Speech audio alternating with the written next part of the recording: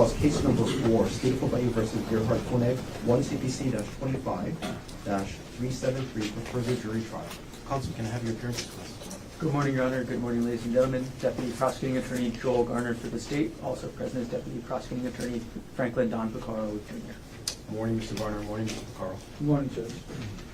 Good morning, Your Honor. Good morning, ladies and gentlemen. Thomas Otake and Manta Dirks on behalf of Gerhardt Koenig, who is present. Morning, Mr. Otake. Morning, Mr. Dirks. Morning. Morning, Dr. Koenig. Morning, Your Honor. Gentlemen, all of you can be seated. Ladies and gentlemen of the jury, good morning to all of you. Welcome back to courtroom 15. Happy Tuesday. The plan or the schedule is unchanged since we last left. So we're going to plan on being here for the better part of the day, as well as tomorrow. When I get a better idea, perhaps probably middle of tomorrow, I can give you an idea of perhaps how the rest of the trial is going to unfold. But at least for today, tomorrow, full days. We'll continue on with the presentation of evidence. If anybody needs another pen because they ran out of ink, or you need more notebooks, let us know. We'll get that to you. Mr. Garner, are you ready to continue the presentation of the state's case in chief? Yes, Your Honor. The state's next witness. The state calls Thomas Inuma. Can you please stand? Raise your right hand. You do solemnly swear or affirm that the testimony about to give shall be the truth, the whole truth, and nothing but the truth? Yes. Please have a seat. Whenever you're ready, Mr. Garner. Okay, good morning. Good morning. All right, and as you testify today, can you speak into the microphone as much as possible? Yes. Can you please state your name? My name is Thomas Inumo. All right, and what is your occupation? I'm a police officer for the Honolulu Police Department. Okay. What's your rank at HPD? I am a detective And how long have you been with HPD in general? for a little over 13 years. Okay. How long have you been a detective? Detective for about a little over 4.5 years. Or sorry, about 4 years. And as a detective at HPD, is there any specific unit that you're part of? Yes. And what is that? So I'm part of the Criminal Investigation Division. And within the Criminal Investigation Division, I'm under the Cybercrimes and the Digital Forensics Unit. Okay. So are you also a digital forensics examiner at HPD? Yes. What was the training that you went through to become, or on-the-job training as a digital forensics examiner? Okay, so most of our trainings is conducted at the National Computer Forensic Institute. It's located in Hoover, Alabama. It is taught by members of the U.S. Secret Service. They also bring in instructors, specialists within the field to teach the course. I have been there for over 14 times in person for a total of about 6 months of training. And then the courses depends by, it could be something as simple as how to collect digital forensics in a safe manner. It can also be involving how to do a cybercrime investigation, and it could be a little bit more advanced as far as mobile investigation or a digital forensic examination as a computer forensic examiner. And I have also taken additional courses with our local, state, and federal partners. You said about 6 months of training over 14 different trips to Alabama? Yes, and then I also took online courses with the NCFI as well.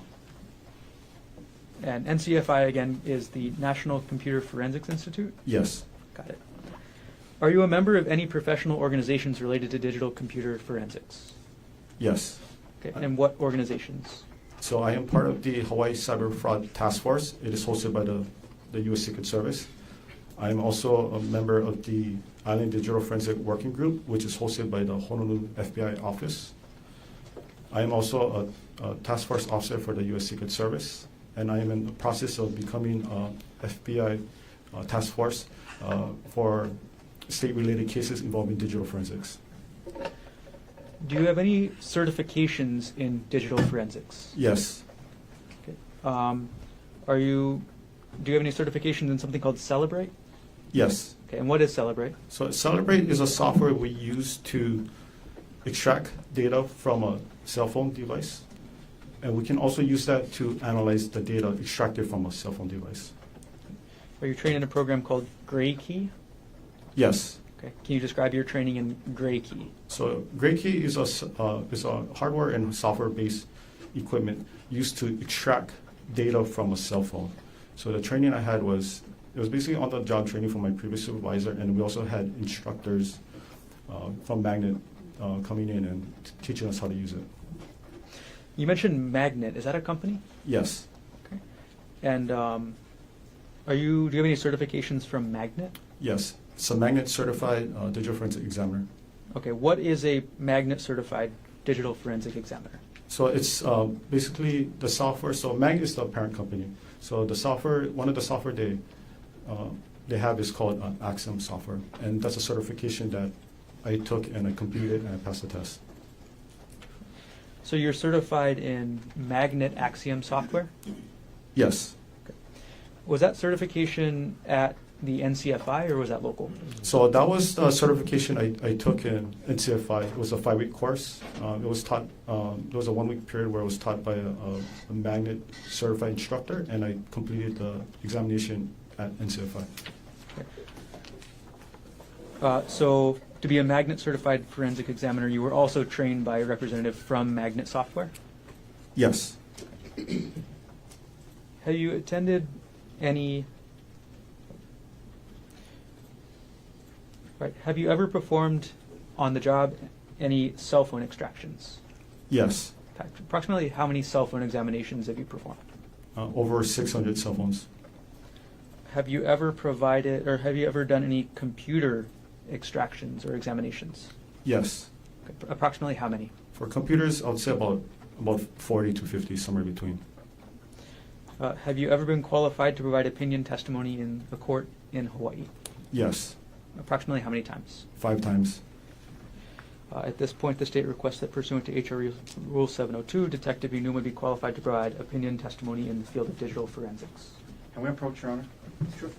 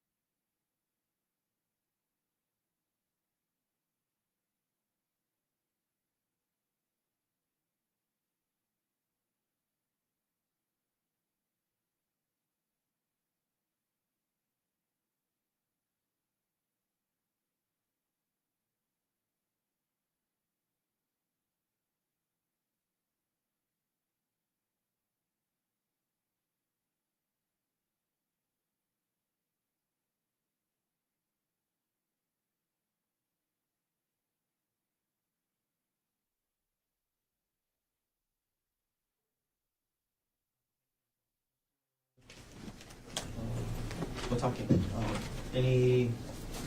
Nothing further. Okay. Thank you. Then subject to the record that we've made up here at the bench, Detective Inuma will be allowed, ladies and gentlemen, to provide opinion testimony to you in the field of digital forensics. You may continue. Okay. Detective Inuma, were you assigned to complete digital forensic examinations for evidence items, in this case, under HPD Report 25-110958? Yes. Which items were you assigned to complete examinations of? So there was 3 items. It was item number 42. I'm sorry, Your Honor. Can we approach again? Just, I apologize. One.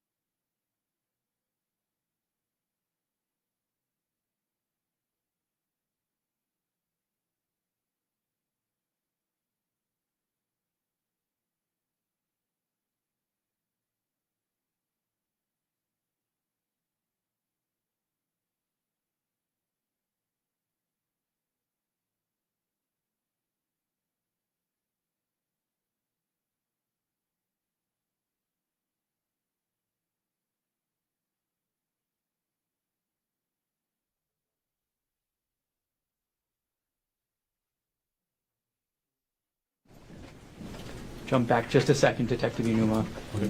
What items were you assigned to complete examinations of in this case?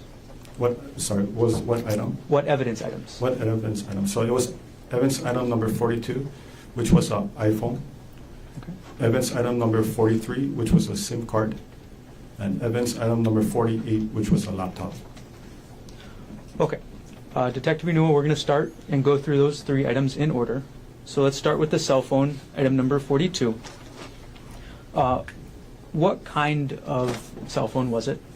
It was an Apple iPhone. And, okay. Did you use a program to try and examine item number 42, the Apple iPhone? Yes. What program did you use? It was one called Breaky. When you received it, I'm sorry, and then did you receive the iPhone from the evidence room or from the detective? For this one, the item number 42 and 43, I received it from Detective Tracy Spacek. Spacek? Sorry. Okay. When you received it, was the iPhone turned on or turned off? It was turned off.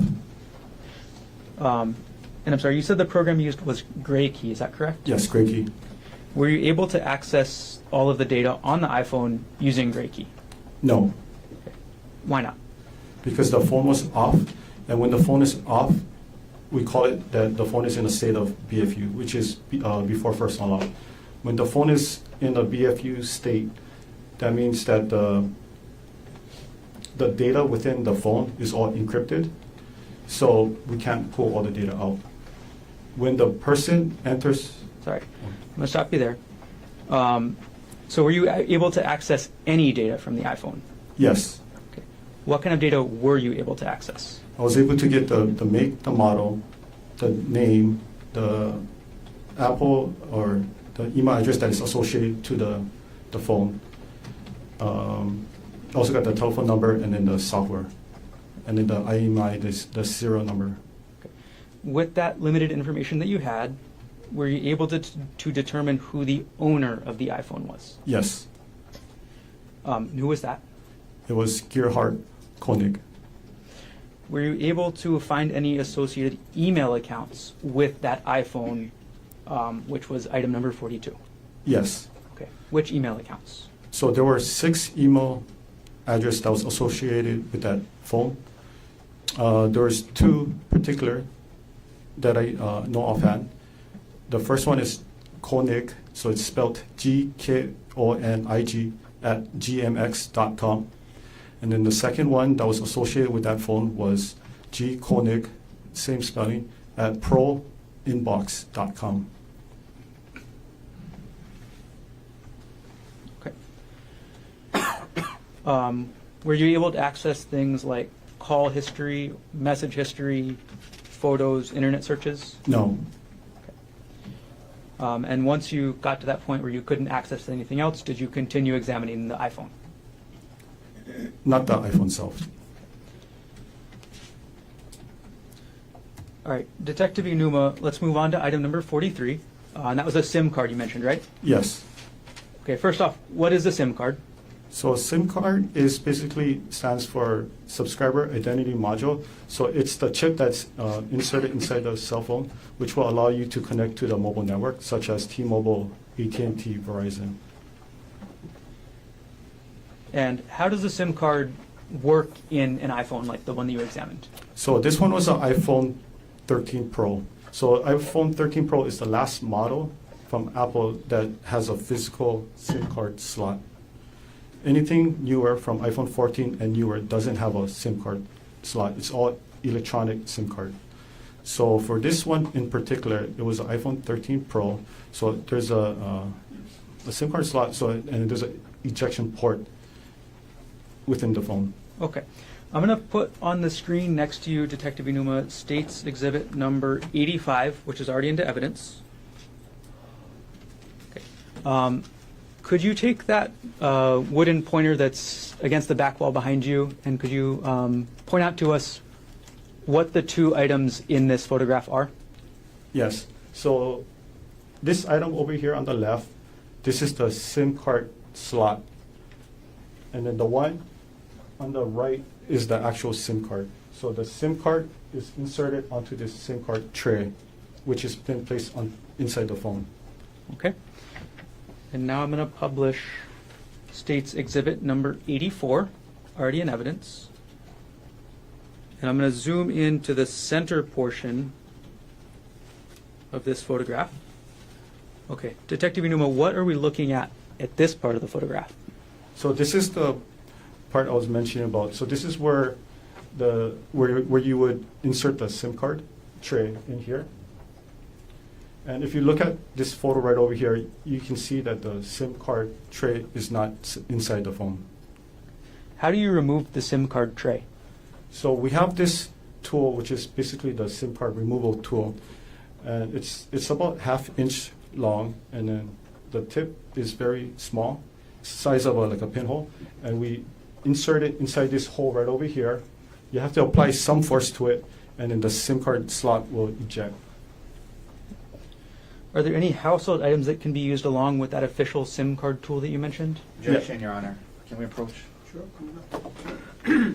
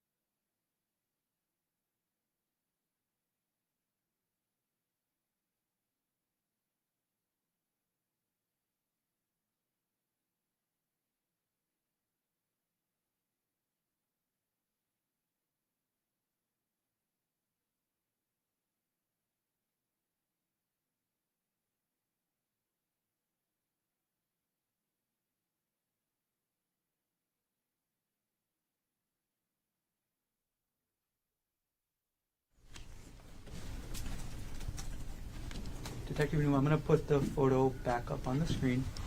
And we're still zoomed in, and this is still State's Exhibit 84.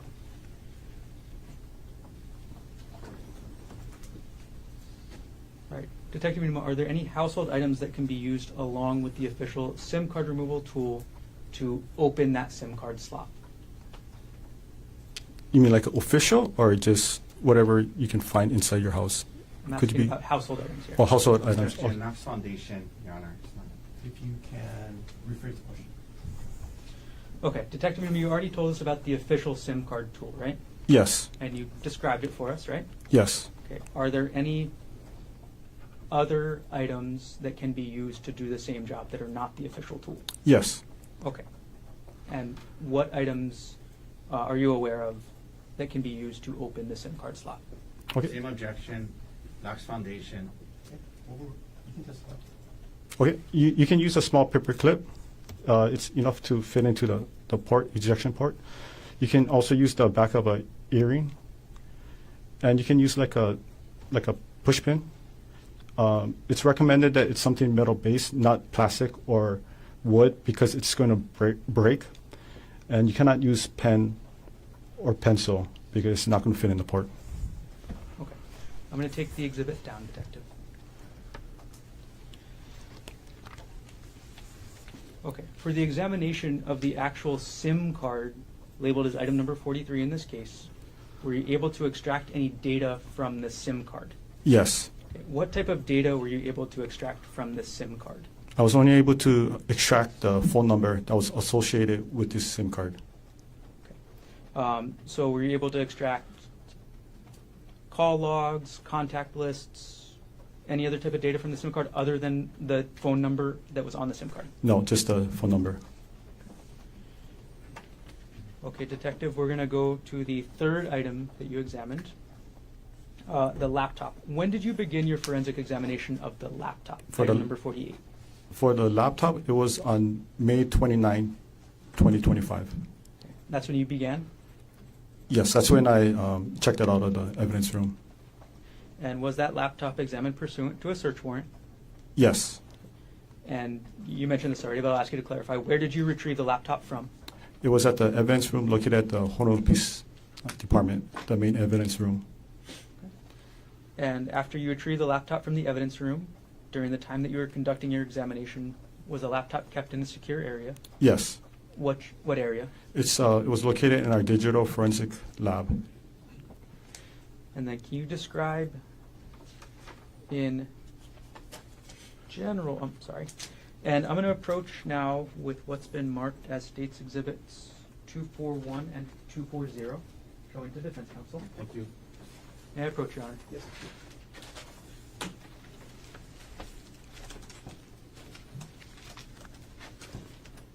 Okay, Detective Inuma, I've handed you what's been marked as States Exhibit 240 and 241.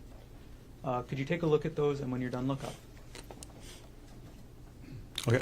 Do you recognize what I've just handed you? Yes. Okay, what are these? So these are photos that I took of the laptop during my my processing. Okay, and this is the laptop, item number 48 under this case? Yes. Do these photos fairly and accurately depict the laptop as you observed it during your examination in this case? Yes.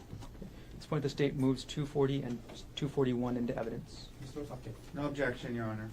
was your mark for identification as States Exhibits 240 and 241 is received into evidence? Okay. I'm going to put each one up on the screen, Detective. I'm putting up 240 onto the screen. Okay. And very briefly, could you just tell us what we're looking at? So this is the a photo that I took of the computer, evidence item number 48. So I already opened the package that it was sealed with. I opened up the laptop and I took a picture. So this is how it looks like when the laptop is open. It was a silver Lenovo Yoga model laptop. Okay. And you mentioned that it was sealed? Yes, Okay. What was it sealed in? it was sealed in a brown paper bag, and it had a evidence tape. Looked like it was from a Mau PD. Okay. All right, I'm going to publish now States Exhibit 241.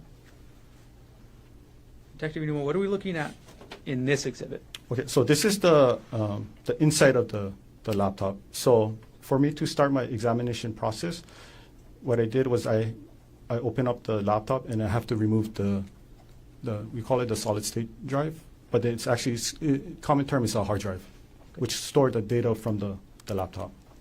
Could you show us where the solid state drive is on this photograph? Yes. Right over here. Okay. Looks like you are referencing the right side of the photograph. I'll zoom in on that side.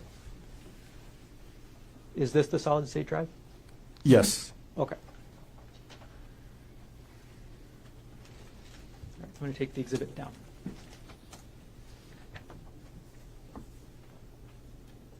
All right, can you describe for us how you conducted the examination of the laptop? How I conducted. Okay, so once I removed the solid state drive from the laptop, I used a equipment called the Tabloid TX1. That is basically a imager that was issued to us by the U.S. Secret Service. So it's a built-in write blocker, meaning that there's no data that's going to be written onto the evidence hard drive. And from there, I would make an image of the hard drive and then place it onto a working copy. For images, image means in the terms of digital forensic, image means making an exact copy. So it's a bit by bit. So for example, if you have a piece of paper with writing on it, you go to a Xerox machine, you make a copy, you get the same copy. So that's basically what the process I did to extract the data from the laptop. And you mentioned the TX1 program to do the imaging? Yes. Okay. Were you trained in the TX1 program? Yes. Were you acting in accordance with your training on the TX1 program when you imaged item number 48, the laptop in this case? Yes. And once you image or make a copy of the contents of the hard drive, Sorry, scratch that. I'm going to start the question again. Did you make an image of the entire contents of the hard drive? Yes. So once you make the copy or the image of the entire contents of the hard drive, what did you do with it? So after I made a copy of it, so it provided me with the hash, and then I look at the data on the screen, and it was a successful transfer of data, and I verified the hash. Hash is a mathematical algorithm. It's made up of both numbers and characters to show that the data wasn't changed. So if it was changed, it was tampered with, then I'll know that something is wrong with this extraction. And did the hash value of the image match what you were looking to compare it with? Yes. Okay. And once you saw that the hash values matched, what did that tell you? That it was a true copy. Okay. So now you have the hashed copy of the image from the hard drive. What's the next step in your examination? So the next step is I put it into my forensic computer, and that's where I use a software called Axiom. And Axiom is a software used to analyze data such as computer, hard drive, SD card. You can also do it for cell phones too. And this is the Axiom. Is this from the magnet company you mentioned earlier? Yes. And are you certified in the Axiom software? Yes. Were there any limitations to the data that you were accessing? Yes. Okay. Were there any time limitations? Yes. What were the time limitations that you were using? So based on the search warrant, the time limitation was from December 1st, 2024 to March 24, 2025. Were there any content limitations to what you were accessing? Yes. And do you recall all of those content limitations? How does the content limitations work? So there were a total of 32 key terms that was listed in the search warrant. So I have to abide by the law to only search for key terms within the search warrant. I can't go outside the scope of the search warrant. Okay. And then how do you use the magnet software to limit the data to those time constraints and the content limitations that you just described? Okay, so for the Axiom software, so I'm the only one that has the full copy, the full access. So as soon as the Axiom software is loaded onto my computer, first thing I did was I filtered it through the date range.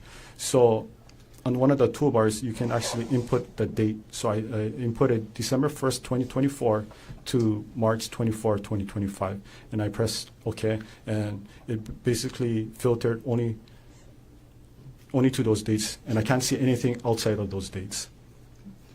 And then how do you filter through the content limitations? Okay, so as far as the content, so I had the search warrant next to me. So I would type in, I'll use the filter feature as well.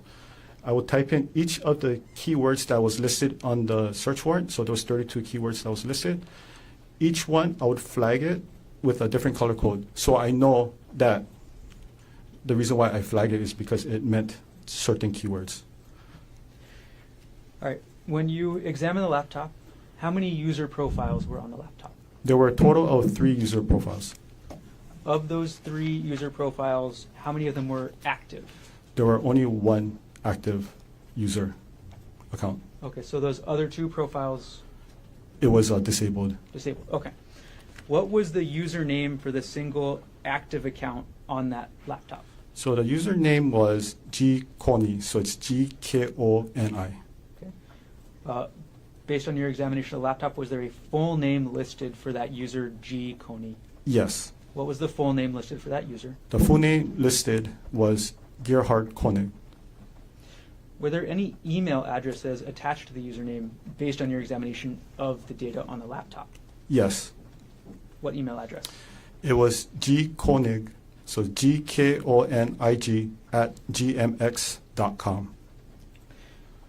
Was that email, gkonig@gmx.com, connected to any other device you examined in this case? Yes. What other device was that email connected to? It was connected to evidence item number 42, which was the iPhone 13 Pro.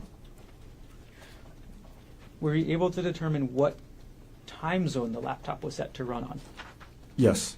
And what time zone was that? It was a Hawaii Standard Time. Okay. overall, did you find data relevant to this case on the laptop? Yes. Before we get to that, I'm going to ask you for a couple definitions. In digital forensics, do you use the term artifact? Yes. What does the term artifact mean in digital forensics?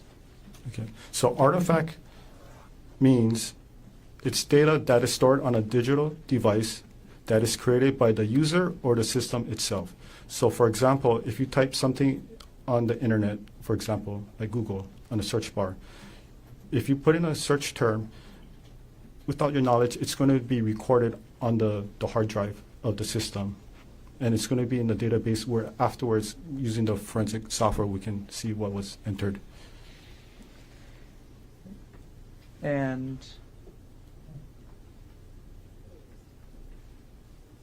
okay.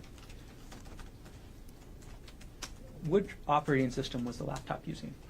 It was using Windows 10 Home. Are you familiar with the Windows 10 Home operating system? Yes. Does the Windows 10 Home operating system retain records of user computer activity? Yes. And are those records, is each record an individual artifact? Yes. And how does the Axiom magnet software display artifacts? Okay, so from the software, so it's an interface where you can see it's user-friendly. So it basically translates, the computer data. Computer data is presented by, we call it binary, right, 0 and 1. But it makes it, it translates all those coding into user-friendly so we can read it. Any investigators can read it. Does the Axiom magnet software add any data? No. So it's just visualizing the data that's already contained on that image of the hard drive. Yes. For each artifact that you find on the hard drive, is it possible to go back to the original drive and verify that information? Yes. And could you tell us how somebody would do that? So in this case, if I have the password for the computer. Sorry, scratch that and I'll actually strike that answer. Yes. Okay, sorry about that, Detective. Bad question. Okay.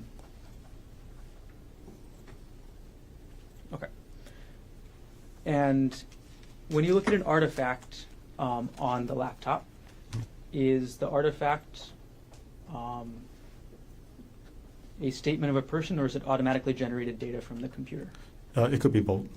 Okay, so it depends on the artifact. Depends on the artifact. Okay.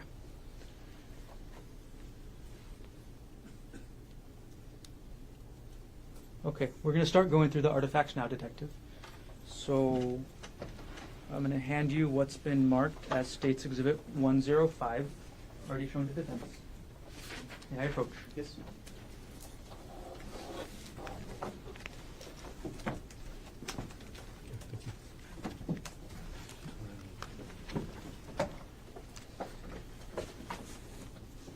Okay, Detective Newman, could you take a look through the exhibit that I just handed you, which is again State's Exhibit 105?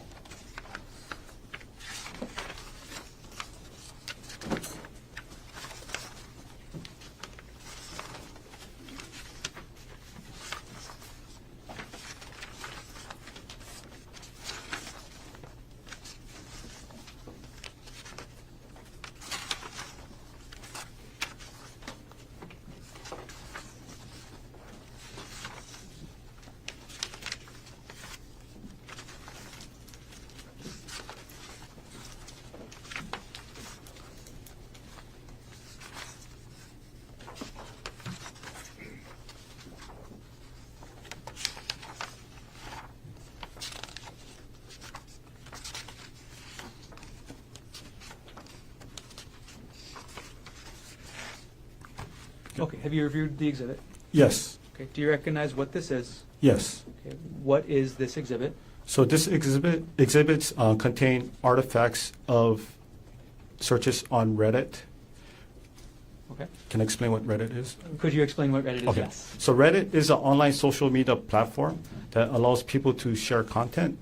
You can ask advice, you can give advice, and you can pretty much have any kind of discussion on any topics you want.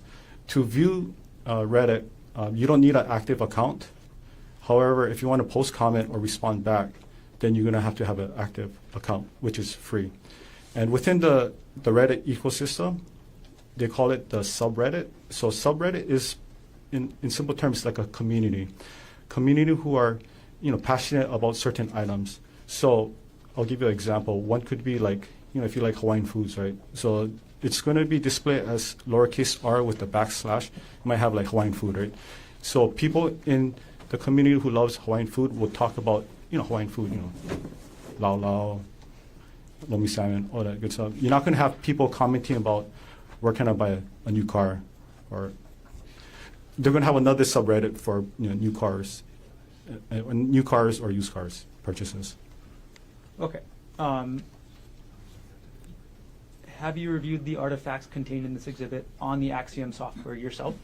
Yes. Are these artifacts that you viewed in Exhibit 105, are the artifacts in this exhibit computer generated or person generated? These were computer generated. And Well, objection, that's foundation. Overruled. okay. And how were these artifacts computer generated? So these were searches. Same objection, this is to do with Reddit. He's not an expert in Reddit. Overruled. You can answer. Okay, so these were searches made from Google, on Reddit, but the artifacts was from Google Chrome web history. Okay. And are the papers that you viewed in States Exhibit 105 true and accurate copies? I'm sorry, back up just a little bit. Which was the user on the laptop that these artifacts came from? So for all of these artifacts, right, they all came from the user's name, G. Koenig. And what was the full name for user G. Koenig again? It was Gerhardt Koenig. And you mentioned that this was Google Chrome. Can you explain how these artifacts ended up with Google Chrome? Yes, so Google Chrome is a internet service provider. So it's very similar to Microsoft Edge or Apple Safari. So when you type in, if you're using online activity on Google Chrome, right, all those data will be stored onto the computer. Okay. And are these printouts that you've reviewed for Exhibit 105 true and accurate copies of the data from the user G. Koenig's internet history as related to Reddit.com? Except for the highlighted portion, but the highlighted is the search term used within the Axiom software. It helps us investigator to locate key terms quickly. But other than that, it's a true and accurate copy. Okay, so does the highlight mean, and what is the word highlighted in this exhibit? So highlight means in the Axiom software in the top right corner, it's like a global search, right? So if you're looking for any keywords or just any words in general, you just type it on there and it's going to find the word that you actually inputted onto the software, and it's going to look for any key hits. Okay. It doesn't have to include only search warrant items that was listed in the 32 items. It can be any items because I already filtered the search warrant, we call it the image. So everything within the program is, we call a lawful search. Okay. What word is highlighted in this exhibit? The highlighted word is Reddit. Okay. And does the highlight mean that word is any more or less important than any other word? No. Okay. It just means it's highlighted? Yes. And you said that other than the highlight, this is true and accurate copies of the data that you pulled from this laptop. Is that true? Yes. At this point, the state moves Exhibit 105 into evidence. Can I just approach briefly, Your Honor? Sure.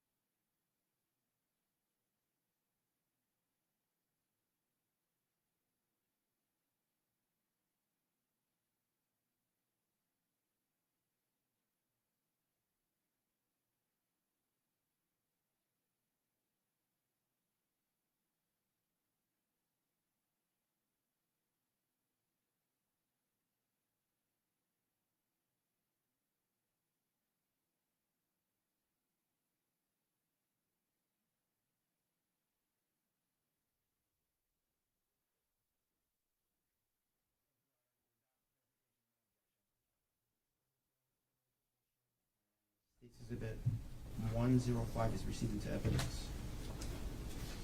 Okay. And permission to publish. Yes. Okay. I'm going to publish State's Exhibit 105, Detective. And it's on the screen now. As we start through your testimony today, I'm going to ask you to explain a lot of the information on this screen. So, first of all, in that very top line that says URL, can you explain first what a URL is? Yes, URL stands for Uniform Resource Locator. So that is like the address book for the internet. So, if you use an internet service provider, such as Google Chrome, right, in the top portion of the search box, right, the URL box, you can either type in what you're looking for, or you can put the exact address for a website, and it's going to take you to the direct website. Okay, so what is the URL that is related to this artifact? So this one, the URL was sent to the page of Reddit. Okay. And can you explain the second line that says last visited date and time? So the last visited date and time is basically when the user of this device visited this Reddit page. Okay. And what was the time that the user G. Coney visited this Reddit page? It was on December 24, 2024 at 4:34 a.m. And going to the next line, what was the title of that Reddit page? So the title was Lying Again, under the subreddit, so the community of As One After Infidelity. Okay. Scrolling down a couple lines, when it says artifact type, can you explain what that means? This basically means where the data was recovered. So in this case, it was recovered under the Google Chrome web history. Okay. And last thing I'm going to ask for this page 1 is under the evidence information section, there's a long string that says source. Can you explain what that long string of words with backslashes means? Forward slashes? Yes, so that's basically the file path to locate that file or that data. So I like to put it this way. So it's like a street address for a file. So if I'm trying to explain, I'll give an example, where I work, I'll be the main, the folder, right? It'll be Detective Inuma, and then my workplace is going to be 801 South Baratena Street. So when I give somebody the instruction, each instruction that I provide will be like a subfolder. So if you're coming from the west side, I'll give the direction of you drive H1 east, you take the canal off. That's one instruction, which is a subfolder. Then you turn right on Ward Avenue, which is the second subfolder. Then you turn right on Baratena Street, which is the third subfolder. And when you reach to the 801 South Baratena, it's going to be on the left-hand side. So that's going to be the destination, the file. I know in Hawaii we don't use street names. We use landmarks like, past the coconut tree. It's on the pink house, turn right, and then my house is going to be on with the red car, right? But that's the same principle. So if you give anybody that instruction, it allows you to locate that item or that file quickly and efficient as possible. So if you follow this instructions in this source, what do you find? So if you look at the source, I'll use the pointer. And I'll actually zoom in on that one area of the photograph as well. Okay. So right here, if you look at this is the 927 gigabyte. Just to give you context, that's how much data was recovered from the overall extraction. It was a 1 terabyte drive. The user is basically the user of this laptop. So it was assigned to a user named G. Coney. And it as you follow it down, that's the path it used to locate this data, which is under the Google Chrome, the user data, the default, and the history. Got it. Okay, thank you for explaining. Okay, Detective Inuma, I'm going to go on to page 2 of State's Exhibit 105. Okay, we're now looking at page 2 of State's 105.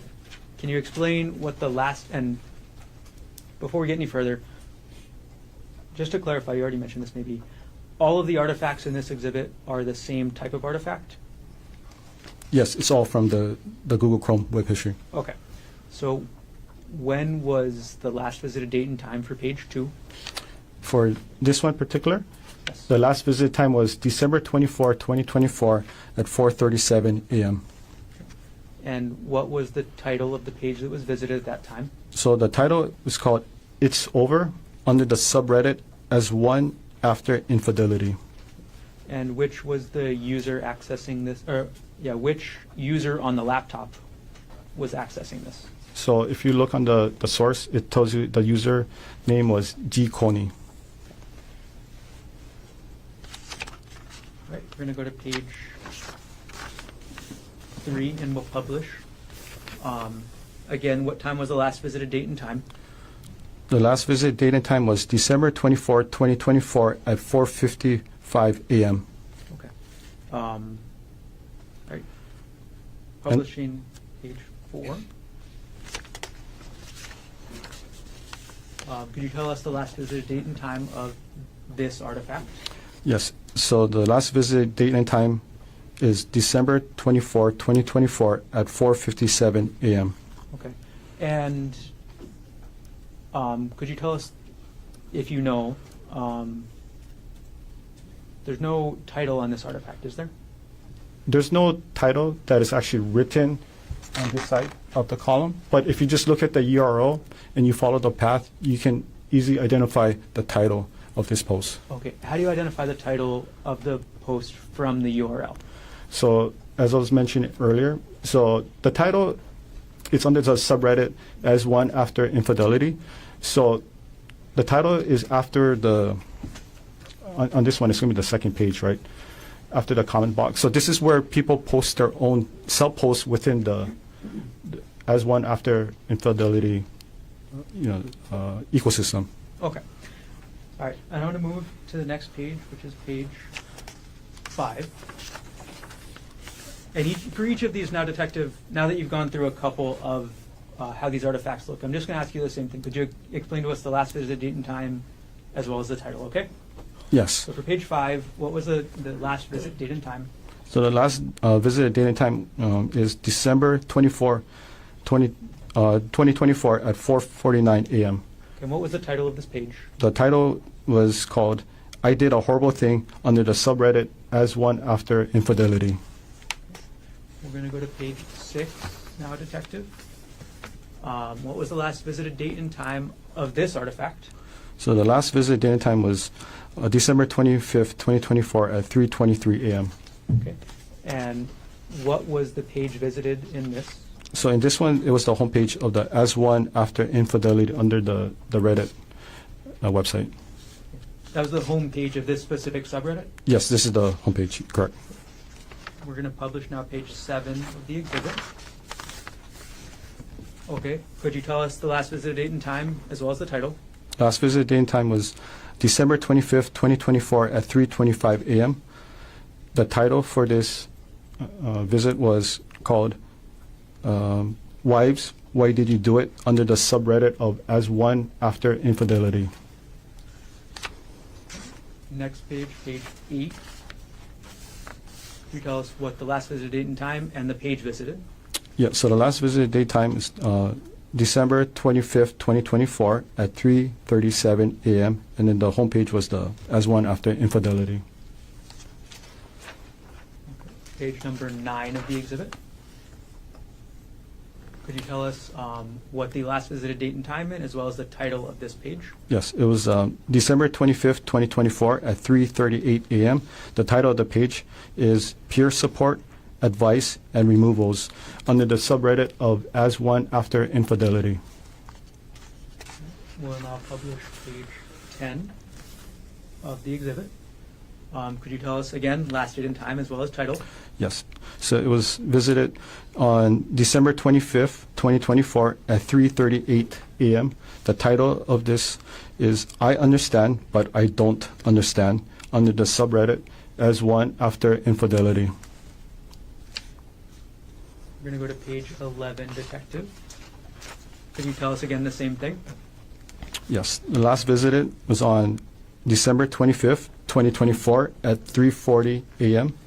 The title is called Those Who Have Been Betrayed, Did You Fall Out of Love with Your WP While Trying to Reconcile under the subreddit as one after infidelity. Do you want me to explain what WP? No. Okay. All right. Sorry, we are now on page number 12. Could you explain the last visit date and time as well as what page was visited? Okay. The last visit date time was December 25th, 2024 at 3:44 a.m. And this was the homepage of the subreddit as one after infidelity. Publishing now page 13 of the exhibit. Could you tell us the last visited date and time as well as the page that was visited here? Yes, it was December 25th, 2024 at 3:44 a.m. The title is called Surviving Infidelity. Is this the same subreddit we mentioned, or is this a different one? This is a different one. So the subreddit for the community is called Surviving Infidelity. Okay. Moving on to the next page, page 14 of this exhibit 105. Could you tell us the last date and time as well as the title? Yes. Okay. So it's on December 25th, 2024 at 3:45 a.m. The title is called Just Found Out She Cheated under the Reddit search. Okay. Now you say Reddit search. Is this a specific subreddit? Just by looking at the file path, it appears that it was it's one of those probably the search box within the Reddit page. Okay. So And the then- search. Okay, so if you look at the URL, I'll show you this Okay, part. I'll zoom into the URL as well.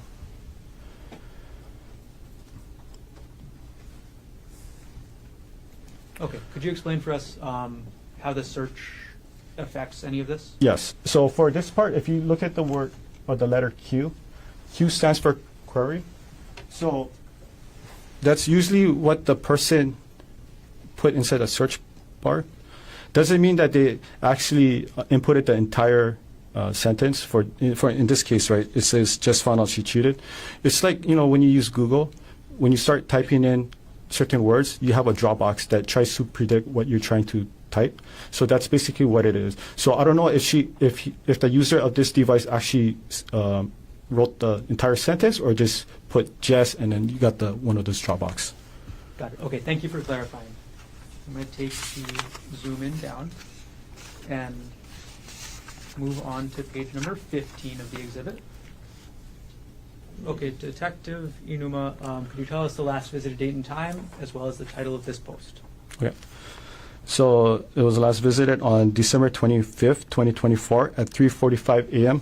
The title is My parenthesis 35M parenthesis wife parenthesis 32F parenthesis cheated on me 2 years ago and I forgave her after she signed a postnum.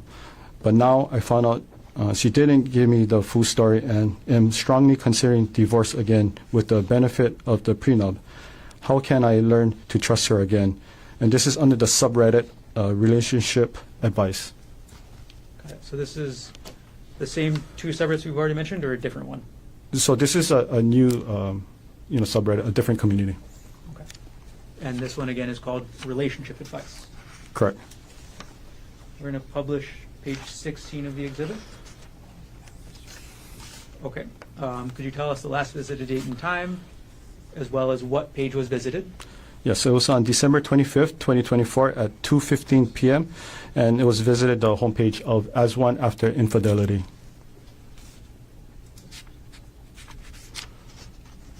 Page number 17 of the exhibit. Could you explain last visited date and time as well as the title? Yes, so it was visited on December 25th, 2024 at 2:16 p.m. The title is called Expecting More Disclosure under the subreddit As One After Infidelity. Page number 18 of the exhibit. Could you tell us the last visited date and time as well as what the title of the page was? Yes, so it was on December 25th, 2024 at 2:17 p.m. The title is 6 Weeks Out from D-Day under the subreddit As One After Infidelity. We'll go to page 19. Could you tell us again last visited date and time, as well as what page was visited? Yes. So it was on December 25th, 2024 at 2:18 p.m. and this was the homepage of As One After Infidelity. Okay. We're now on page 20, almost there, of this exhibit. Could you explain to us, same thing as always, last visited date and time, as well as title? Yes. So it was December 25th, 2024 at 2:19 p.m. and the title is Can't Have Physical Relationship with WP Anymore under the subreddit As One After Infidelity. Page number 21 of the exhibit. Could you tell us what the last visited date and time is, as well as explain what the URL means? Yes. So the last visit date and time was on December 25th, 2024 at 2:22 p.m. And based on the URL, so it was under the subreddit As One After Infidelity, and the user of this device searched for the term DARVO, D-A-R-V-O. Okay. Detective Inuma, do you know yourself, have personal knowledge of what the term DARVO means? Prior to this, Objection, Knox Foundation. It's asked the Lane Foundation. Go ahead and answer the question. So do you have personal knowledge of what the term DARVO means? no. Okay. When you say prior to this, do you have personal knowledge today of what that term means? Yes. Okay. Same objection, Your Honor. How did you acquire that knowledge? So I used the Reddit. I visited the Reddit page and I basically type in DARVO. And also use Google search to just cross-reference it to make sure that it's similar Okay. definition. And based on your research, and sorry, was it the same Reddit page as this, As One After Infidelity? Yes. Were you able then to determine what the term DARVO means? Yes. Okay. Detective Inuma, could you explain to us what the term DARVO means? Give it just a moment. Okay. Could you explain to us? But that's fine. Could you explain to us what the term DARVO means? So the DARVO, so it's an acronym. So the D stands for deny, A stands for attack, R stands for reverse, victim, and offender. Thank you for explaining. We're going to move to page number 22. Okay. Now we have page 22 of State's Exhibit 105. Could you explain to us, again, last visited date and time, as well as the title of the page? Yes, so it was visited on December 25th, 2024 at 2:22 p.m. And the title is Dealing with Intense Limerence / Affair Fog and DARVO from My Wife. I found AP's wife's detail under the subreddit As One After Infidelity. Okay, and the visited date was December 25th at 2:22 p.m.? Yes, 2:22 p.m., correct. Looking now at page 23 of this exhibit. Could you explain to us the last visited date and time, as well as the title? Yes, it was visited on December 25th, 2024 at 2:24 p.m. The title is called I'm Freaking Out a Little. I'd really like some input under the subreddit As One After Infidelity. Page number 24 of the exhibit. Could you explain to us the last visited date and time, as well as what's happening in this exhibit? Yes. Okay, so last visited on December 25th, 2024 at 2:24 p.m. and the title is DARVO. And it was inside, if you just looking at the URL of the query, the queue, so it was inputted DARVO.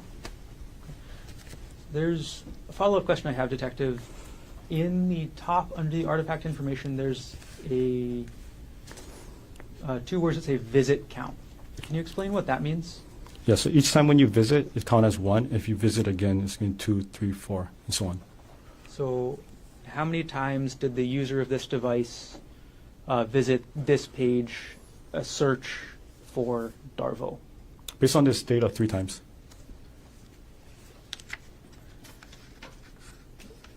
Moving on to page number 25, could you tell us the last visited date and time, as well as what page is being visited. Yes, so it was visited on January 15th, 2025 at 9:35 a.m. And the visited page is the S1 after infidelity. Okay. Now, could you explain to us, Detective, I see that there's a transition type and it says typed under the fourth line in this artifact information. Could you explain what that means? Yep, so the user of the device likely type in the URL. And last page of this exhibit, could you explain to us the last visited date and time, as well as what page was visited? So the last visited date and time was on January 15th, 2025 at 9:36 a.m. It was under the Reddit. The title is called Reddit Dive Into Anything. Okay. I'm going to take the exhibit down, Detective, and I'm going to retrieve the exhibit from you.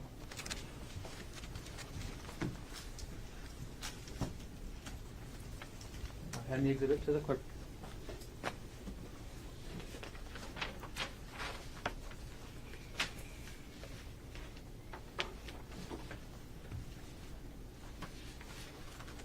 Okay. Detective New, we're going to keep going, so I'm going to hand you now what's been marked as State's Exhibit 106, priorly shown to Defense Counsel. May I approach? Yes.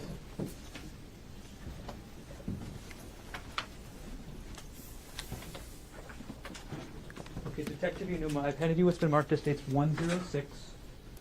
Could you take a look through real quick and look up when you're done?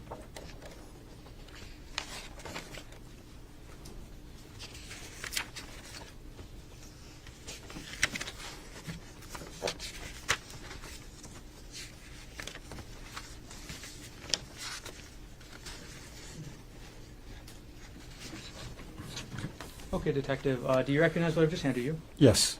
Okay. Are these artifacts from your search of the laptop? Yes. How many artifacts are in this exhibit? 7. And what type of artifacts are these? These were email purchase order that was sent to the computer. Okay. What email address were they sent to? It was sent to gkoenig@gmx.com. Okay. And that's the previous email you mentioned as being associated with both the computer and the iPhone, is that correct? Yes. And when you said they are purchase orders, are they receipts?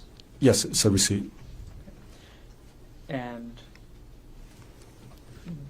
are these true and accurate copies of the artifacts you found on item 48, the laptop with the username gkoenig? Yes. Okay. And again, is there anything highlighted in these artifacts? And this one, no. Okay. At this point, the state would move to admit State's Exhibit 106. No objection. It was marked for identification as State's Exhibit 106 is received into evidence. Okay. I'm going to publish up on the screen, Detective. And we'll try and move quicker this time. Who is, and this is page 1, who is the email from, or what email address is the email from? So the email address is from audible.com. So audible.com is an online, like a digital book service where you can purchase pretty much any books, and then they'll send you a way to download the books digitally, and you can actually hear the person reading to you rather than you read it yourself. Okay. And this email came in on what date again? It was on December 12th, 2024 at 1:01 p.m. Okay. And could you point us to where the title of the book that was downloaded was on the page? Yeah, so the title of the page is right over here. It's called The State of Affairs. It's by author Esther Perel. All right, Detective, I'm going to go through each of the 7 pages, and I'll ask you the same couple questions each time. Actually, I'll ask you 2 questions. What was the date of the email, and then what was the book, okay? Okay. All right, going to page 2 of the exhibit. What was the date of the email? So it was sent on December 18th, 2024 at 9:30 a.m. And the title of the book is After the Affair, 3rd edition by author, was it Janice Spring? Okay. We're going to go to page 3 of the exhibit. What was the date of this email? So the date is December 18th, 2024 at 11:48 a.m. The title is called How to Help Your Spouse Heal from Your Affair by author Linda MacDonald. We're going to go to page number 4 of the exhibit, Detective. Could you tell us the date as well as the title? Yes, so it's the date is December 18th, 2024 at 2:04 p.m. The title is called How to Help Your Spouse Heal from Your Affair by author Janet Bloom. Page number 5. Could you tell us the date as well as the title? Yes, the date is December 27, 2024 at 4:01 p.m. The title is called Getting the Love You Want by author Harville Hendricks. Page number 6.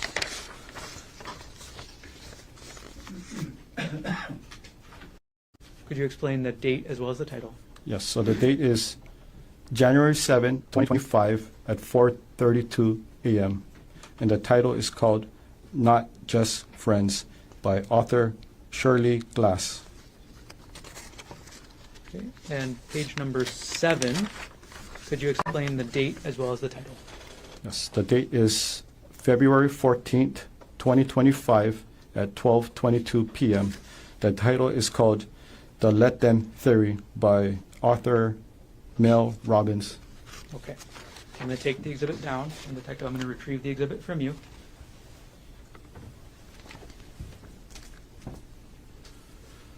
Okay. I've retrieved exhibit 107 or 106. I'll hand it to the clerk.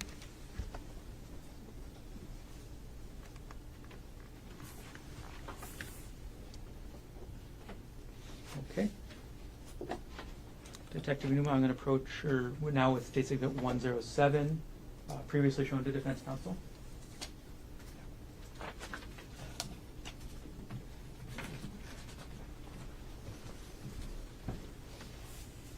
Detective Numa, I've handed you what's been marked as State's Exhibit 107. Could you take a look, and when you're done, look up?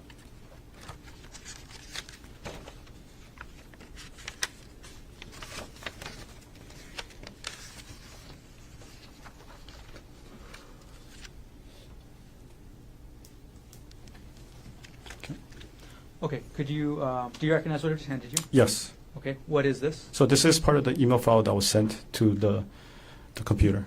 Okay, and which email address was this sent to? It was sent to gkoenig@gmx.com. Okay, and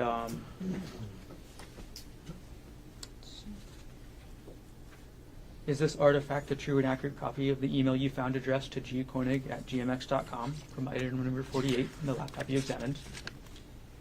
Yes, except for the highlighted portion. Got it. So there are highlights to this exhibit? Yes. Okay. And as you explained earlier, do the highlights mean anything? No. Do they mean that the highlighted word is more important or less important? No. Okay. All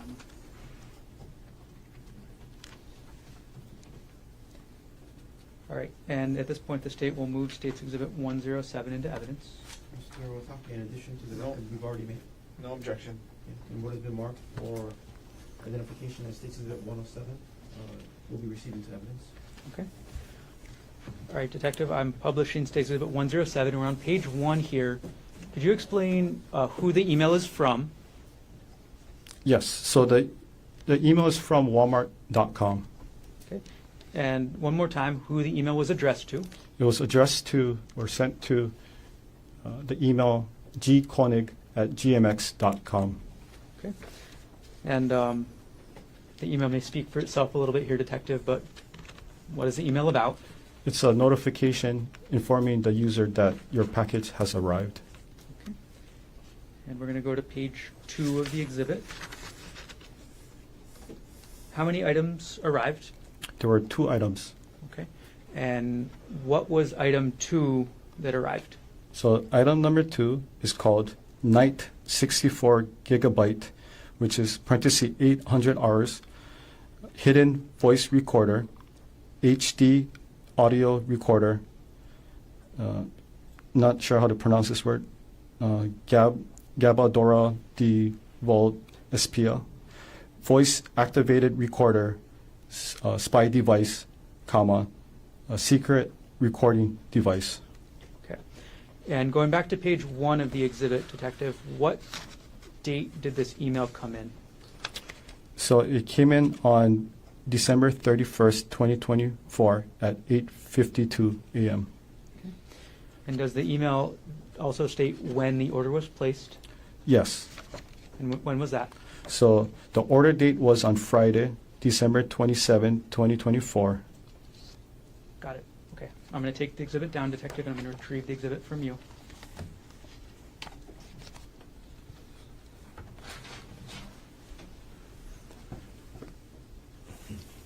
And I'll hand State's Exhibit 107 to the clerk. We've been going long, but I think we'll just continue the bill. We'll take one recess this morning. No problem. Thanks for checking. Okay. Detective Inuma, I'm going to do 2 for 1 right now. I'm going to approach with what's been marked as State's Exhibit 108 and 109, previously shown to Defense Counsel.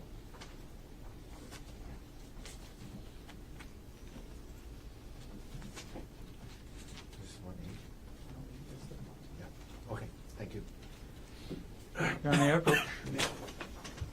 Okay, Detective Inuma, I'm handing you now what's been marked as State's Exhibit 108 and 109. And if you need to refer to them, on the back side of the last page of each exhibit, there's a little sticker with the number if you need to find it. Could you take a look through both exhibits, and when you're done, let me know.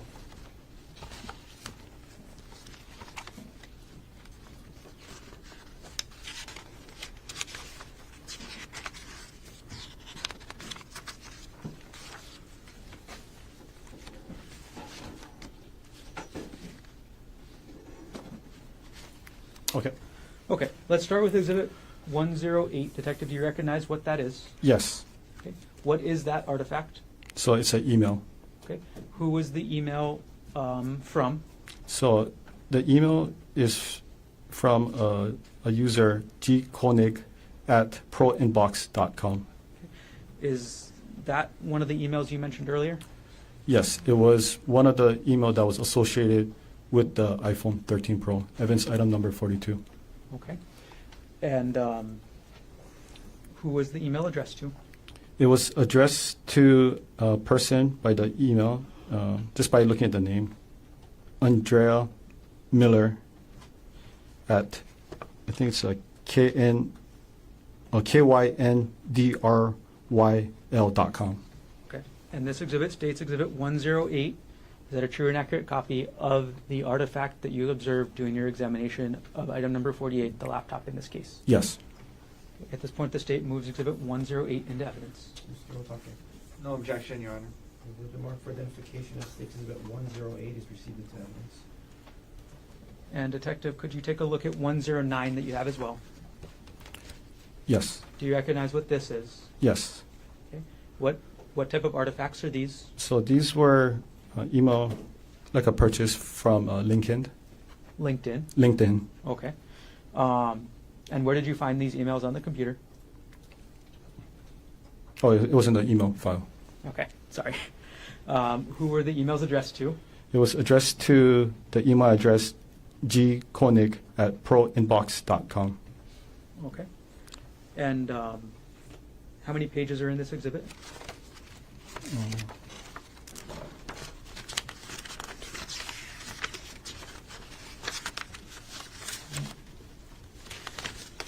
Six.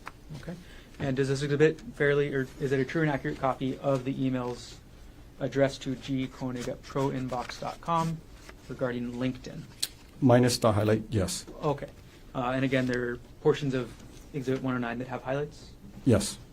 And I'll ask you this every time. Do the highlights mean anything with regards to the information in the exhibit? No. Okay. And they are a true and accurate copy otherwise? Yes. Okay. At this point, the state moves Exhibit 109 into evidence. Mr. Otake. No objection. It will be marked for identification as State's Exhibit 109 is received into evidence. Okay. Detective Inuma, we're going to publish 108 on the screen. Okay. And could you tell us who this email, what email address, or could you show us on the screen which email address this came from? Okay. So the email address came from the user, well, under Gerhardt Koenig, under the email address gkoenig@proinbox.com. And what date and time was the email sent? It was sent on December 6, 2024 at 8:24 a.m. And who was the recipient, or what email address was the recipient of the email? So it's andrea.miller@kyndryl.com. And what was the subject of the email? The subject was titled, "Your Judgment, Jeff." Okay. I'm not going to ask you to read the whole email, Detective, but to publish it, I will leave it up on the screen for a few seconds, if that's okay. Okay.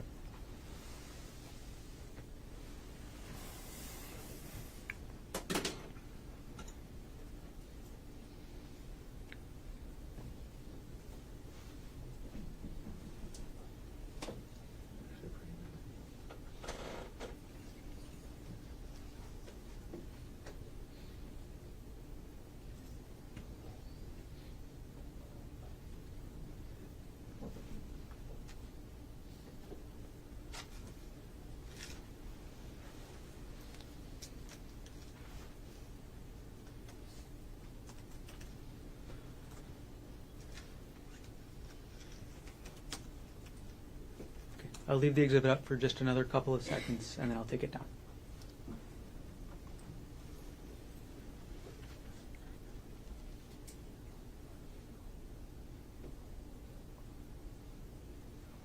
Okay, I'm going to take down State's Exhibit 108. Okay, Detective Inuma, I'm going to retrieve the exhibits from you now. Both of them. Oh, okay. They'll hand 108 and 109 to the clerk. So I'm gonna ask you to go a little bit more, we'll take a break in about 5 minutes. 5 minutes. Okay. We can get through at least one more exhibit. Okay. Again, I'm going to hand you two exhibits at once here, Detective. States 110 and 111. Thank you.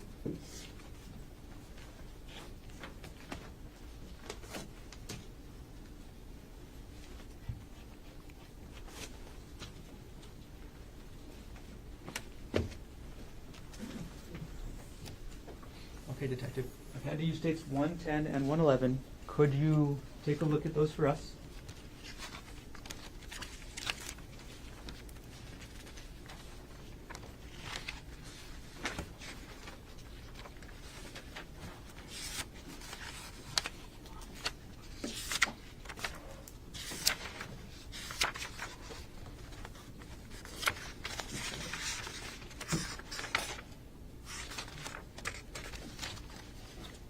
Okay.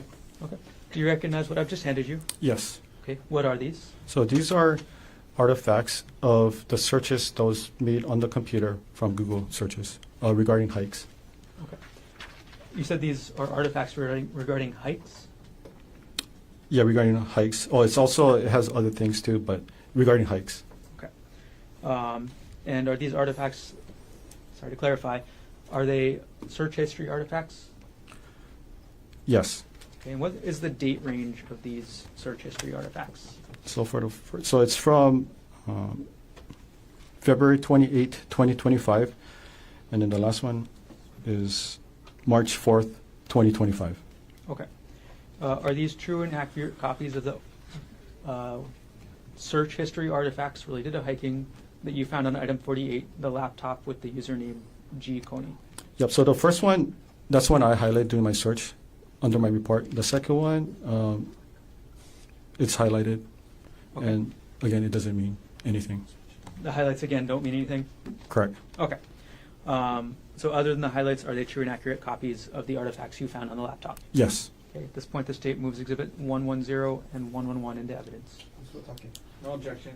please mark for identification as State's Exhibit 110 and 111 will be received into evidence. Okay. Detective Numa, I'm going to publish States 110. Okay, could you explain to us what we're looking at? Okay, so this is what I use for the Axiom software. So I filtered it, and if you look at it, these are all search history relating to hikes. That was, the search term was provided from the search warrant. Okay. And we're going to move on to State's Exhibit 111. And we're going to go through each page here, Detective.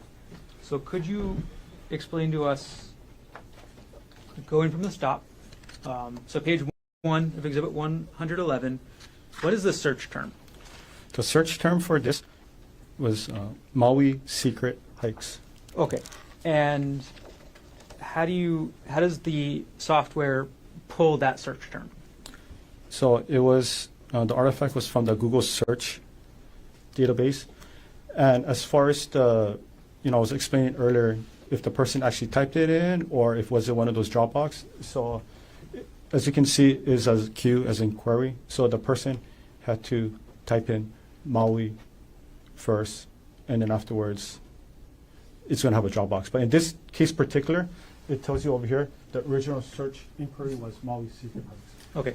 And could you point out to which area it said the original search query was? Yeah, right over here. And again, just to remind us one more time, what user on the laptop is putting this search query in? So it's under the user G20. Okay. And what date and time was this search done? It was done on February 28, 2025 at 2:55 p.m. Okay. Detective Newman, we're going to go to page 2 of the exhibit. Could you tell us the date and time as well as the original search query for this page? Okay. The date and time is February 28, 2025 at 3:13 p.m. The original search query was secret hike Waikamoi Falls. All right. We're going to move on to page 3, Detective. Could you tell us what the date and time of the search was as well as the search query? Okay, so the date and time was February 28, 2025 at 3:17 p.m. The original search word was best hikes on Oahu. We're going to go to page 4. Detective, are we still looking at a Google search for page 4 of this exhibit? Not this one. Okay. Could you tell us then the last visited date and time of this page as well as the title of the page? Yeah, so this is the website called alltrails.com. The last visited daytime was February 28, 2025 at 3:17 p.m. The title of this is called 10 Best Trails and Hikes in Oahu by All Trails. Detective, we're going to go to page 5 of the exhibit. Could you tell us what sort of website we're looking at with this artifact? So this is a YouTube video based on the, if you look at the URL, it's youtube.com, and it's a video file. Okay, and what date and time was this YouTube video last visited? It was February 28, 2025 at 3:30 p.m. and the title was called Easy Hike on Oahu, Makapu'u Lighthouse Trail, and it's a YouTube. Page 6 of the exhibit, Detective. What are we looking at with this page? So it's another YouTube video. It was visited on February 28, 2025 at 3:30 p.m. The title is called The Top 10 Easy Oahu Hikes for Everyone, Hawaii YouTube. Okay. Move on to page number 7 of the exhibit. What type of web page is this, Detective? So this is a Google search. So the person typed in the word. Okay. And what was the original search query? So the original search query was difficult. Okay. And what was the ultimate search term? So the search term was difficult hikes Oahu. Okay. How do you get from that original search query, difficult, to the search term, difficult hikes Oahu? So that's one I was mentioning earlier in the Google search bar. When you start typing in, for this example, difficult, and you're going to have all these drop box that tries to predict what you're trying to type next.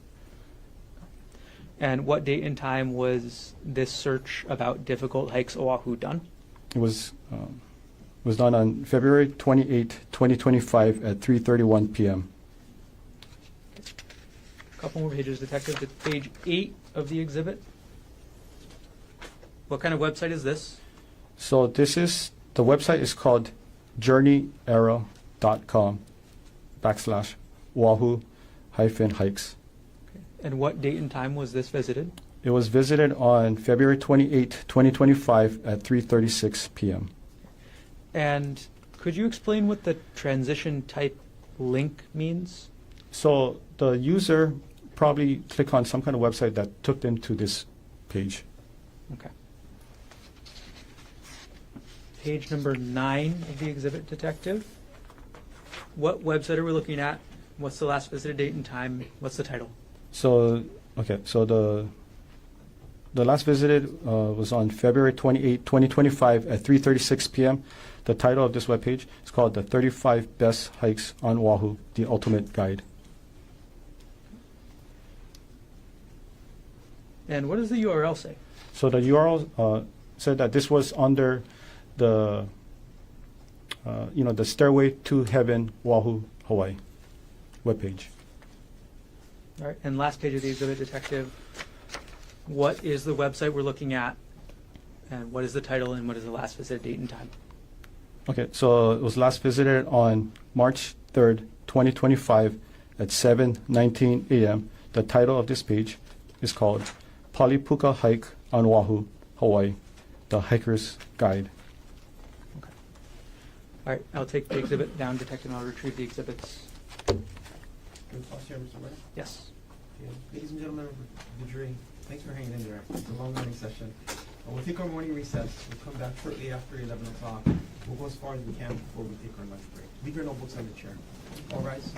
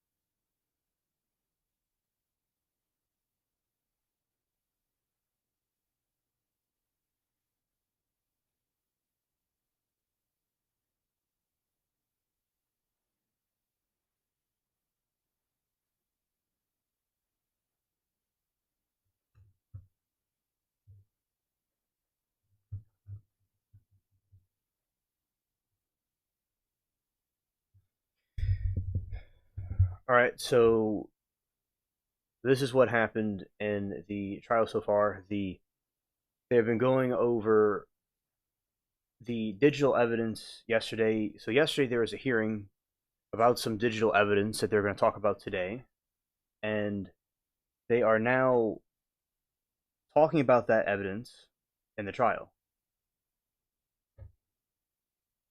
So in this, and we could say, Alien, what is in this evidence?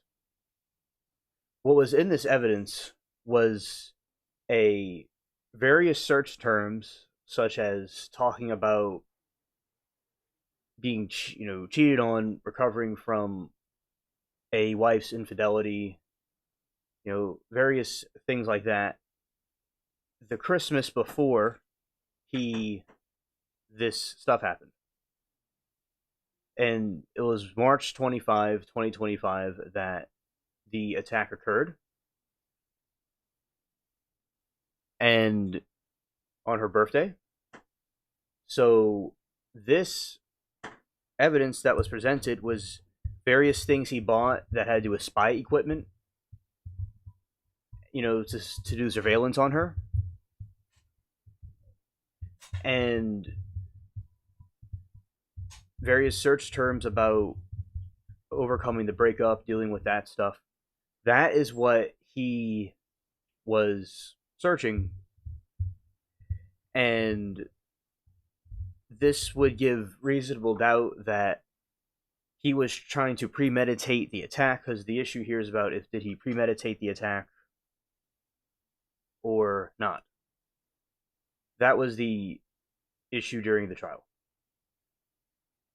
So with the digital evidence coming out, it seems to give more credibility with his spy equipment he was buying to do surveillance on her, the various search terms that he was looking up about,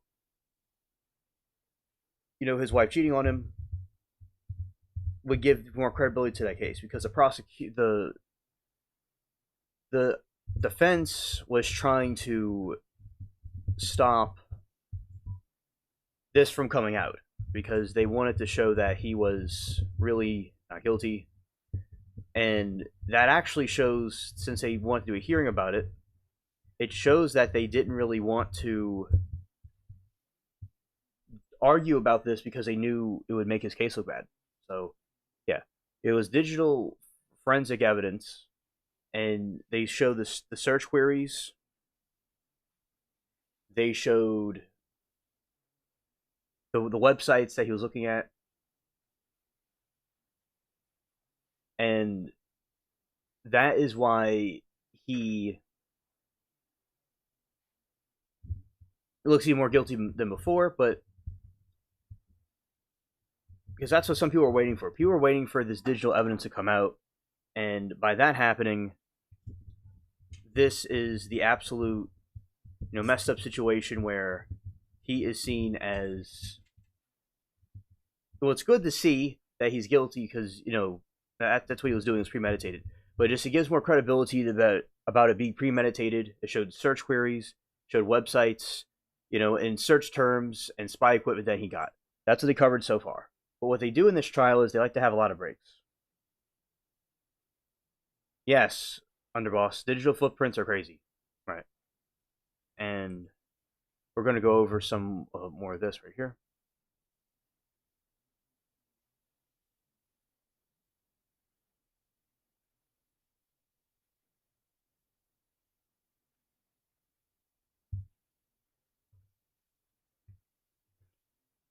At the time of the incident, coworker. All right, so here we go. Time of the alleged incident, the coworker, March 25. Well, let's go over what the case is about exactly, so people that may not know about this can know. Let's see. Let's go further up this way. I'm going to summarize this right now. All right. Shout out to all of you being here. Appreciate it.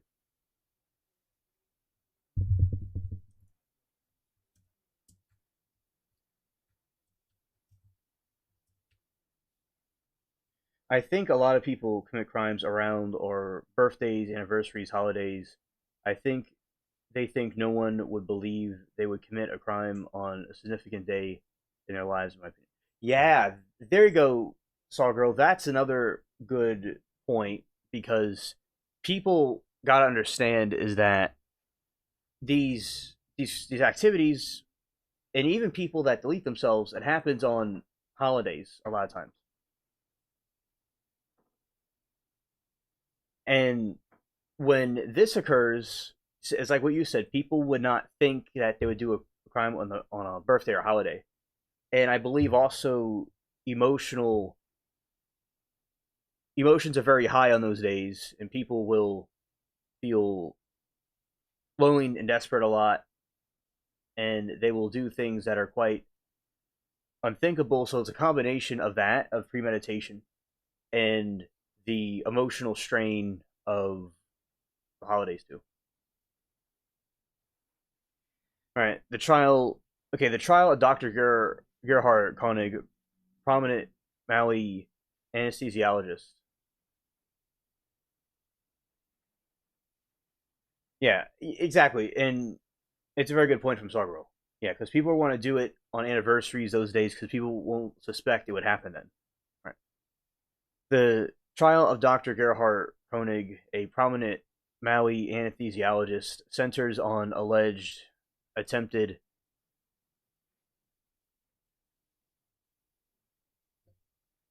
centers on alleged attempted murder that occurred during a birthday hike with his wife Ariel on March 24, 2025. Prosecutors argue that extortion of Polly Puka trial on Oahu was a premeditated attempt on Koenig to delete his wife following his discovery of flirty messages between her and a colleague. If convicted a second-degree attempted murder, Koenig faces potential sentence of life in prison.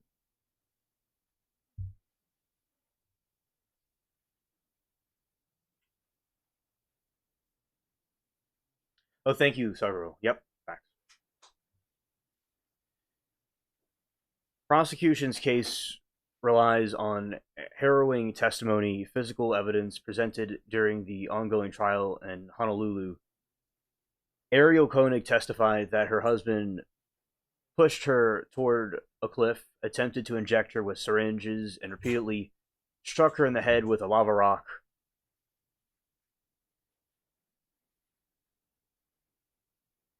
Yeah, the alcohol definitely can do it too. Yeah, if over drinking and meth, right? And meth. Attempted to inject her with syringes, repeatedly struck her in the head with a lava rock. But that's wild about a lava rock. It's like, it's something you don't hear every day. Witnesses on the trail described finding Ariel covered in blood, screaming, "He's trying to kill me," while Koenig stood over her. Prosecutors also highlighted the FaceTime call Koenig allegedly made to his adult son shortly after the incident, in which reportedly confessed, "I tried to kill Ari, but she got away." So he has a son that's 19, and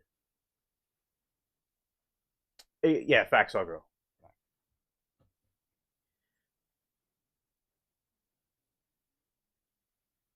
Right, and when this occurs, so he has a son, Emil, rather. Right, crimes of passion. Right, with Emil, and what Emil does is he goes and they lived in Pittsburgh, and then they went over to Hawaii, and people think that he coerced his son to go over there with him, or maybe his son just wanted to go to Hawaii because a lot of people would like it there. That is what occurred here. So you have her, this new wife he's with, and he had divorced the other one, and he FaceTimed his son and told him that he was in deletion, deleting her, murdering her. But the defense is going to try to discredit him and say that maybe he heard him wrong. Right. Right. Sawgirl says it's suspicious that he had hyperthermic needle in his pocket. I mean, what doctor does that? I can see a medical bag at first aid kit, but just one needle, it's weird. Exactly, especially if someone was diabetic or something like that, but that's not a situation here. There's no reason to have a syringe on him. I agree. And it's Timu. They go see the feral chickens. Yeah. So there is these. I have a friend that went to Hawaii, and there is this case where we're going to show you the different window for a moment, I guess. But all right, so shout out to the spaceship cats. There's something there. Yeah, there's one right there. Shout out to the spaceship cats. And we'll now show you something right here about the Hawaii.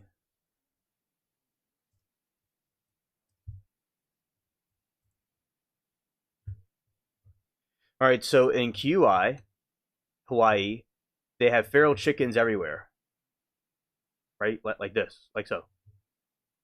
And in this situation, you have all these feral chickens in one of the islands, and there's a hurricane that hit it in 82 and 92.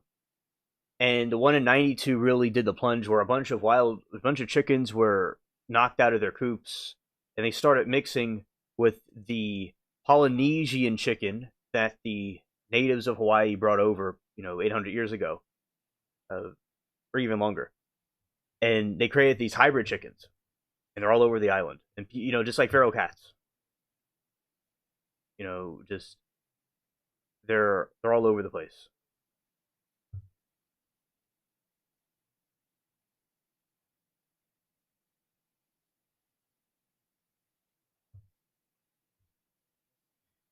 And my friend went there like maybe 30 years ago, and she was explaining about they're just all over the island.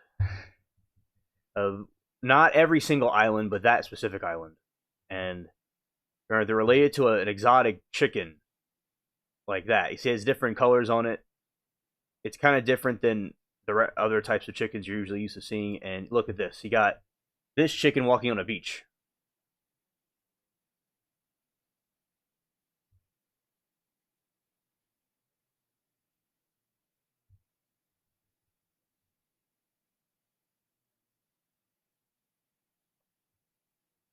The hens, in my opinion, are kind of different looking. And these chickens, they're not something you would eat. The eggs, because the eggs are feral eggs, and a lot of times they're hidden. Some people on the island eat them if they're cooked really well, but it's usually recommended not to eat them, and they probably have, worms and stuff in the chickens. But they're still very cute.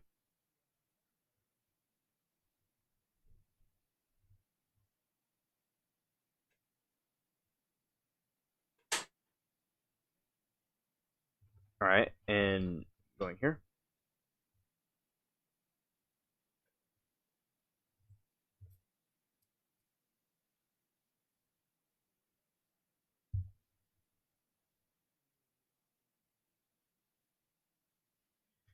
So here we go. Yeah, I know, right? Exactly. Because the farm chickens are usually adapted for pests and stuff, right? And worms and things like that. But these chickens are feral and they'll eat all kinds of things, so they're just more wild. But yeah, definitely, it's not something. They're not necessarily in the eggs, but in the chickens themselves. And the taste of the egg is probably very, very different than a farm egg, which is which is egg in its purest form, or a egg you get from the grocery store.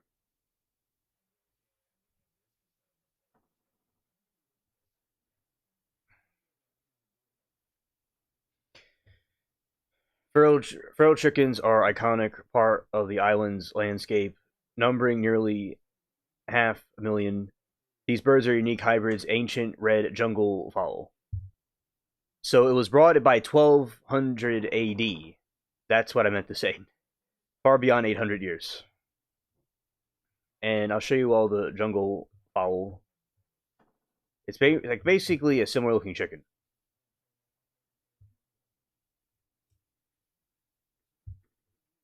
All right, yeah, that's the jungle fowl. A very colorful version of a chicken.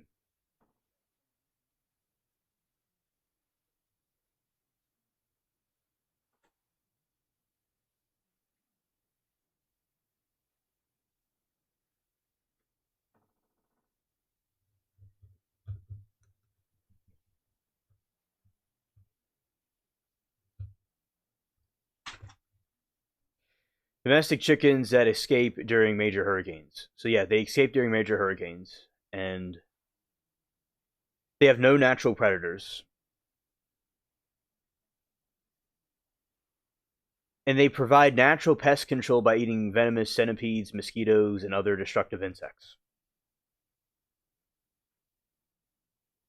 Nuisances. They are famous for crowing at all hours, not just sunrise, and can be hazard to drivers and local crops. While some locals view them as pests, they have become Kingshi mascot for tourists, appearing on every t-shirt, Rooster Pop, chocolates.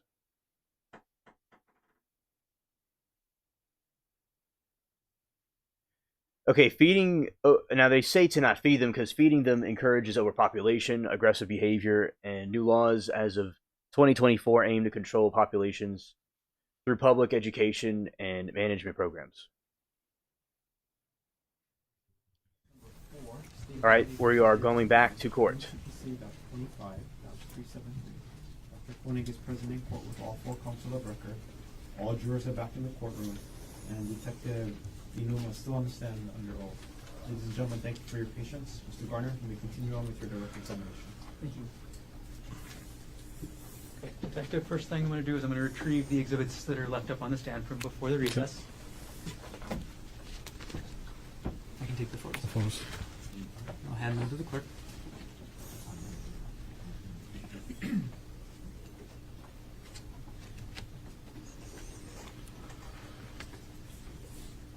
All right, Detective. We finished up looking at State's Exhibit 111. And I'll put the last page of that exhibit back up on the screen. So the last website you mentioned was the Polypuka hike at journeyera.com. Is that correct? Yes. Okay. During the course of your investigation, did you ever visit this website? Yes.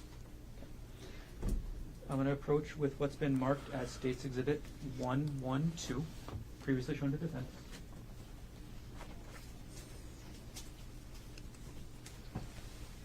Could you take a look at State's Exhibit 112? And as you do that, I'll take 111 off the screen.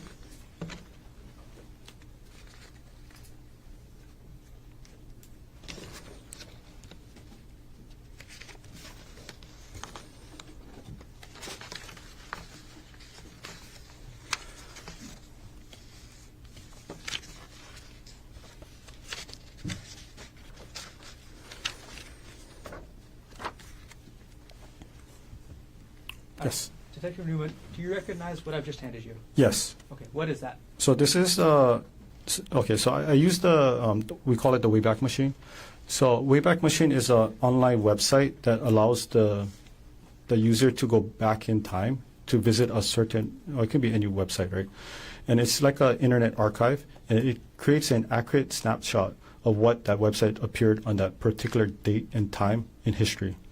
And this is the it's run by a nonprofit organization, and we use it in our industry. This was also brought up to us by the NCFI, the National Computer Forensic Institute, if you want to go back on the website and see what it looked like.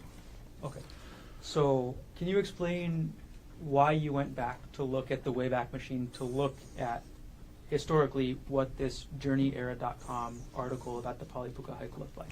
Yeah, so in this case, the user of the computer visited this webpage on March 3rd, 2025.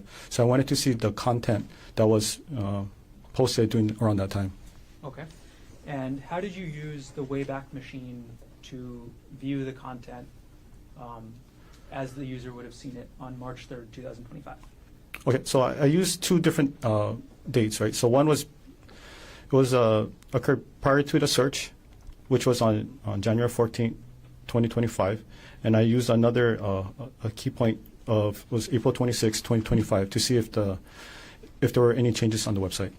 Okay, so you said these two different dates. Are those different dates that the Wayback Machine archived that website? Yes. Okay. And did you then compare the content on those two different dates? Yes. Okay. Was there any difference between the content between the January 14th, 2025 date and the April 26th, 2025 date that website was archived? No, they're the same. And which date then do you have up there with States Exhibit 112? So this one, it was from the January 14th, 2025. Okay. So the archived copy of this website about the Polypuka hike you have from the archive date of January 14th, 2025. Yes, correct. Okay. And is this a true and accurate copy of the archived copy of that website on that date? Yes. And you mentioned that you use the Wayback Machine in your work. Can you explain that? So anytime if we have, doing investigation and we just wanted to do further investigation what the person was possibly looking at on a particular website, this is the website we'll use to go back in time and see what the person saw. Is the Wayback Machine commonly used in the field of digital forensics? Yes. Is it known to be accurate in the field of digital forensics? Yes.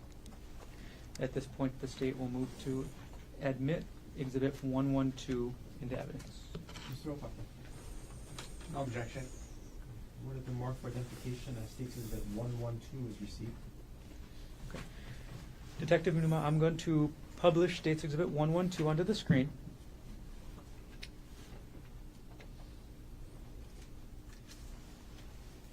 Okay, and we're going to go through a couple pages, and I'm going to zoom in on areas and ask you to read them first. But before we start into the web page, I'm going to zoom in to the very top of the page here.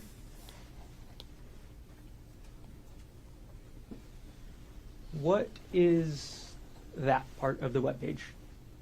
Okay, so this is the URL from the Wayback Machine. So this is basically, it's indicating that this is the website I visited. And in the date, the 2025, it's going to be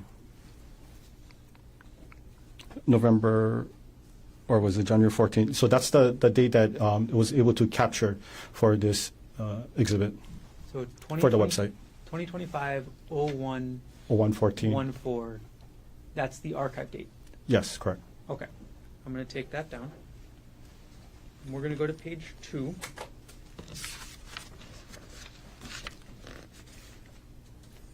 And I'm going to zoom in to the first paragraph. And we're going to look at line 2 and 3. Detective Unuma, could you read us the sentence that starts in that middle of line 2?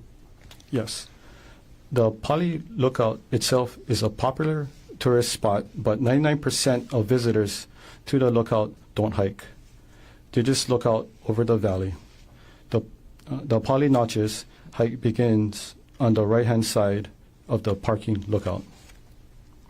Okay, thank you, Detective. I'm going to zoom into the bottom 2 lines of paragraph 2, Detective. Could you read the bottom 2 lines of paragraph 2 on this page? Yes. Okay. The hike isn't necessarily dangerous, but much of the path is on the edge of a huge drop-off. Does that make it dangerous? You decide. Okay, I'm going to remove that zoomed area. Right. We're going to move on to page 3, Detective. All right, I'm going to zoom Your in. Honor, for purposes of completeness, can we go back and zoom in on the last paragraph? I have no objection. Go ahead. All right, I'll zoom in on the last paragraph, Detective, Okay. and we will have you read that to us as well. Okay? Yes. The path is wide enough that there is no real risk if you watch your footing and play it safe. If you want to look out at the amazing view, it's best to stop walking and enjoy it while you have a steady position. Thank you, Detective. We're going to move on to the next page, page 3. Could you, I'm going to zoom in on the text that's on the bottom of the page. You could read that to us. Okay. The trail heads straight up the hill in the undergrowth and then spits you out on the edge of the cliff with a huge drop-off. You then walk along the cliff. Okay. We'll move to page 4.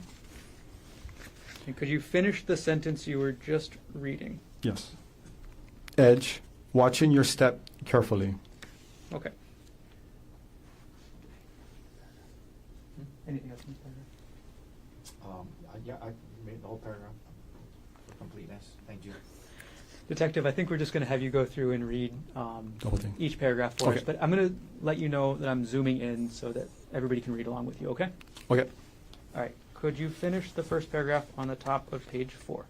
Yes. From the first viewpoint, you can see Kaneohe, the Politanos, and even Chinaman's hat on a clear day. If you are classy as my friends, you might find this a great place to enjoy a drink and relax, and one of my favorite sunset hikes on Oahu. You now continue on in search of the puka.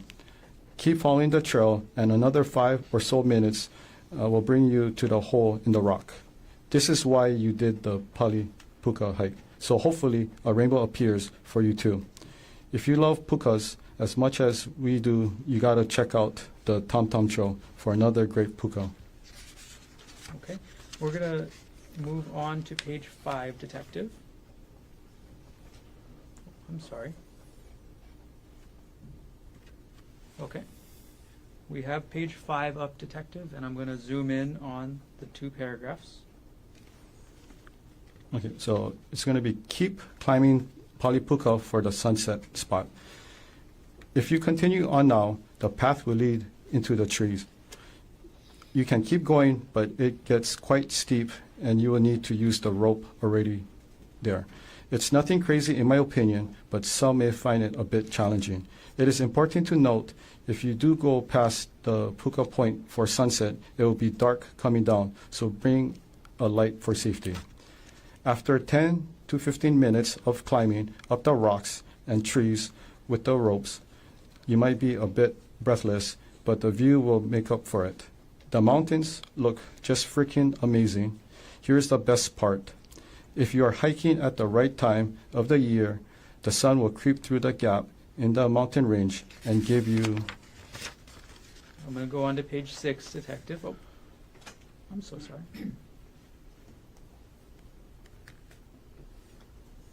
States. We're going to put 112 back up on the screen.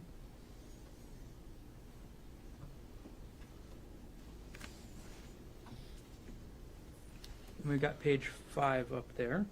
So we're going to move to page 6. And we'll zoom in on the top paragraph, Detective. Could you finish up that paragraph? Yes. A great photo. I went in May for this photo. Unfortunately, I was taking a time lapse and only got this photo, but I'm sure you can get some nice sun stars and rays if you have the right settings. We saw it with our own eyes, which was more than enough as a memory of the Palipuka hike.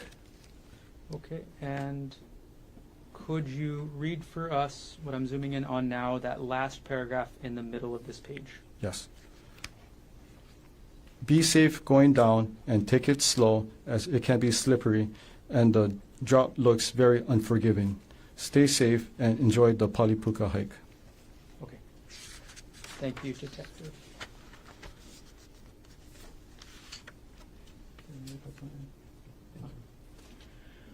Okay. Detective Inuma, I'm going to take the exhibit down from the screen, and I'm going to retrieve it from you. Thank you. I'm going to hand 112 to the clerk. And to move things along, Detective, I'm just going to hand you State's Exhibit 113, as well as... I'll just start with 113, actually. State's Exhibit 113, showing to Defense Counsel. Thank you. May I approach? Yes.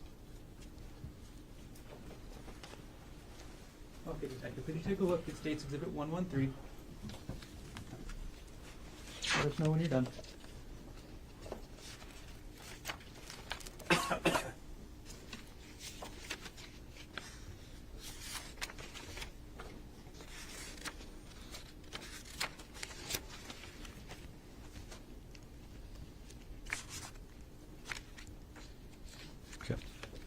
Okay, have you had Yes. a chance to review State's Exhibit 113? Yes. Do you recognize what I've handed you? Yes. What is this? So these are documents, like artifacts, that shows that the user of this device on this computer was accessing a document under the divorce folder. Okay. Is this an artifact or the actual document? This is just artifacts. Okay. And are these artifacts generated by the computer automatically? Yes. And are these true and accurate artifacts that you found on the laptop, item number 48, as you did the examination about access to documents involving divorce?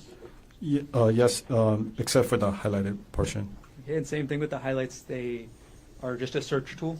Just a search tool. Okay, so they don't mean any word is more or less important. Yes. At this point, the state will move to enter 113 into evidence. Okay. No objection. Would the more for identification as State's Exhibit 113 is received into evidence? Okay, Detective, I'm going to publish States 113. And if you could explain to us, and this is page 1, could you explain to us the very top what the file name is? So this is the file name of the document that was associated with this artifacts. So this was a PDF document, and then the file name was BOFA Amex e-statement. It appears it's from December 24, 2015. Got it. And can you still get the data of when the user last accessed the document? The user last accessed on December 14, 2024 at 10:45 p.m. Okay.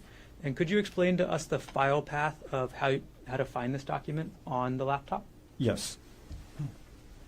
So the file path is from the user G-Pony, and then it used the application Dropbox, and then it's under the folder of JPR Divorce 2016-04 Hearing Supportive Document, and then that's the actual document. Got it. Okay, so that's the direction you would take on the computer to find that file. Yes. Do you want me to explain what a Dropbox is? Could you explain what Dropbox is? Yes. Okay, so Dropbox is a online, like a backup server, like a cloud storage. It backs up your files and folders from your computer or your phone. You can access it anywhere you want as long as you have internet connection and you have the account access. You can also do it offline. You can also work at offline, and when you connect it back to online, everything's going to sync. Okay. We'll move on to page number 2 of the exhibit, Detective. Could you explain to us what the file name was and then go into when the file was last accessed? The file name is PK Chase SW 2016-01 statement, and it's a PDF file.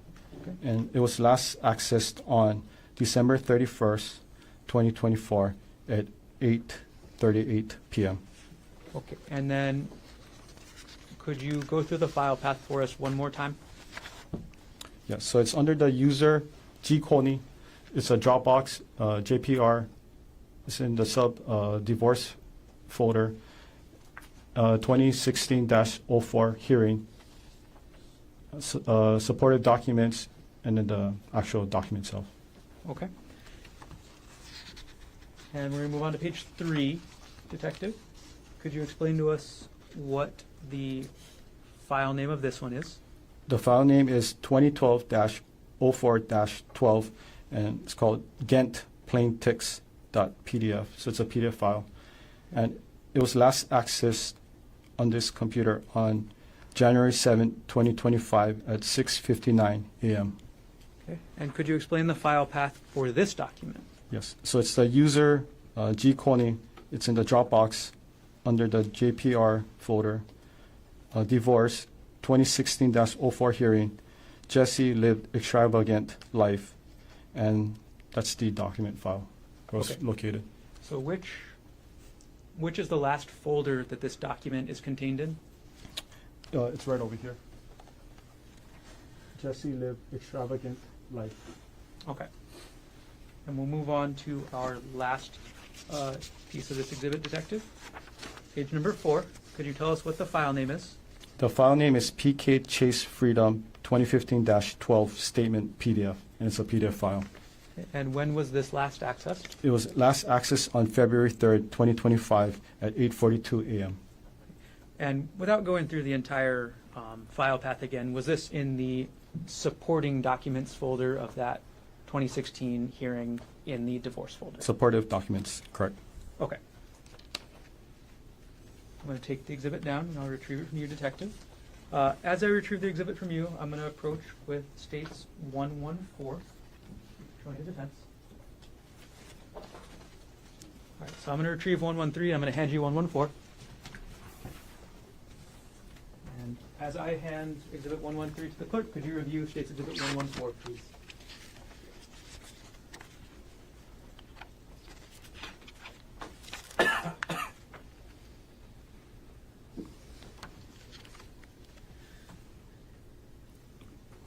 Yes. Have you had a chance to review this? Yes. Okay, what is this? So this is a Word document file relating to a 2018 tax created from the user G. Coney. Okay, so this is the first time that you've testified this morning about a Word document, is that right? Yes. Okay. Does the Word document show an author? Yes. Who was the author according to the metadata? So the author is Gerhardt Koenig. Does the metadata also show you who the last author is? Yes. Who is the last author of this document? The last author is Gerhardt Koenig. Can you tell from the metadata when this document was last edited?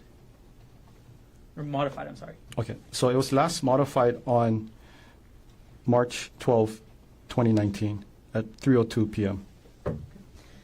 And is this, is there any attachment to the metadata page for this exhibit? Yes. Okay. And is the attachment a portion of the entire Word document? Yes. Is this a true and accurate copy of, again, that portion of the Word document along with the metadata that you found on the laptop, item number 48 So in this case? okay. So for the Word document, it was highlighted and it was redacted. Okay. What kind of information was redacted? It was a Social Security number. Okay. So other than the Social Security numbers being redacted, is the content of the Word document a true and accurate copy? Yes. And again, there's highlights in this part, right? Yes. Same as always, the highlights don't mean anything. It doesn't mean anything. And for page 1 for the metadata, is that a true and accurate copy of the metadata that you found related to this Word document? Yes. Okay. At this point, the state moves exhibit 114 into evidence. Mr. Otake.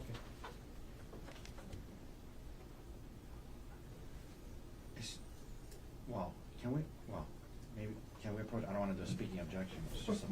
It's just part of the document.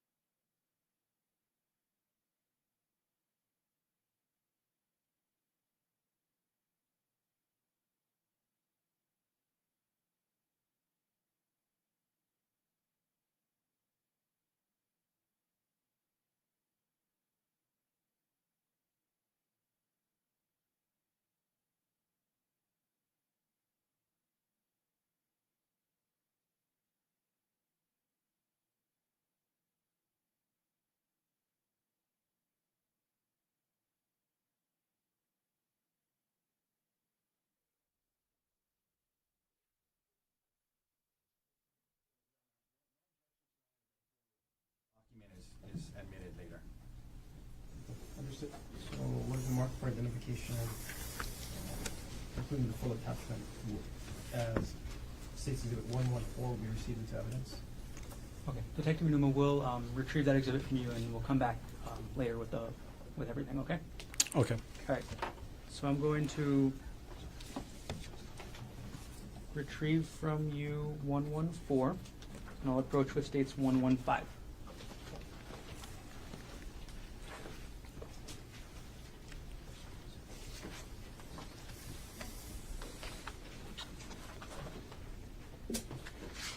Okay, could you take a look through State's 115?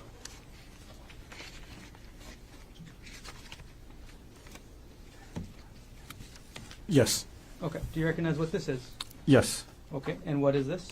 So this is an artifact from the user of this device accessing appears to be a backup server via internet. Okay. And which user are we talking about? It's under user G Coney. Okay. And is this artifacts that are generated automatically by the computer with user activity on the computer? Yes.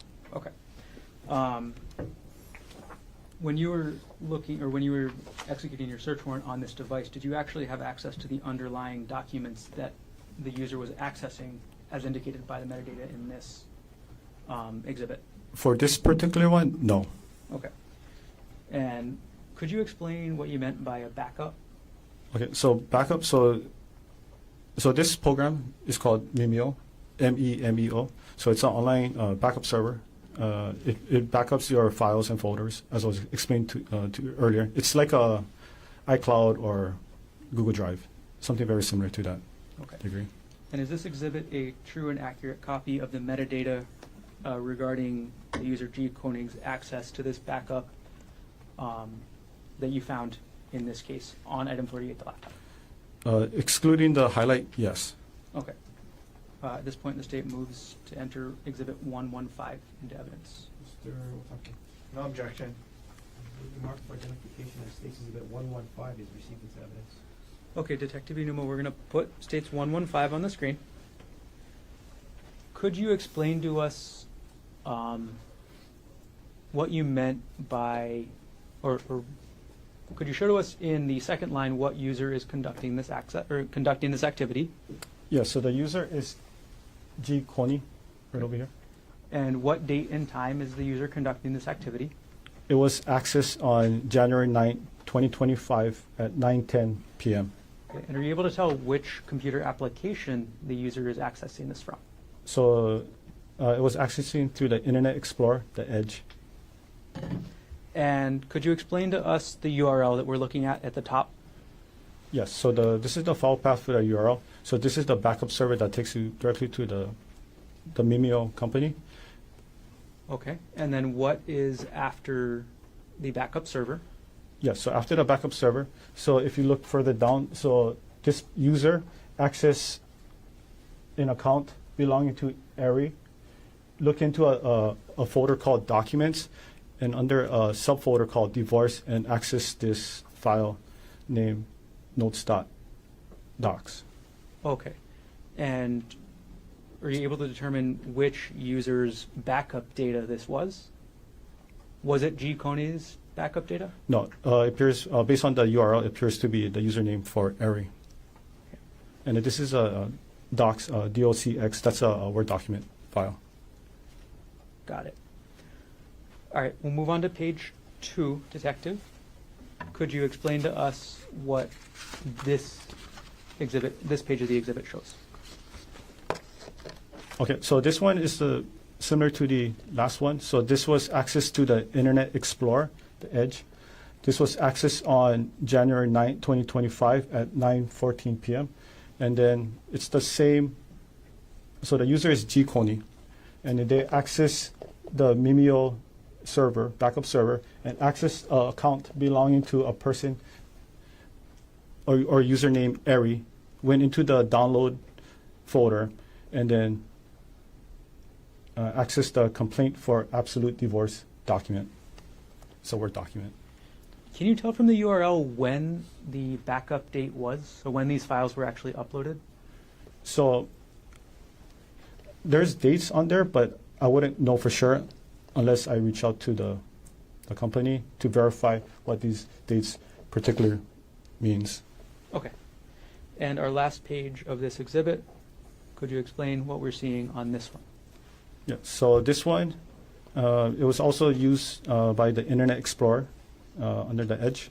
This was accessed on January 9, 2025 at 9:15 p.m.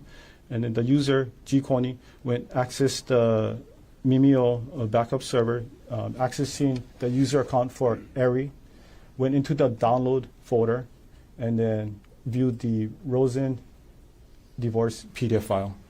Okay. I'm going to take the exhibit down, Detective, and I will retrieve the exhibit from you as I bring up to you State's Exhibit 116, showing to defense counsel.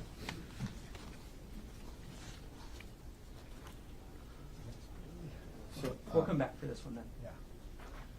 We'll go ahead to State's Exhibit 117, Detective. I'm sorry, 118, as 117 is already in evidence.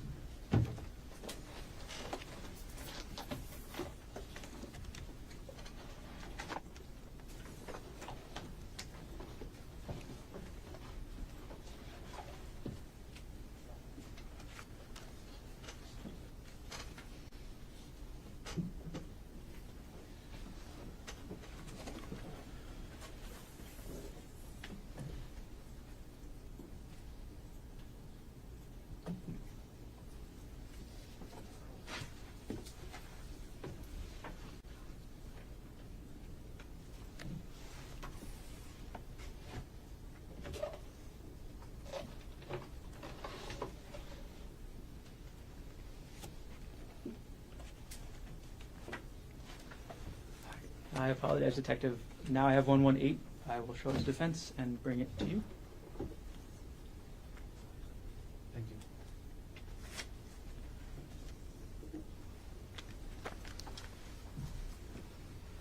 I'm retrieving 115.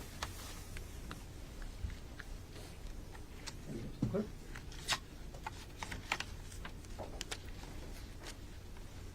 Okay, Detective Anuma, could you take a look through State's Exhibit 118 and let us know when you're done?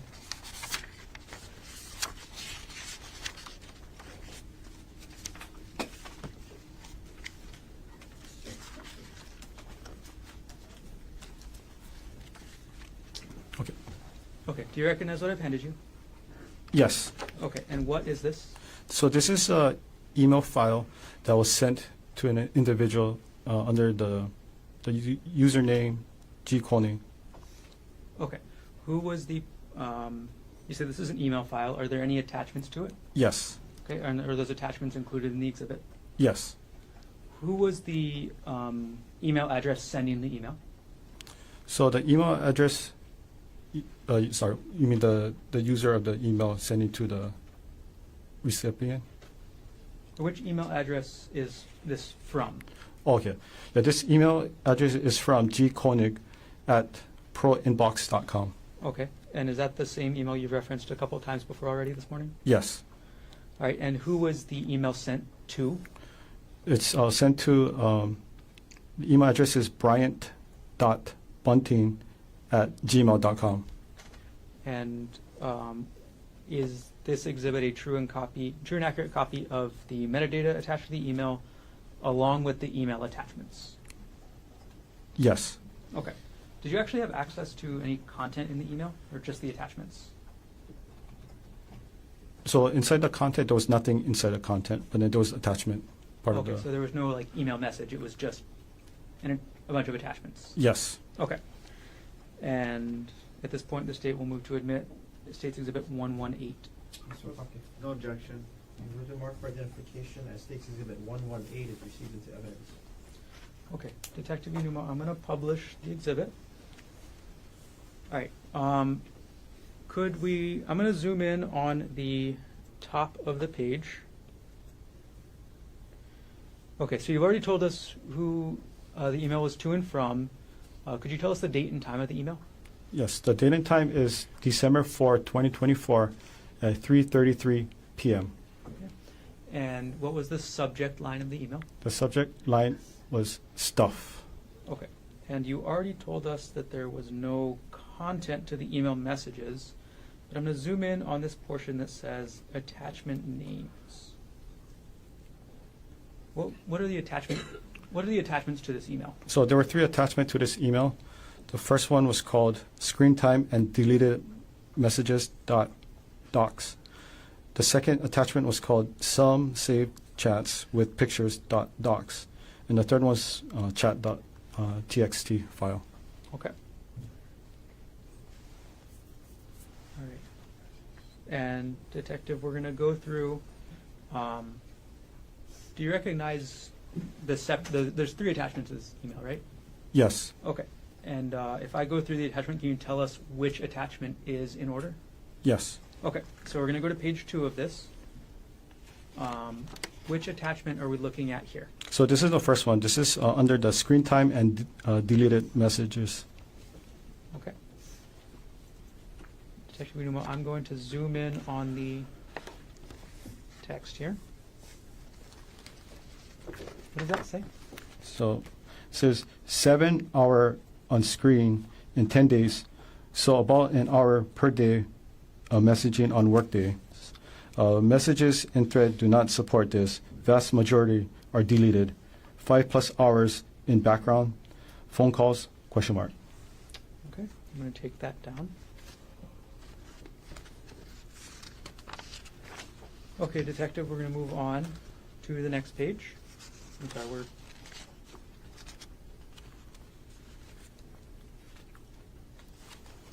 Okay, and we're on page, I believe, 4 now. Could you tell us the title at the top of this page? The title is called Deleted Messages from Sunday or Sun 12-1, parenthesis, all deleted. Okay. We're going to keep moving forward, Detective. And now we're on page 6, I believe. Are we still in that first attachment, the one you mentioned earlier? Yes, still under the first attachment. Okay. Let me take it down for just a second, Detective. And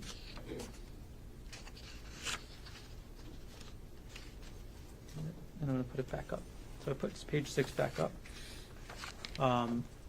Putting now page 7. Could you let us know when we get to the next document that's been attached to this email? Yes.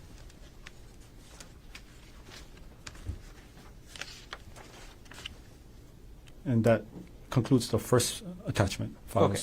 What's the name of the second attachment? The second one is called Some Saved Chats with pics or pictures docs. Okay. And we're at page 11 now. Is this the first page of that document? Yes. Okay. We're going to scroll through, Detective.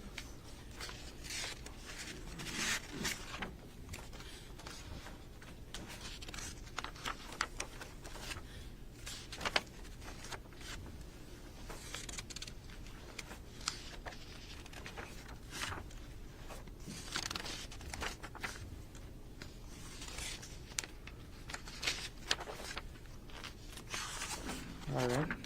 And now we're on page 23. Yes. Is this still the same document? So this is the third document. Chat.txt? Yes. What is a TXT file? So TXT is a type of format. It's text-based. So in this purpose, we have to convert it to a PDF so you can display it. Okay. All right, I'm going to take the exhibit down. I'm going to retrieve exhibit 118 from you. And I'm going to approach with states exhibits. I'll skip ahead a little bit. We're going to approach with states exhibit 1, 2, 4.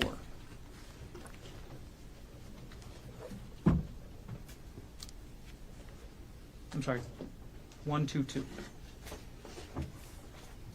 Here's states exhibit 1, 2, 2.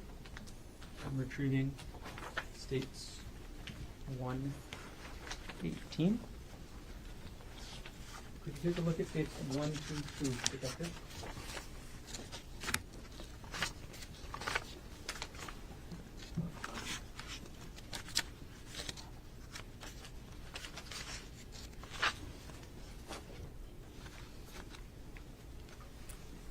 Yes. Do you recognize what that is? Yes. What is that? So this is a Excel file that was found on the computer. Okay. You say it's an Excel file. Is there also an attached metadata? Yes. Okay. And can you tell who the author of the file was? Yes, the author is Gerhardt Koenig. And is the entire sorry. And when was this file last, or what's the file name that we're talking about here? The file name is underscore chat, parenthesis work phone, parenthesis dot xlsx Okay. file. Is this exhibit a true and accurate copy of the metadata along with the XLS or the file that was attached to this? Yes, minus the highlighted portion. And then this was converted from an Excel file to a PDF. I see. Okay. At this point, the state will move to introduce states 1, 2, 2 into evidence. Mr. Otake. No objection. Will be marked for identification as State's Exhibit 122 is received. Okay, Detective Unuma, I'm going to put the metadata page for states 1, 2, 2 on the screen. I apologize, the screen is now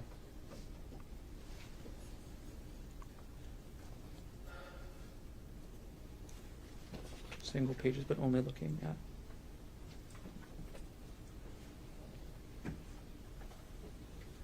I apologize. All right, I'm going to put states 1, 2, 2 on the screen at page 1. Okay. Can you tell us when this file, this chat work phone file, was last accessed? It was last accessed on January 3rd, 2025 at 2:01 p.m. And could you explain to us the file path to find this document? Okay, so this one is under the user Pony. It's in the Dropbox application. In the active projects, under the folder, new folder, and that's where you find the Excel file. And could you tell us, or does the metadata tell you when this file was created? Yes, Okay, and when was that? it was created on December 24, 2024 at 12:49 p.m. Okay.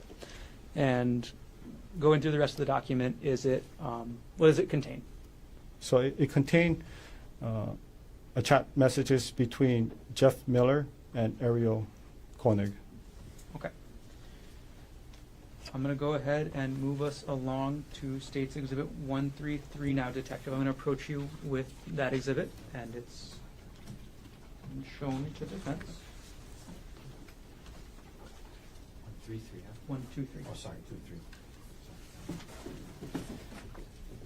Okay, and I'm going to approach with States 1, 2, 3, Detective.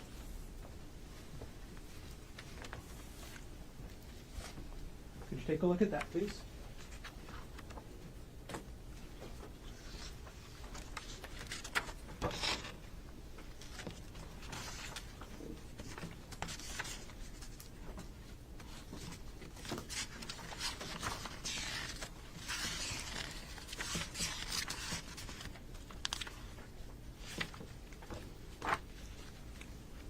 Yes. Detective, do you recognize what that is? Yes. Okay, what is that? So this is a text file that was located on the user device G Koenig. Okay, and what was the name of the file? The file name was underscore chat, parenthesis, pers, phone, parenthesis, dot txt file. Okay, and Detective Enuma, I know we just did States 122, which was chat work phone. Mhm. What is contained in chat purse phone? So it also contains text messages between Jeff Miller and Ariel Koenig. All right, and for the exhibit that you have up there with you, States 123, is there both the metadata attached to the user activity with regards to this file as well as the file? Yes. Is that a true and accurate copy of the metadata that you saw on the software along with the file? Yes. At this point, the state moves exhibit 123 into evidence. Mr. Otake. No objection. Will be marked for identification as State's Exhibit 123 is admitted into evidence. Okay, I'm going to publish, And Detective Minimo, we're not going to go through the entire chat this time either, but can you go through when this was created, the file path, and then when it was last accessed? Yes. Okay. So it was created on December right here, December 8, 2024, at 3:18 p.m. And then this is the file path to retrieve the document. So this is the user G Koenig. It was in the Dropbox application under the folder active projects subfolder, and then this is where we're able to recover the document. Okay. And when was the document last accessed by the user? It was last accessed on January 7th, 2025 at 9:06 a.m. Okay. And then again, you said that the attached file is the messages. Yes. Okay. We'll keep moving, Detective. I'm going to retrieve Exhibit 123 from you, and I'm going to approach with Exhibit 124.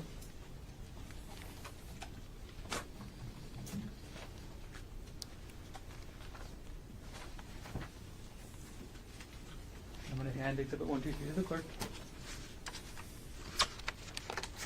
Okay, Detective, could you look through State's Exhibit 124 for us, please?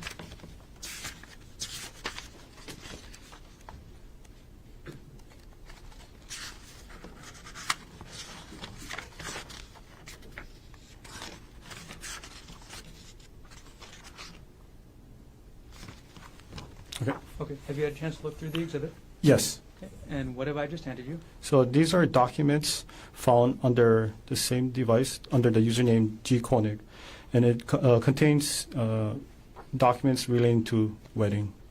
To a wedding? Yes, to a wedding. Okay. And is this exhibit both metadata as well as attachments? Yes. Okay. Does every metadata have an attachment? Yes. Okay. Are the exhibits true and accurate copies of the metadata along with the attachments? Yes. And again, any highlighting doesn't mean anything, right? Yeah, the highlighted doesn't mean anything. Just usually for search purpose. Okay. At this point, the state will move to enter State's Exhibit 124. Mr. Puckett. No objection. Order marked for identification as State's Exhibit 124 is received into evidence. Okay. I'm going to publish the first page of State's 124. Detective Unuma, could you tell us the title of this document that's we have the metadata here for on the first page? Yes. The title is called the W, and I think it's a 0223 parenthesis GK parenthesis, and then it's an Excel file. Okay. And could you tell us who the author of the document is? So the author is, it's right over here. Worth and AI, or right over here. Okay. Could you tell us who the last author is? The last author is Gerhardt Koenig. Okay. And could you tell us the last modified date? The last modified date is right over here. February 23rd, 2018 at 6:18 a.m.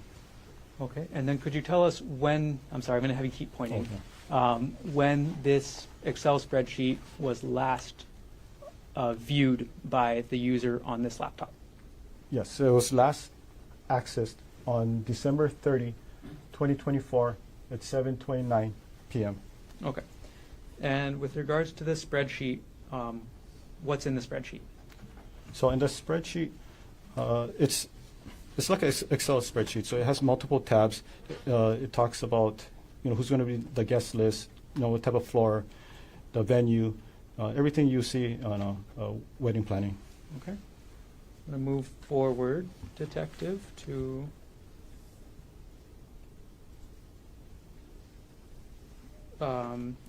page number 11. All right. Detective, could you tell us what the document in this is? So the document name is the W0225 parenthesis GK parenthesis and it's a Excel file. Okay. Is this the same Excel file as the one that we just talked about? It's not the exact same, but it's very similar. Okay. When was this file last accessed? It was last accessed on January 22, 2025 at 6:25 a.m. Okay. And the actual attached file is not attached to this exhibit, is that correct? Yes. Okay, so we just have the metadata for this file. Yes. Okay. Moving on to page number 12. What is the file name here? The file name is Worthington Koenig Waiting Room Block 9 period 14 period 18, and it's a PDF file. Okay. And when was this file last accessed by the user? It was last accessed on January 22, 2025 at 3:04 p.m. Okay. And is this file attached to the exhibit? Yes. Okay. We're going to go to page 13.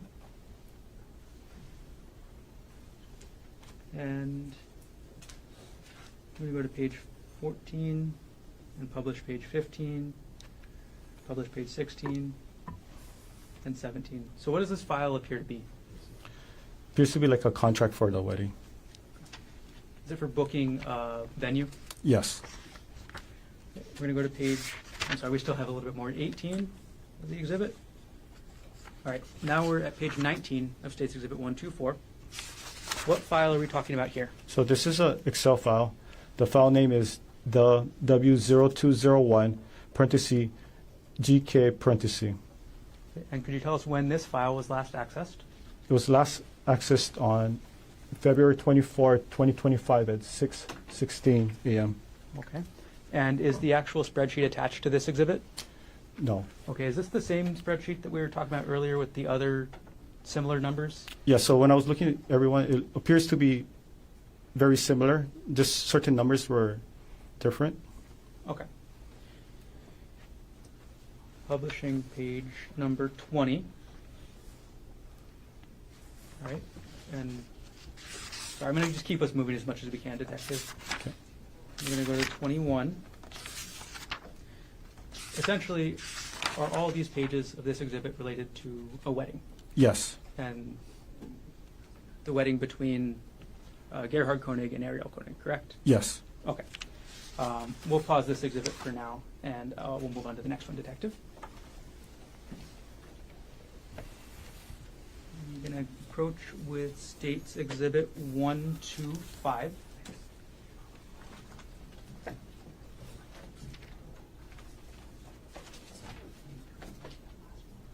Yeah, stop.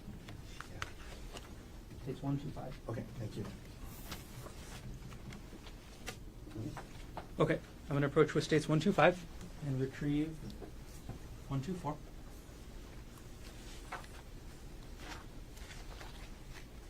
Okay, could you briefly go through that exhibit and take a look?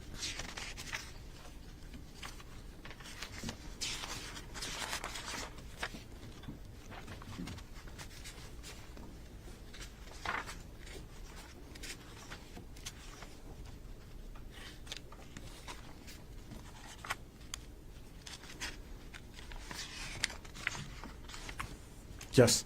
Okay. Do you recognize the exhibit I've just handed you? Yes. Okay, and what is this? So this contains documents relating to the user or the couple's financial history, investment account, life insurance, and any kind of benefits. All right, and do you in this exhibit have both the metadata along with the attached files? Yes. And is this exhibit a true and accurate copy of the metadata along with attached files that you viewed on item number 48, the laptop you examined in this case? Yes. At this point, the state moves exhibit 125 into evidence. No objection. Where's been marked for identification as State Exhibit 125 is received. Okay, Detective Inuma, I'm going to try and move us forward a little bit in this. So we're going to just do a couple pages from this exhibit. So we're going to start with page 1. Could you tell us what the file name is here? So the file name is Westinghouse 2022. It's on January 31st, and it's a PDF file. Okay. Can you tell us when this file was last accessed? It was last accessed on December 15th, 2024 at 8:17 a.m. Okay. And could you tell us the file path to get there? Yes, so the file path under the username G. Coney in the Dropbox application, under the folder The Big Love Party and Other Super Fun Stuff, under the subfolder of taxes, 2022 taxes, and this is the document, AK pay stub. Sorry, this is the folder and then this is the actual document. So the actual document is Westinghouse 2022-1-31. Yes. And the folder that document is in is called AK pay stubs. Yes. All right. We're going to go to page 2 of the exhibit. Is this the actual document that that page is referring to? Yes. Okay. And is this a pay stub? Yes. Right. Who is this pay stub for? The pay stubs for Ariel Koenig. All right. Yeah, We're it going has to it do right over page here. 3. And then we're going to skip around a little bit, detective. So page 3. What document is being accessed here? So the document file name is Westinghouse 2022 November 30. It's a PDF file. Okay. And when was this file accessed by the user? It was last accessed on December 21st, 2024 at 2:49 p.m. Okay. And we're going to go to the file, detective. Who is this, or what does this file show? So this appears to be some kind of investment file for Ariel Koenig. Okay. We're going to skip ahead a couple pages, detective.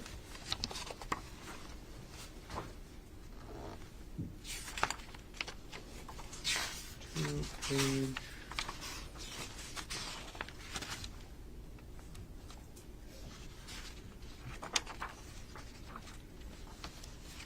We're going to skip ahead to page 11, if we could. I'll put it up on the screen for you.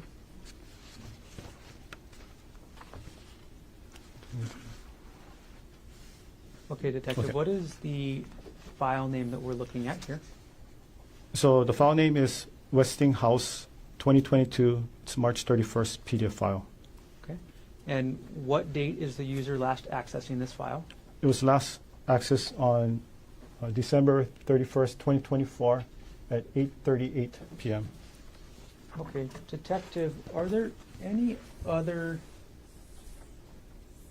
activities that we've talked about so far that occurred on December 31st, 2024 at just around that time?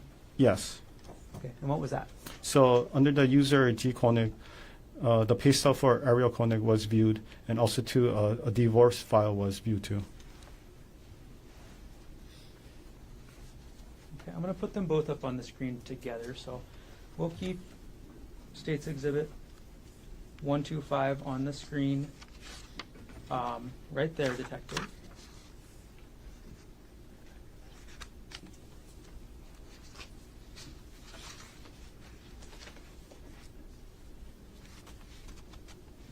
And we're going to put States 113 on the right side of the screen.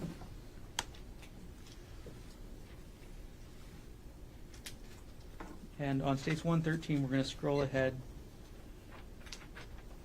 to page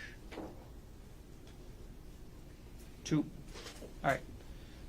Is these the two activities that are happening at the same time or a similar time, detective? Yes. Okay. So on the left side, we have States 125. And what is the file for that one again? The one on the left is Westinghouse 2022. It's on March 31st PDF file. Okay. And on the right side, what file is that again? Okay, I got it. So the file name is PK Chase SW 2016-01 statement PDF, and it's a PDF file. Okay. And got it. All right, I'm going to take both photos down.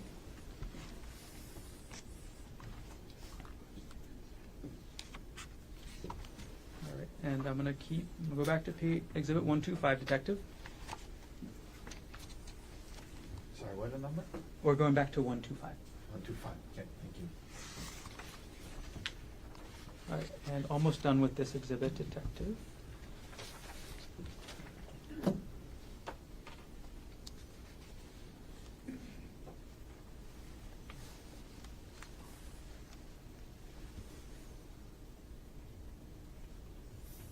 Okay, I'm going to publish page number 24 of this exhibit.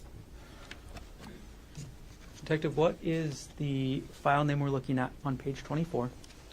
The file name is 2018-04 Wealth Front Statement. It's a PDF file.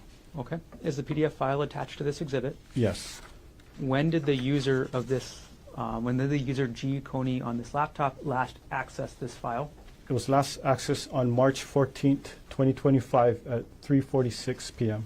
Okay, we're going to go to page 25. What does this file, or what does this file appear to be? Appears to be like a personal account for the user or the person, Ariel Worthington. This is an account statement for Ariel Worthington? Yes. Okay. All right. And then last pages for this exhibit, Detective, page number 36. I'm sorry, we'll skip that. Okay, I'm going to retrieve that exhibit from you, Detective. And we have got time for one more before lunch.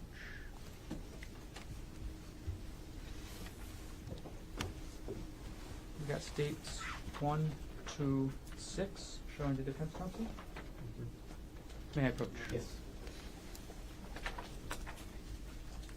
Henry 1, 2, 6. Can you take a look through that, Detective?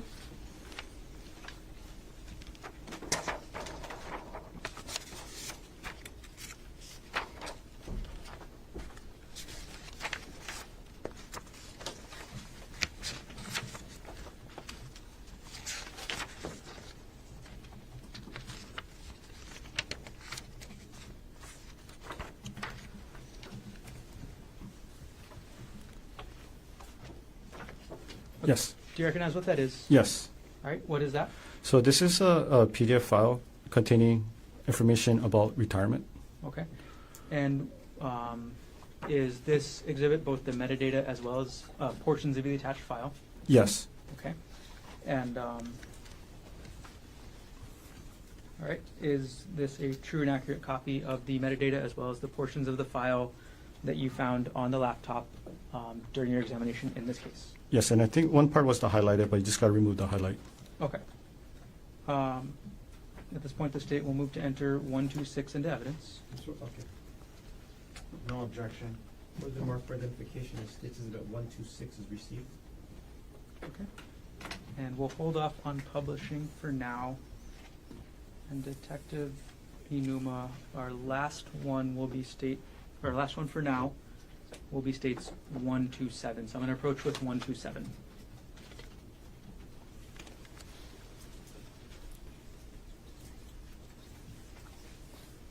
I'm going to hand 1, 2, 6 to the clerk.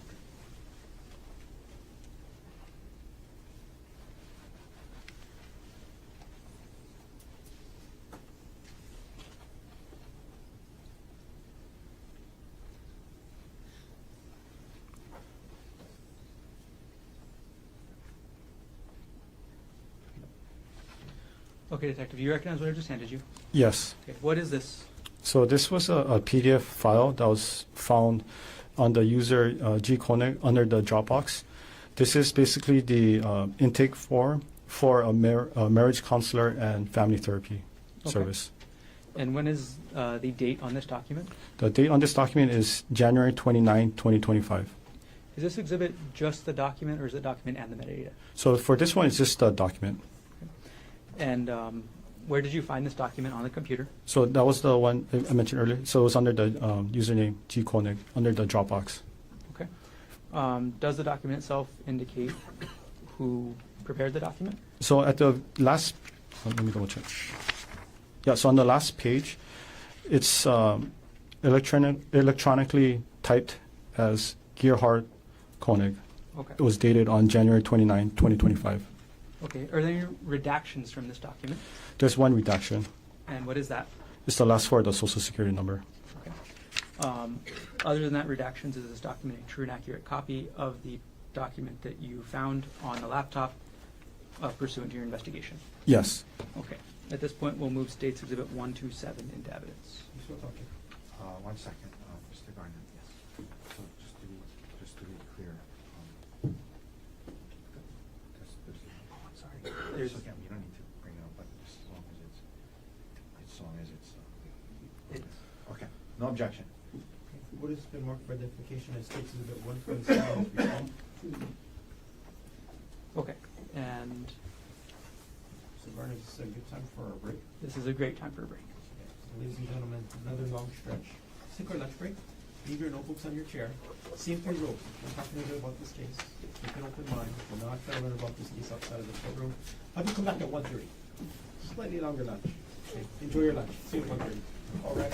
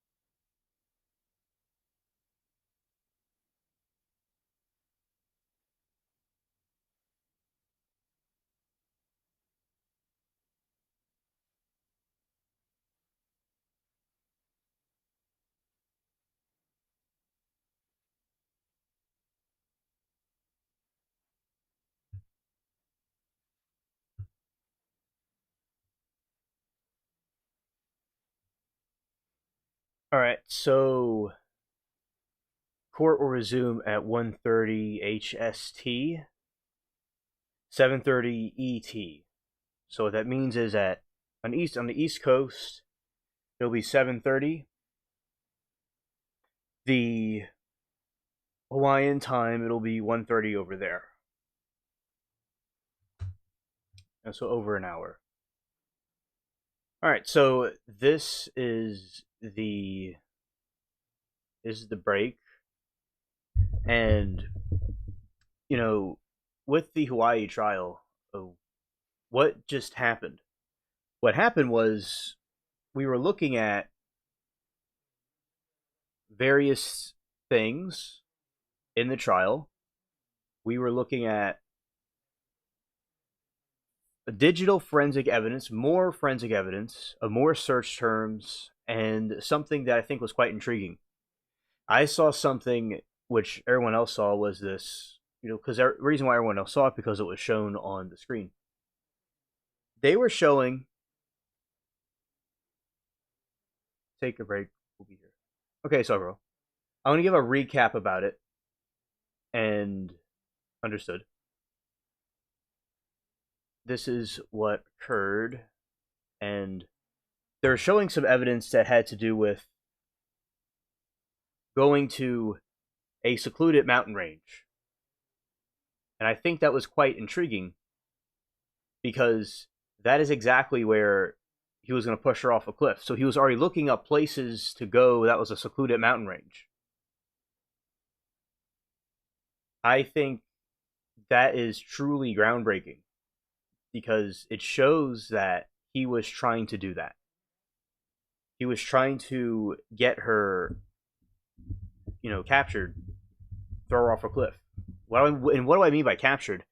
I mean that he was going to lure her into a place where she would be trapped. That's what I mean by that. So this is very true, where the various things that he was looking up and searching for either had to do with looking up about having a breakup, a cheating. This other stuff had to do with looking at spy equipment, then looking at mountain ranges and places to go. So that is what happened during this segment of the trial with the forensic analysis and the prosecutor, which I think he's a very nice gentleman. He and the witness both been respectful to each other and been good.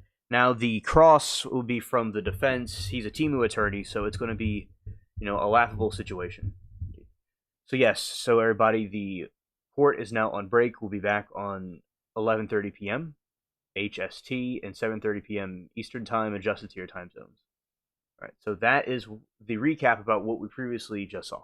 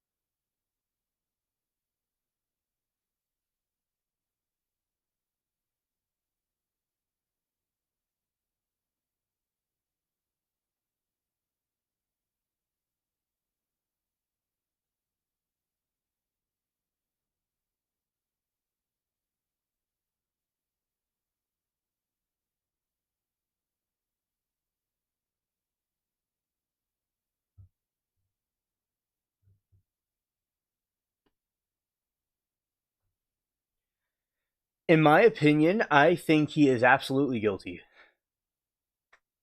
But if you have different opinions, I'd like to see what other people think. I'll explain why I think he's guilty. the forensic evidence of the digital evidence definitely shows that he was trying to go and look up things that had to do with divorce and being cheated on. The other part of it is he was looking up spy equipment. This is the December before the March incident. The other part of this is that he was looking at mountain ranges to go hiking on. These very difficult ranges to go hiking on. And he had various other search terms and notes and things that had to do with the distress he had. So it was something he already knew that he was having a problem with whatever she did, that he still had some resentment towards her about what occurred. So this, to me, is that if he really was this upset about it, he could have gotten some help or talked it out with her, right? So the last thing he should have done was go on a hiking trail in a secluded, deserted area, or he thought it was a deserted area, and talk out their problems on her birthday right then and there. It seems a little bit, everything just kind of falling into place. If it was the heat of the moment, he should have been aware of his own feelings and his own search terms he was looking at. Or if it was premeditated, it was premeditated. Now, either way, he's guilty of, attacking her, either way. So I think if he really was just doing it in the heat of the moment, he really was irresponsible, that he knew he was struggling with these thoughts and ideas he had. So he was being irresponsible with his own self and his own feelings and emotions. So it would be neglectfulness. But I believe, my opinion, is that it was likely premeditated if it happened at some grocery store or it happened some public place. It could have been the heat of the moment. Maybe if it happened in their home. But this was just a really odd, really bad place to have an incident like that happen. And although he could have put a syringe in her when she was sleeping and then put her out in the woods later, or maybe he thought this would be a more believable way of doing it, but for those watching, either he did it in the heat of the moment and he was just being really neglectful of his own emotions and chose to go put her on her birthday in a secluded area, or he did it because he was premeditating it and he was looking up places to go bring her and he wanted to calculate it a revengeful move. Right.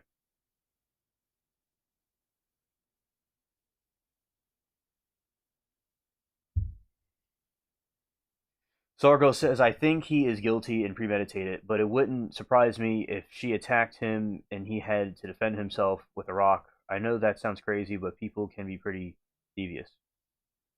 Okay, thank you for your take on this. And I don't know what the reason why she would want to attack him would be. Let's see. Okay, thank you, Sargo. Thank you. And thank you for your take on that, and it definitely may very well be.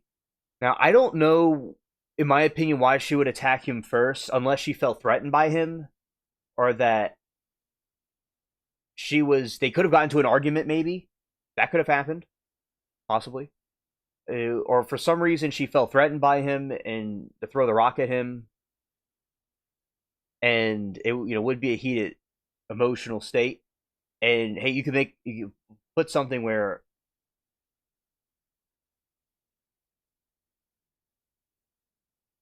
all right, and Sargrill says to set them up in a messy divorce would be the reason she would attack him. It would be her advantage. Okay, thank you.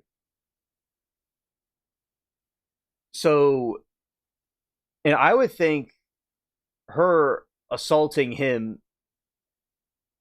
I think there would be more signs on him of being attacked, because I believe the reason why he may have had some injuries, in my opinion, was the police officers went and tackled him. And, they're very, tall police officers. And I think that was the reason why he was, like, kind of injured somewhat. And I see what you're saying, and that would make sense. Now, I would think if she did physically attack him, it would be she could maybe get a assault, or look, maybe he would be more injured. I don't really know. I just don't know exactly how he was attacked by her. Maybe she threw a rock at him and it missed, or it hit him. But I think that with the money and stuff, the last thing she would want to do is put herself in a situation where she might get in legal trouble. Because he already had a history of divorce, and the last thing she would want to do is put herself in that spot. But maybe that could be so. Thank you. And he probably would have dirt in his hair and kinds of stuff. They both. Okay.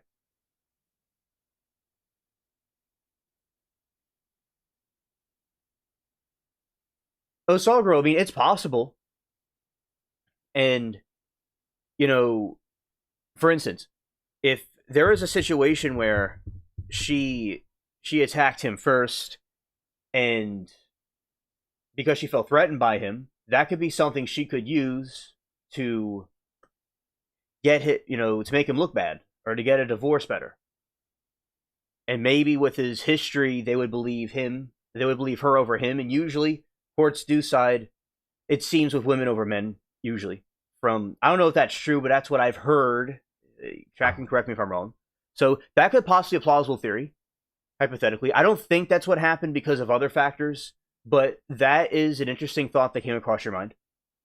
And because he was divorced before. But overall, from the forensic evidence, it does show leaning more towards him premeditating it with the search history he had. A lot of these people just look, I don't do anything, wrong to anybody or like that, but still, like, they're using the clear web to do all these searches, and there's other ways they could do this without everyone knowing what they're searching for. So even Epstein used the clear web, because there's a deeper web people could use, but even Epstein, he used the clear web. He used Gmail. So, and they use iPhone.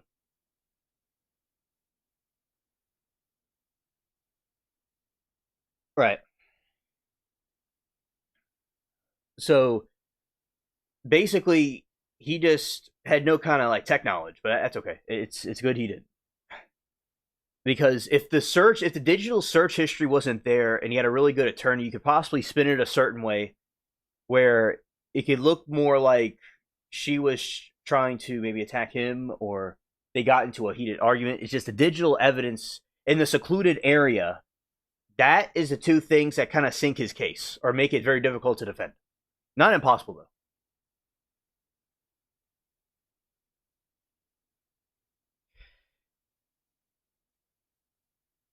Okay, Saw Girl, so we're going to go over to a diagram here.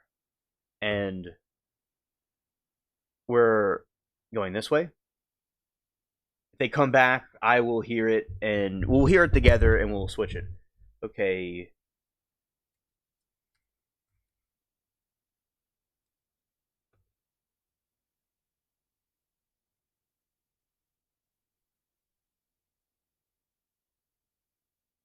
All right, so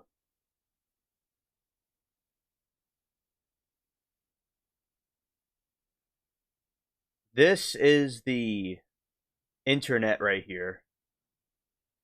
There are 3 parts of the web.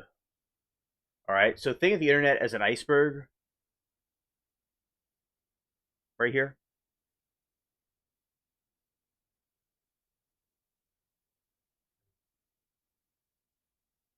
There are 3 parts of the internet right here, right? So YouTube, Google is the top of the iceberg, okay? That's where we are right now. Right now, we are in the clear web. We're sitting on top of the iceberg. Now, there's other layers to it, though. The internet is very huge, but we only see a small part of it. Facebook, Google, YouTube, anything like that is the clear web, the upper top, the part of the iceberg you see. And next part is the deep web, where it's kind of hard to detect and see, and I do not recommend going there because it's a lot of not the best people on there. It can be kind of dangerous. But there's something called deep web, where there's certain web browsers that can access it. certain apps that it can access it. And it's not even the same links like what we have. It's a completely different links. And think of it like an onion. You kind of go deeper and deeper into an onion. And then there's the very, very top bottom of it where a lot of dark stuff happens is the dark web. And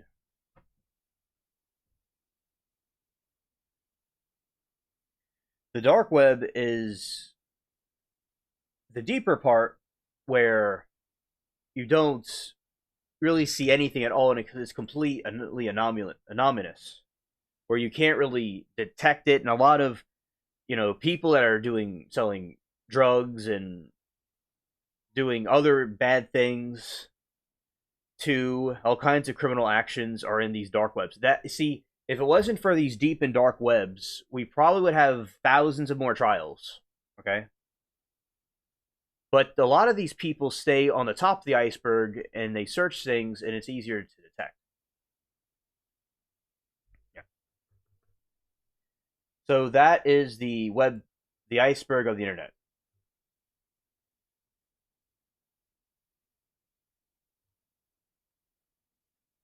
Okay, and going here.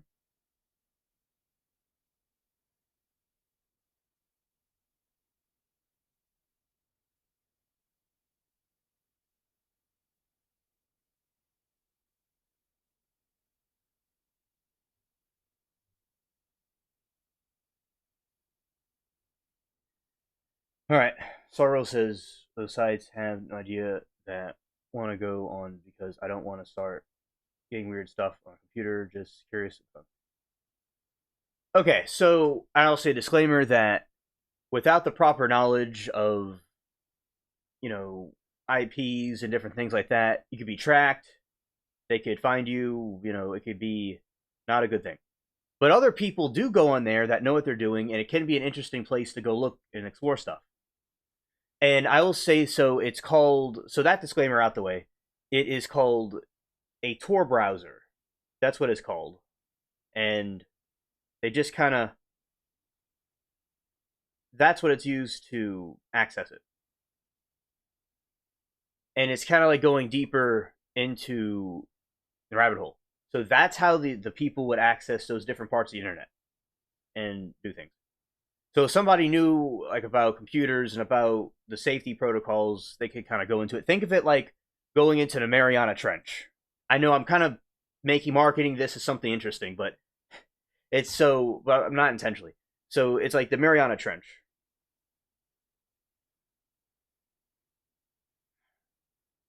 Technically, it's an app, yes. Technically it's an app.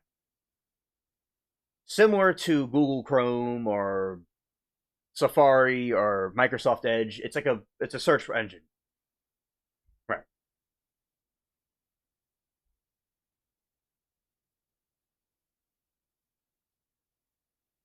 Right. Right. So the Mariana Trench is the Tor browser brings you to the Mariana Trench. It brings you deeper and deeper into the dark part where you can't really see. And with James Cameron's, it's not so you have the Titan submersible from that blows up, right? But this is the Tor things like the Mariana Trench submersible. But remember, for instance, doing it correctly would be like going Mariana Trench. Incorrectly, it would end up like the Titan sub. So yeah, but no, there's people that have seen interesting things on it and stuff, and a lot of people use it in different countries that don't have freedom. They're trying to use different ways of communication. You're welcome, Sogro.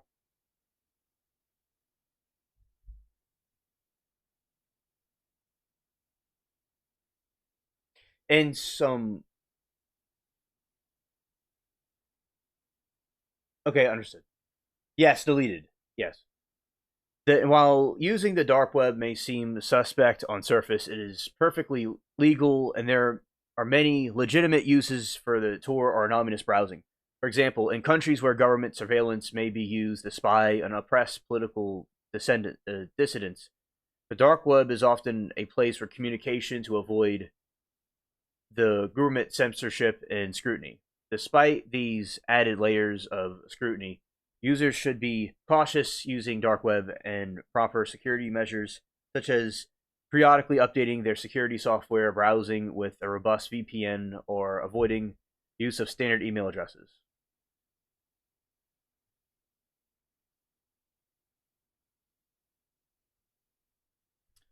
Legal use of the dark web. Given its anonymous nature, the dark web is also used for illicit and illegal purposes. These include buying and selling illegal drugs, weapons, passwords, and stolen identities, as well as trading illegal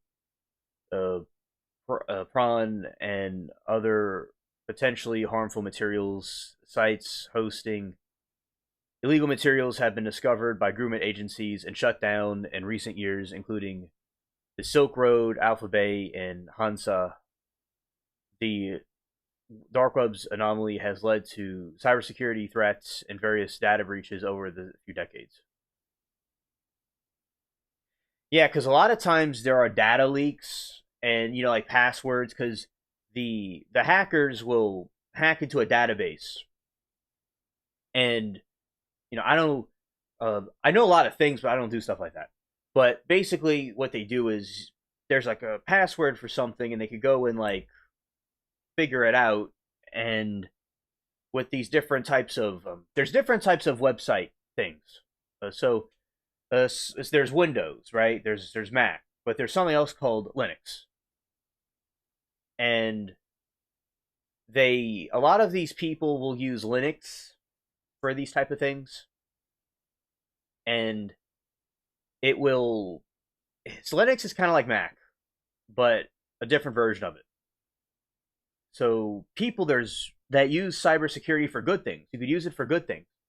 But some people use it for bad things, and that's where they leak a bunch of passwords and they sell them. Like, how the Zuckerberg and these people, they'll sell the information. Like, they'll take a cookie. So you have like a website with people on it. You'll take a cookie, which is a cookie is like a code, like a link.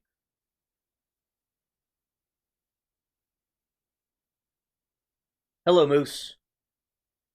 And so the Tor project received funding from various sources, including the government grants such as U.S. State Department and National Science Foundation Academy, and donations from organizations such as Mozilla. Yes, and a lot of people use it for something, exploring different topics, or people that are, using it for different, there's like websites that have to do with, edgy art projects, and there's lots of, from the explorations that YouTubers did, there were sites of very edgy art projects and like mysterious things that were on there.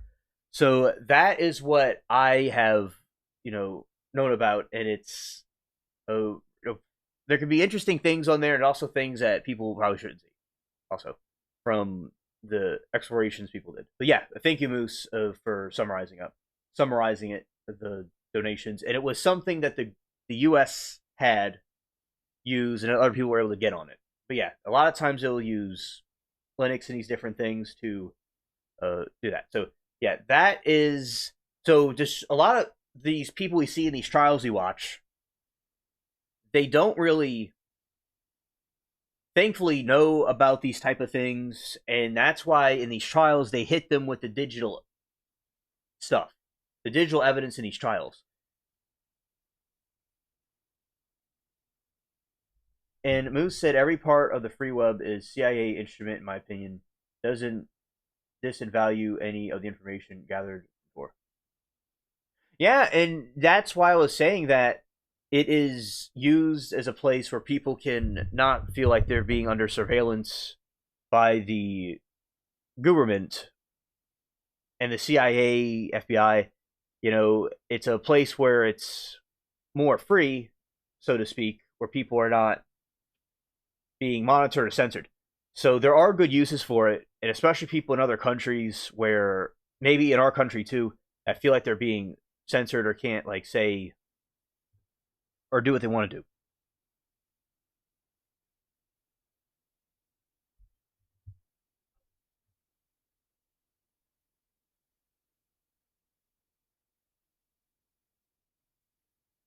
Oh no, they are surveyed. Yes, right.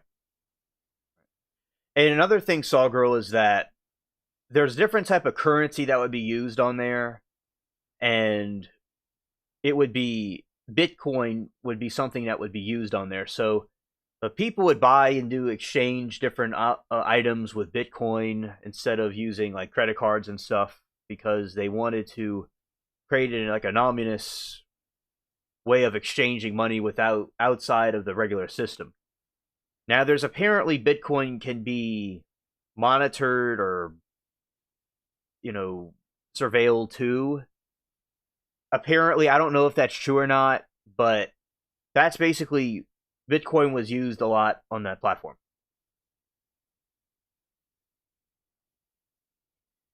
So another factor that occurred was there's something called Monero that's supposed to be more privacy less detectable than the Bitcoin now because Bitcoin is very popular and Bitcoin went up. It was very high up there now.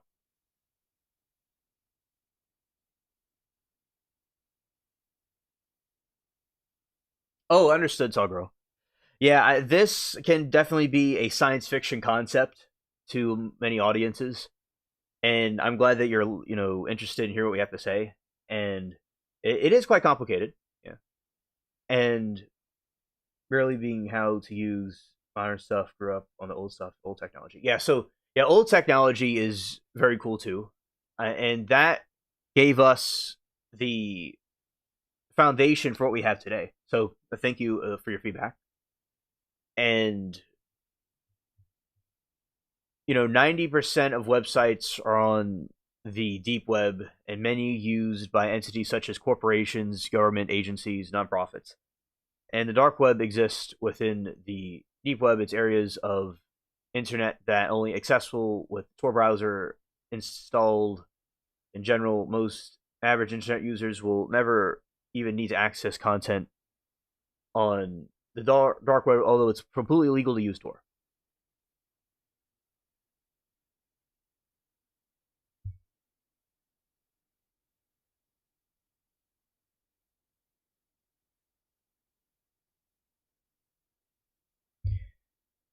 Ramu says,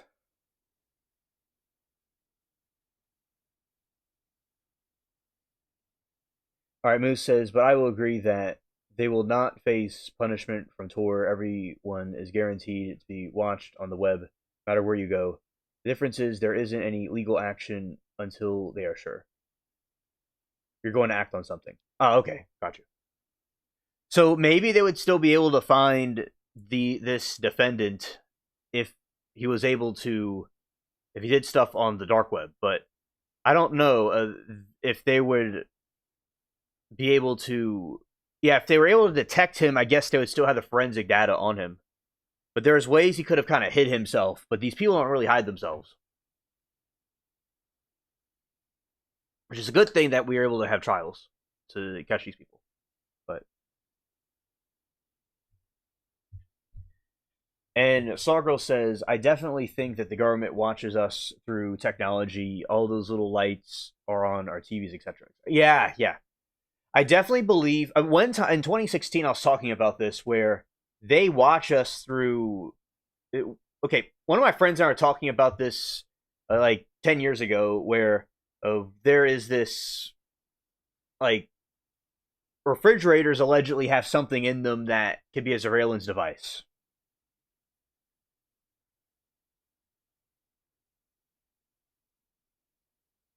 Yes, Saw Girl, a lot of them are dumb. Yes. The ones we see.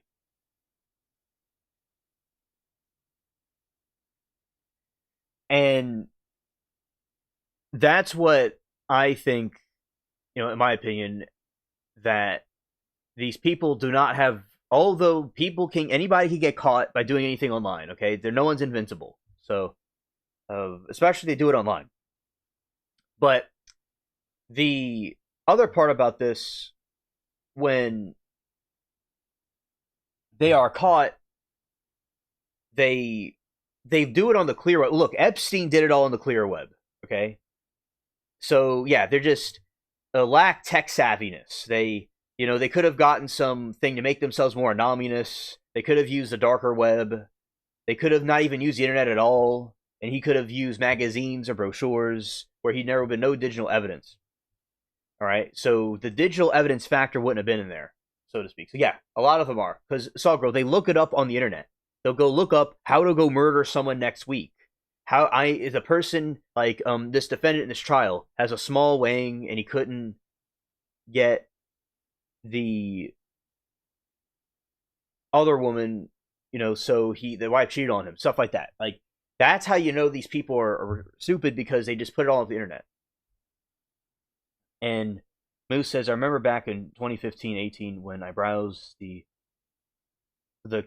cancer of the cancer of 4chan, everyone was so sure that they were safe from the feds. Turns out EP ran and moderated many chat rooms. Yes, Moose, your message when about 4chan went through. Yes, I see it right now. Oh yeah, 4chan has a lot of crazy stuff on there. Yeah.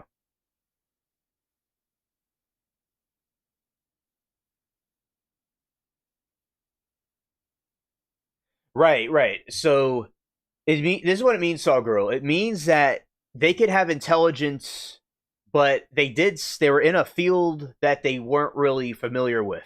Okay, so they may have not been familiar with the internet. And I am not a criminal. I don't do anything wrong. But I just studying these things is that when someone's doing an activity like this in a modern day, you would not use the internet for these type of things.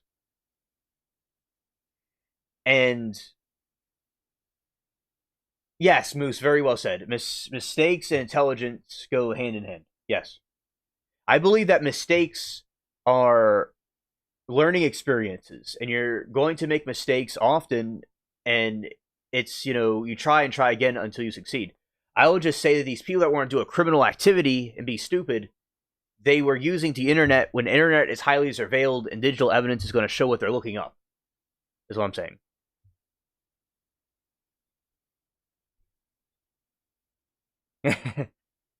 Right.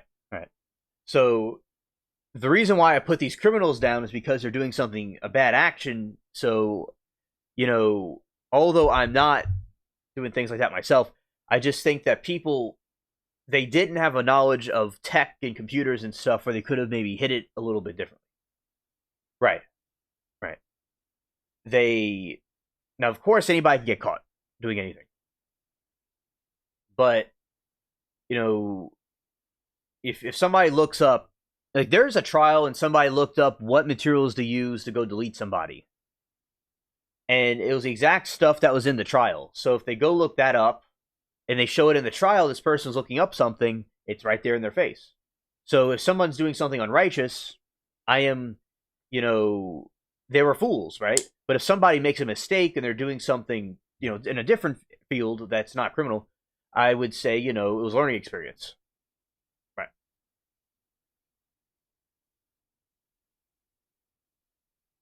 Exactly, Moose. Exactly. It's like leaving a book with all your plans and associates after a terror attack. Yep.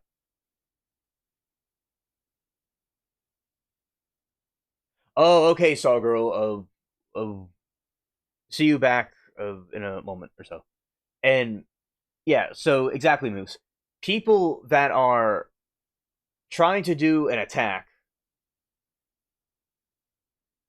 they will certainly go out, and a comparison is a manifesto. Yes.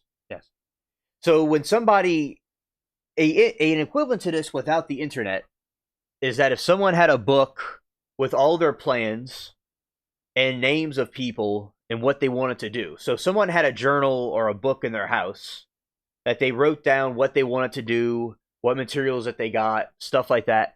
That is how they would detect somebody that was doing those things.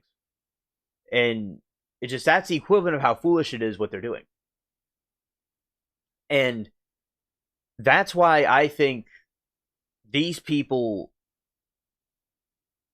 thankfully didn't know anything about the internet, and that's why it was easy to, catch them in the action that they got into. And yeah, Bazinga, yeah, right. And that's why it was easier to detect and figure out who it was. Right. All right. And now going over this way, and that was some fun facts about the deep web. And going over here, let's see.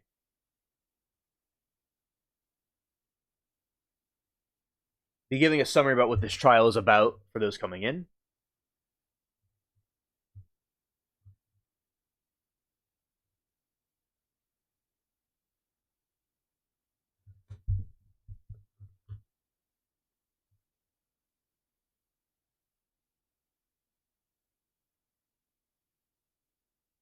Right. Exactly, Moose. And it's also why it's so easy to find the redacted documents. It's the internet, not pen and paper. Yeah, because everything that's internet is going to stay there forever. It's all digitally stuck in that state.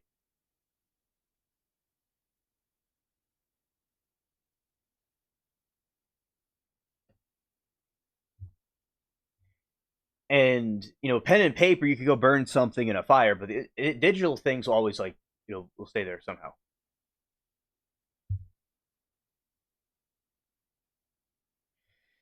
Before the lunch break, they focused on cross-examination of the defendant's wife, Ariel Koenig.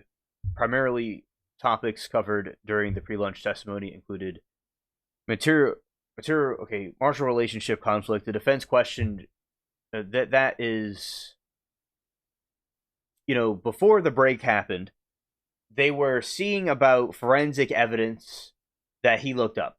He looked up searches about being divorced, not being divorced, but about being cheated on. He looked up mountain ranges to go take his wife on, in a secluded area. And a lot of these searches really kind of sink his case. I agree, Moose. He should never see the light of day again. Right. And he looked up surveillance devices to spy on her. It's just extremely messed up what he did. It's that even if it was the heat of the moment, he should be locked up. But either way, I think he premeditated, because usually a lot of people take somebody to a secluded area to go do their action.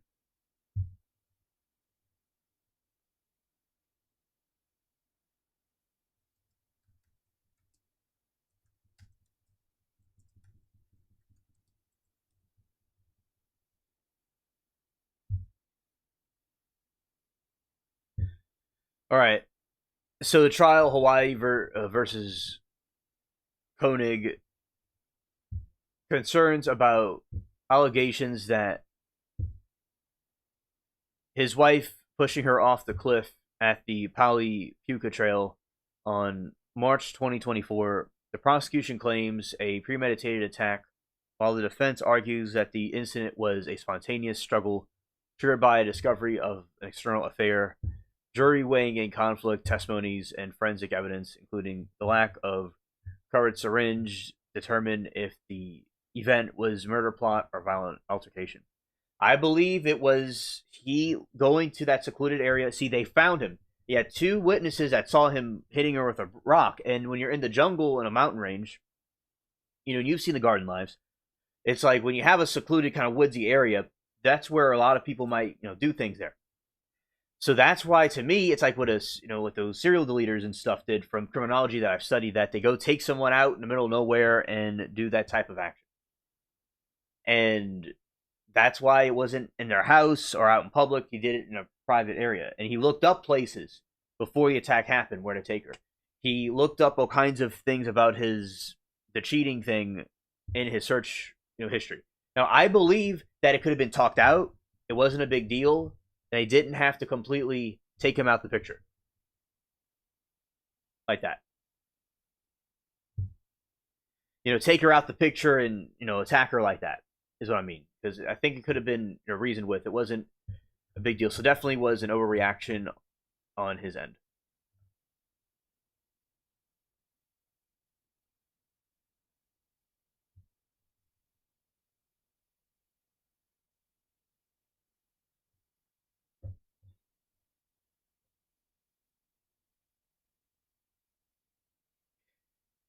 Yeah, so Koenig definitely needs to be taken out completely and locked out, locked up and throw away the key. About 30 minutes is when they come back.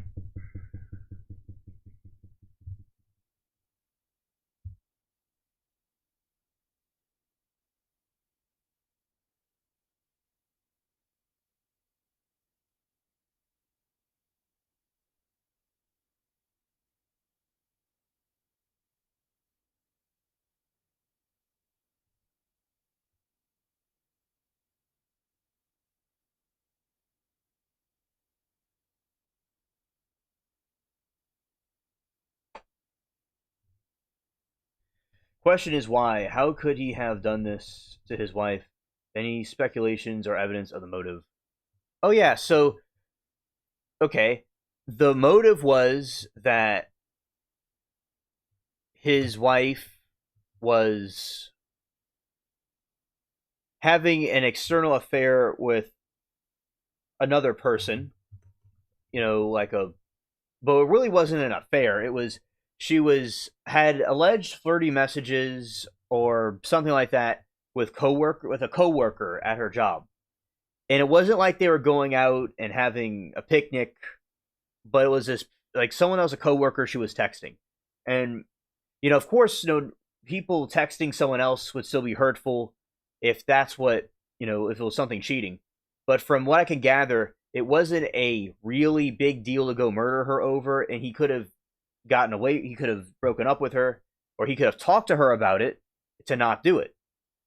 Or he was upset about it. And then she could have just not done it anymore, or if she did it again, he could have gone and divorced her. Now he's going to be in jail forever because of what he did. So that was what happened. The motive was that she was having some alleged flirty text. It may not have been flirty text in the thing where you're thinking about. It's just a texting a coworker that may have been flirty, but it wasn't, really that bad from what I can gather. And that's what he wanted to go and take her out over. And he was monitoring her, phone and stuff like that. Now, if they're going out and having lunch and they're holding hands and kissing, that's, rightfully to be upset over, but I still feel to not go, you're not supposed to murder people over these things. And he could have taken other types of actions, legal actions against her that way. Yes, it was a relationship over the internet. Yeah. But I don't know to what extent it was. It could have been something minor. But either way, somebody talking to another spouse like that would be wrong, but that is what, to kill her was not the right thing to do. Moose says divorce even. Guy could have gotten drunk with his buds and had a night to take his mind off, and her and the life they built. Guess that's why I'm free man. Ah, okay. Okay, understood. And yeah, it's like going out and taking her in the middle of nowhere, murdering her is not an option. But he could have divorced her. He could have, and he's a doctor. He could have gotten with someone else. But that is an option he could have taken. He didn't take.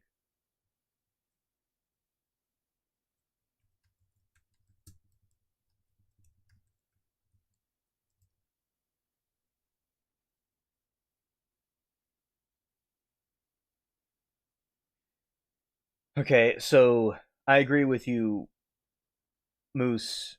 she says, I did the same thing. I got married 3 times, but I was since never. And okay, understood, Saw Girl. Yeah, like divorce is always an option. People could do.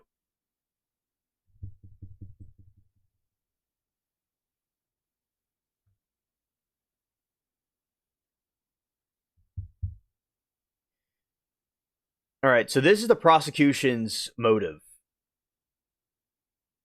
You're 22. Okay, nice. Okay.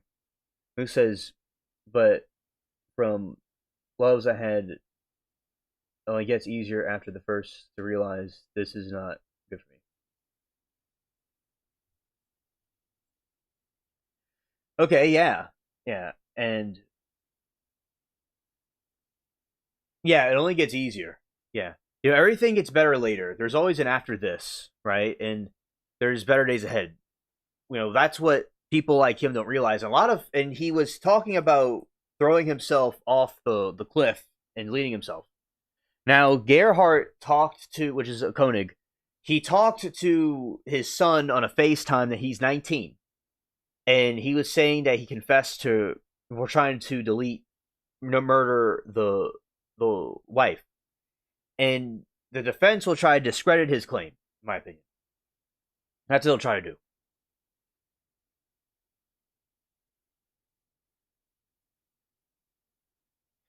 So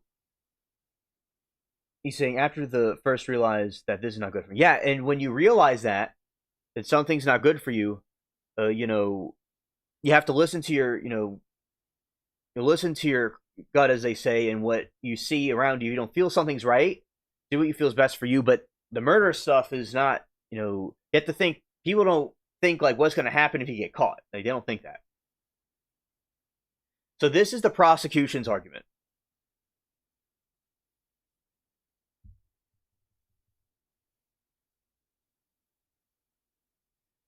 Sargo says, well, I didn't do that. I thought I was supposed to get married and stay married.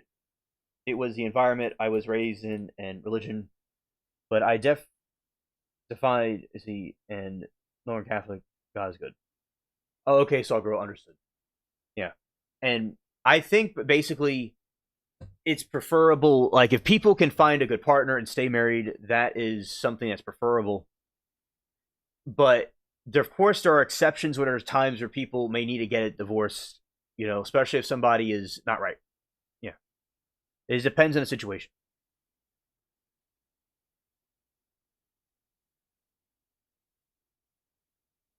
Right. Exactly.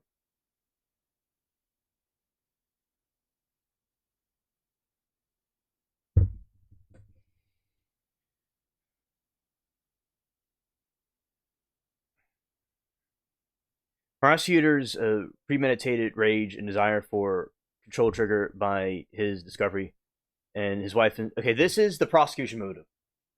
Prosecutors contended that Gerhardt's motive was premeditated rage and desire for control triggered by the discovery of his wife's infidelity.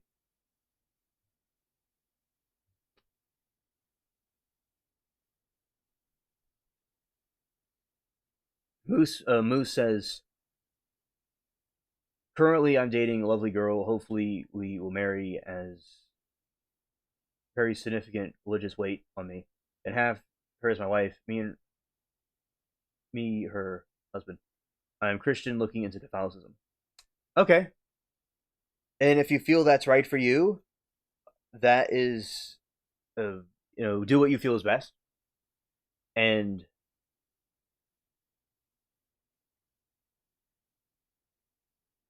as I completely agree with the Philly Hugh that the power of the church and Pope is successor of St. Peter. Okay, and as I said, that is, if you feel that is the truth, that do what you feel is best. And I was raised Catholic, and although I don't completely, I call myself like an eclectic Christian now because I have all kinds of different beliefs mixed together. Not beliefs, but like a bunch of different things I got into. But like with me, I didn't completely trust the the Pope's authority sometimes because I feel that humans can be corrupted, but I do believe he is a successor of Peter, but I think all humans can make mistakes. And I liked the Bible basedness of the other types of Christianity, but I don't completely deny the things the church does, like their religious practices. But I do think that with me personally, I want to balance myself out. It used to be pagan. Oh, okay, Moose. And I'm glad that you're finding Christ. And you, as I said, and being Catholic is perfectly fine. I was raised Catholic, and I still have, like, across from me, there's a portrait of Jesus from an old church, and there's a crucifix. So I think it's fine if you want to be Catholic, and that's good for you. And I'm just saying that yes, I liked things from the other Christian churches where they're very Bible-paced, Bible-oriented. So what I am is more of like a balanced hybrid between both of them. But yeah, but as I said, do what's best for you and your journey to finding your relationship with God, because everyone finds it differently. And remember, the saints and Mary, like, as long as you're not praying to it as a deity and you're just asking them to intercede for you, is fine. And it was the original church in the beginning that succeeded Jesus' original disciples. So as I said, that's fine if you like that. And stepfather is Catholic, no longer could divorce. Oh, okay, understood. And with me, it wasn't about divorce or anything. It was from studying Christian theology but now as I got older, I did study things in the Catholic Church, and I understand it better now, but I still like things from the other churches too, so I'm just kind of like a hybrid of everything. But, yeah. The Catholic churches are very beautiful. And very nice cathedrals and crucifixes and stuff. So as I said, do what you feel is best. And, okay, if you get married in a Catholic church and get a divorce, they consider you married forever. That person won't marry you another person in the church unless you get an annulment. Right. Stepfather is Catholic because he couldn't get a divorce. God is good, Moose. I just chose not to be Catholic anymore, but good for you. And we're entitled to do whatever religion we want, good for, and nice young person attitude. Okay, and Moose says he's an ex-Mormon as well, and father was elder of the church. Oh, I studied about Mormonism, and I've read some of the Book of Mormon. It's a very interesting story. It's an interesting story about the prophet that came from Israel that came to the United States. It's interesting to read. Yeah, but I'm not a Mormon though. And yeah, I read the whole saga, and they came here, and there's these two tribes, and they fought each other. And the Mormon was a indigenous Native American person, allegedly, according to their book. And there's a whole thing here about connection with the Israelites here, according to them. And no, nothing against Mormons or anything, but yeah, and that's what. So I'm familiar with the religion. Sarvo says, yeah, and I have friends in the Mormons, and they're very nice people. It doesn't matter religion, as long as you're a good person. Sarvo, that is completely fine. Even if you're not Christian, there is plan in a way Christ for you. But no, a Saw Girl is a Christian still. I believe. It's just she's not in the Catholic Church. Right. But yeah, it just everybody, whatever religion they choose is fine, and people can figure out what religion they are, feel more drawn to.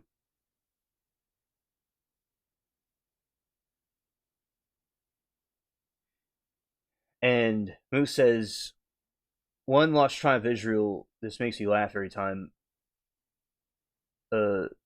Submerged in the wooden sub, traveled all the way to America, bland heresy, still nice people. Yeah, I know. And there's the compass. I read about the compass too. And this really perplexful, intricate compass. Yeah. And he came to America, and the compass helped guide them there. Now, there is some talk about a golden tablet being found somewhere in the Saudi Arabia, but it may have been proven to be false. and there was some things described how the Middle East looks that was interesting, but yeah, it's a people that are Mormon are fine. I'm not against them, but yeah, it's different than the other forms of Christianity.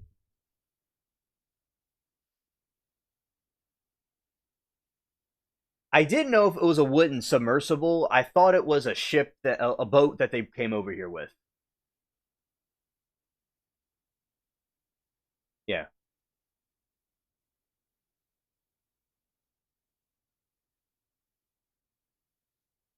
See, there's a couple of minutes left.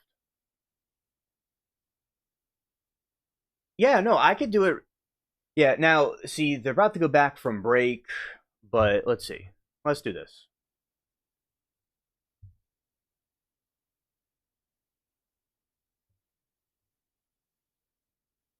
Don't know.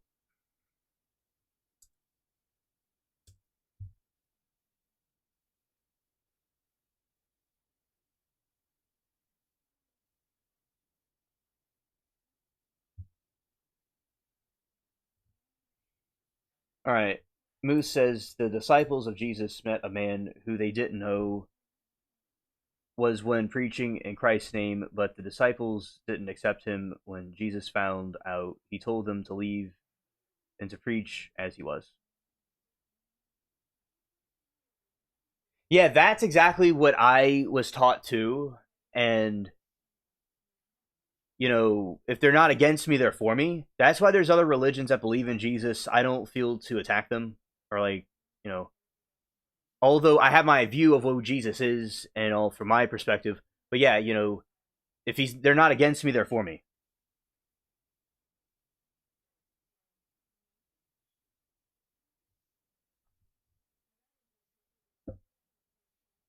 Right. And yeah, because they, people that believe in him, they're not against me, they're for me, and let him to preach as they do. That was a parable about different religions and different groups having Christ in there. That it wasn't really a problem. Right.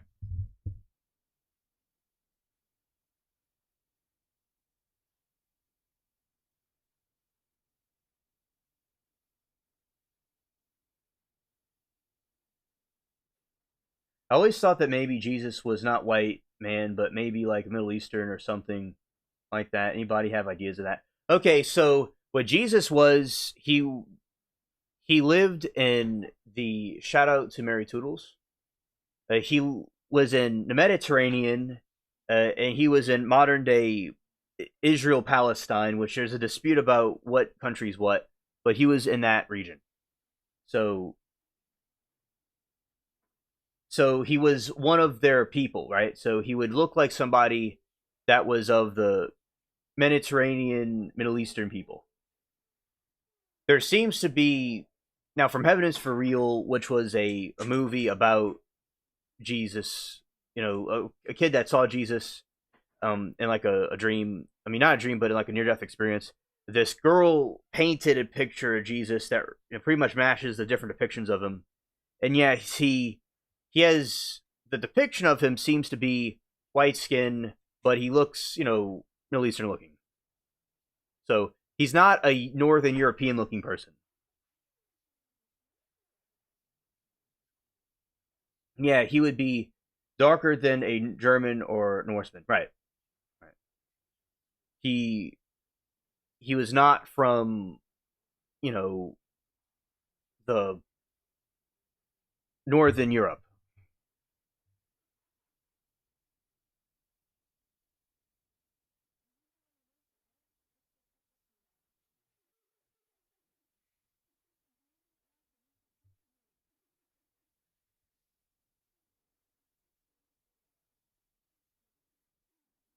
Yes, no, yeah, no, of course not. He was no hate for Jews, but that's what he was. He was a Semitic Jew. He was from the Semitic race. He was not of Northern Norseman descent. Right.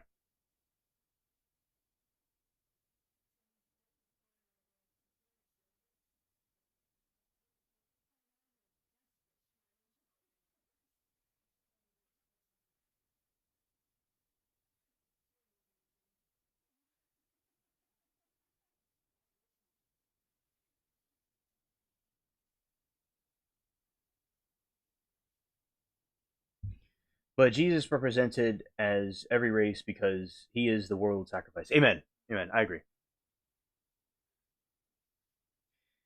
And the race is irrelevant about what he was, but yes, he was from the Semitic Jewish race, and he would look like them. So he looked like a Mediterranean person, you know, so a Middle East Mediterranean person. Yeah.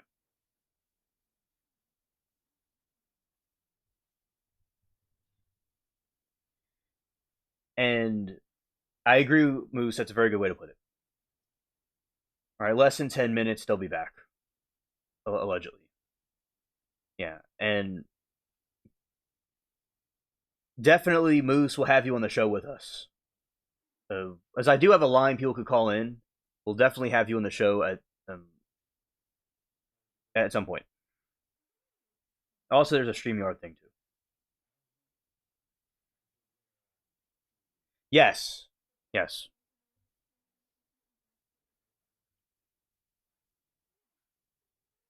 He was a beautiful human being inside and out. Right.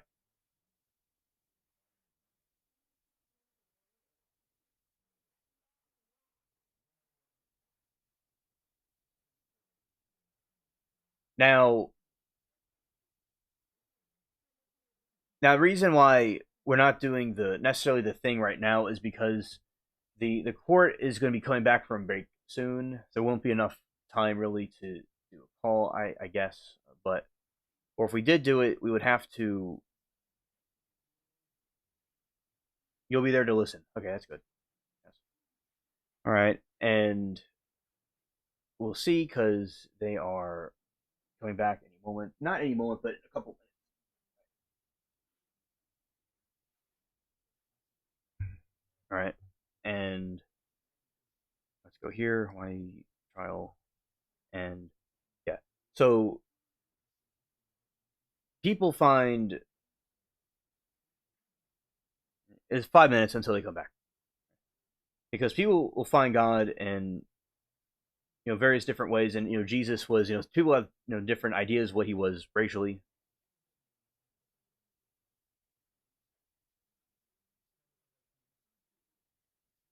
Oh, okay, Moose, understood.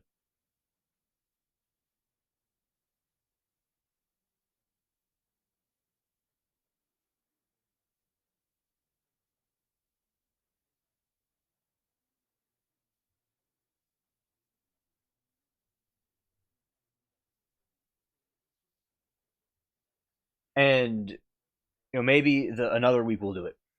Yeah. So we are awaiting the return of Koenig in the Timu trial.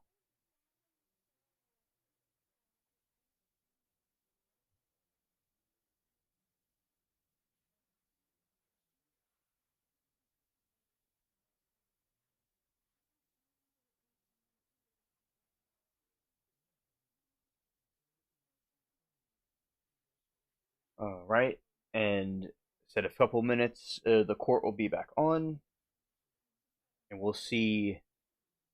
Let's see.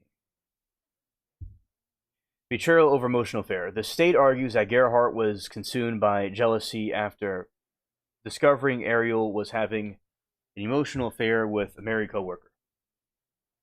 Escalating control. Ariel testified to months of escalating jealousy, control, and accusations leading up to the hike, including claims that Gerhardt was monitoring her communications.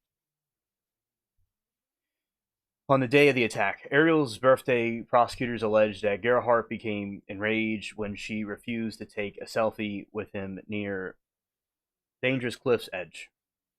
Argued that he lured her to a secluded spot in the Polypuka Trail specifically to kill her because he was so effing done with their relationship.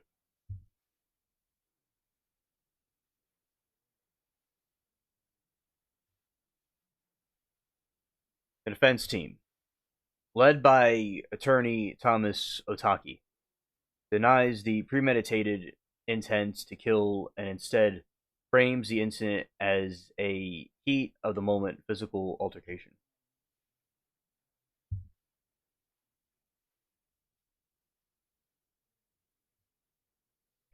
Mutual combat self-defense. The defense argues that Ariel was the initial aggressor and Gerhardt only struck her with a rock in self-defense after she allegedly tried to push him off the trail first.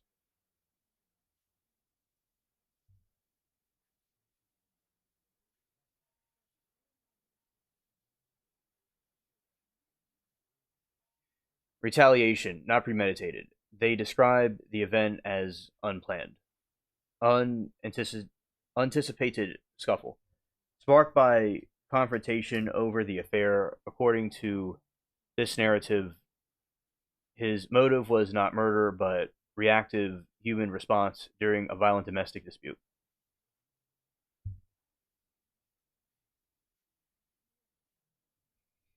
Critical piece of evidence regarding the motive is FaceTime call Gerhardt made his 19-year-old son shortly after the incident. Prosecution view.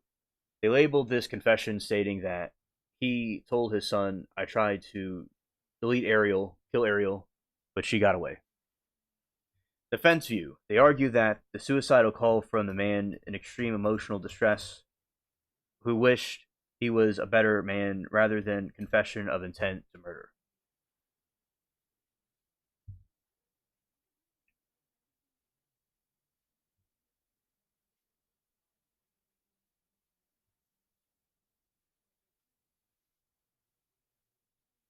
In the Hawaii murder trial plot, the prosecution has presented several key pieces of evidence supported their claim of the attack on Puka trial was premeditated attempted murder rather than spontaneous scuffle.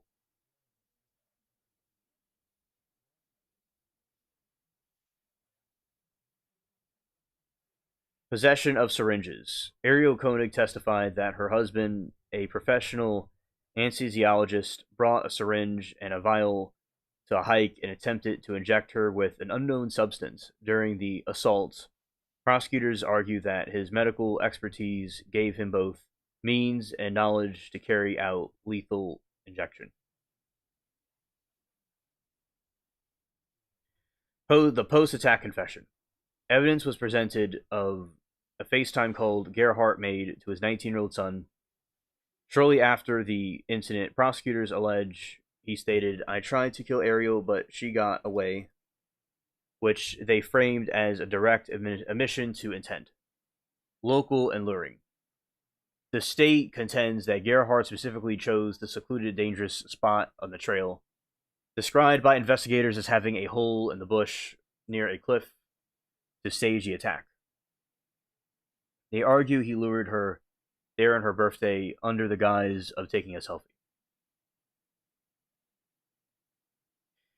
Nature of the injection weapon. Forensic evidence included a bloody lava rock at the scene was used to show the brutality of the attack. Prosecutors argue that repeatedly striking her in the head with a rock while she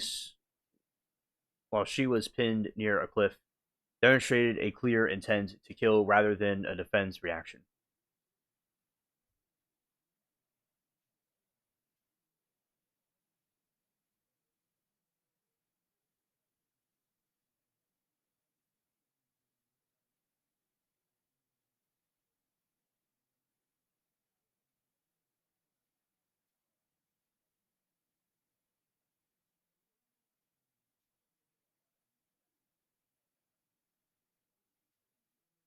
Digital evidence. While the defense has challenged the validity of the prosecution, pointed to an email evidence containing keywords like separate during a search warrant, suggesting private planning related to martial conflict.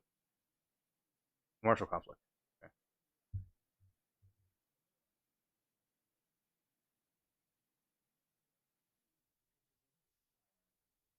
All right. Yeah, this case, it's coming back in a few moments. Any moment. Yes, absolutely.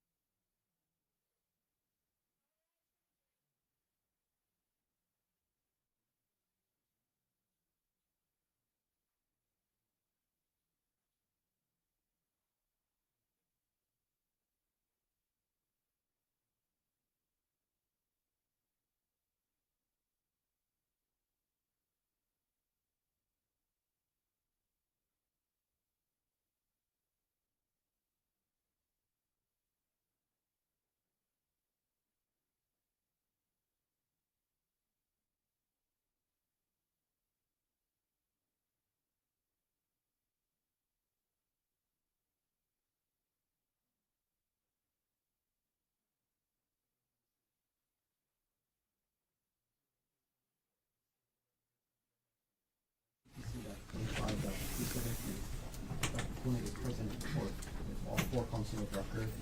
All jurors are back in the courtroom. Detective Inuma is on the stand, still under oath. Mr. Gunner, whenever you're ready, you may continue on with your direct examination. I apologize, I'll just take a moment.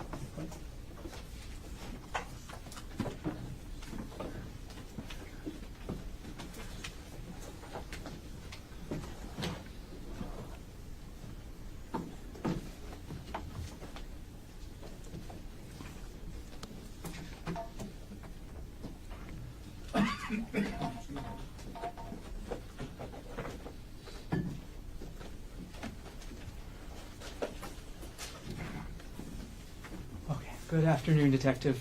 Good afternoon. All right, there's a couple exhibits I want to follow up on that we talked about this morning. So I'm going to go ahead and I'm going to approach with what's been marked as State's Exhibit 114. Thank you. Shown to defense. May I approach? Yes, please. Okay. Yes, sir. And I'll remove State's Exhibit 127 and hand that to the clerk.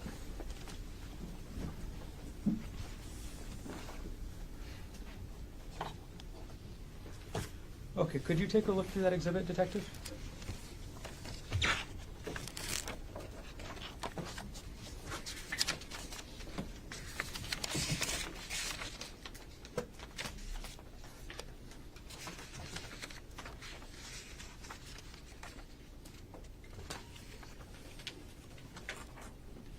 Yes. Okay. And could you let us know what the exhibit is? So the exhibit is a Microsoft Word document, and then this is the one we were talking earlier, which is the file name. It's a 2018 taxes GK notes.docs. Okay. And is this both the metadata as well as the actual document? Yes. Okay. Is this a true and accurate copy of the metadata? Yes. And is this a true and accurate copy of the actual document? Yes. And this is what you found, again, looking at item number 42, the laptop in this case. Yes. Okay, at this point, the state moves Exhibit 114 into evidence. Mr. Okay. No objection. Okay. What has been identified as State's Exhibit 114 is received into evidence. Okay, Detective Inuma, I'm going to publish the first page of the document, which is the metadata on the screen up there. Okay. First of all, could you start us off? Tell us the name of the document we're talking about. So the document name is 2018 taxes GK notes Okay. docs. So it's a Word document file. Okay. And could you tell us who the author is? The author is Gerhardt Koenig. And Detective Inuma, could you, I'm sorry, when was the document last viewed? Okay. So it was last accessed on this date, which is December 26, 2024 at 6:47 a.m. Okay. Detective Inuma, could you walk us through the file path for this document as well? Yeah, so the file path is under the user key Koenig. It's under the Dropbox application, under the file, the Big Love Party and other super fun stuff. Subfolder is taxes. Another subfolder for 2018 taxes, and then the document is located right over here. Got it. Okay, Detective Inuma, I'm going to take the exhibit down from the screen right there, and I'm going to ask you if you could read from the document. And does the document, what is the document in general? So a document is, it's like an official, it could be official, non-official, but it's just basically what we use to have information like data. So sorry, that was a bad question. What is this document, Oh, this document. generally about? Yeah, so this document contains notes and information regarding 2018 taxes. Okay, and Social Security numbers have been redacted, correct? Yes. Okay. Could you read for us the amount of alimony paid in 2018 from this document? So the alimony is $6,000. Could you read for us the amount of child support paid according to this document? $29,112. And again, what year is this document referencing? It reference 2018. Okay, thank you, Detective. I'm going to retrieve the exhibit from you on the stand. And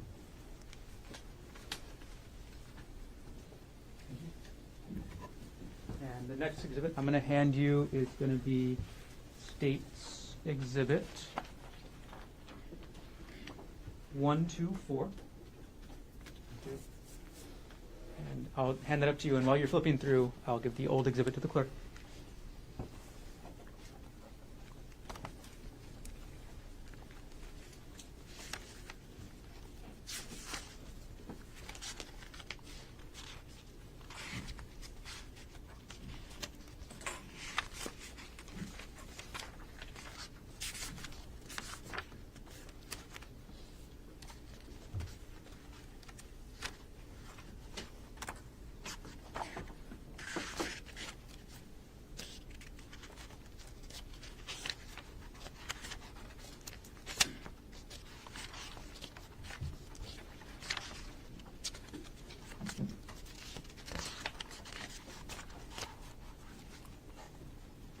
Yes.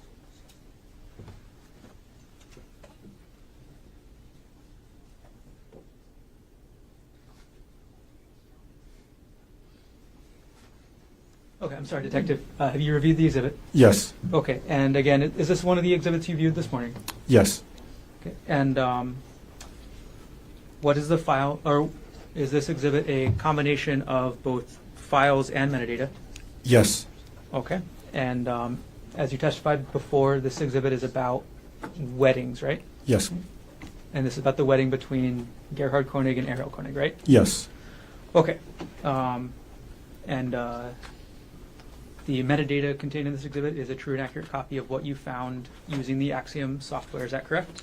Yes. Minus the highlighted word. Got it. And the attachments, the files attached, are they also true and accurate according to what you found on the laptop? Yes. So that it was the Excel file, and it was just converted into a PDF file. Got it. Okay. At this point, the state will move to enter states 1, 2, 4. Mr. Otake. No objection. What is the mark for identification of State's Exhibit 124 is received? Okay. We'll keep moving, Detective. I'm going to approach with our next exhibit, and I'll retrieve 124 from you. Next exhibit is 116. Go to Defense Counsel.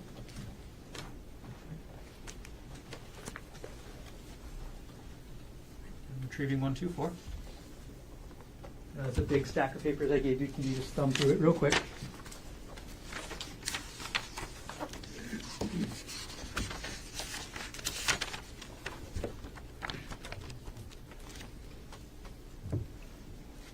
Yes. Okay. Do you recognize this exhibit? Yes. What is it? So this is a Word document that was located under username G Koenig. The title is called GK Action Items Daily, parenthesis 2018 to 2021, and it's a docs file. So it's a Word document. Okay. So it's a Word document. Can you tell from the metadata who the author is? Yes. The author is Gerhardt Koenig. Okay. And could you tell us, I'm sorry, when the file was last accessed? It was last accessed on December 3rd, 2024 at 2:36 p.m. Okay. And is the metadata part of this exhibit true and accurate copy of the metadata you found on the laptop, item number 48? Yes. Is the attachment a true and accurate copy of the Word document you found attached to this metadata on the laptop? Yes. Okay. And it is a rather lengthy document, is that correct? I'm sorry, what was that? It's a rather lengthy document, Oh, is that yes. right? It's more than 100 pages, right? Yes. Okay. At this point, the state will move, or will move Exhibit 116 into evidence. Mr. Otake. No objection. What is the mark for identification of State's Exhibit 116 is received into evidence?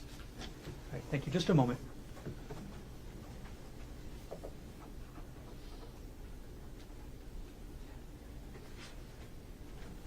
Okay, thank you, Detective. Just a couple more to go. I'm going to go and retrieve Exhibit 116 from you, and I'm going to hand you what's been marked as State's Exhibits 119, 120, and 121. Okay? Yes.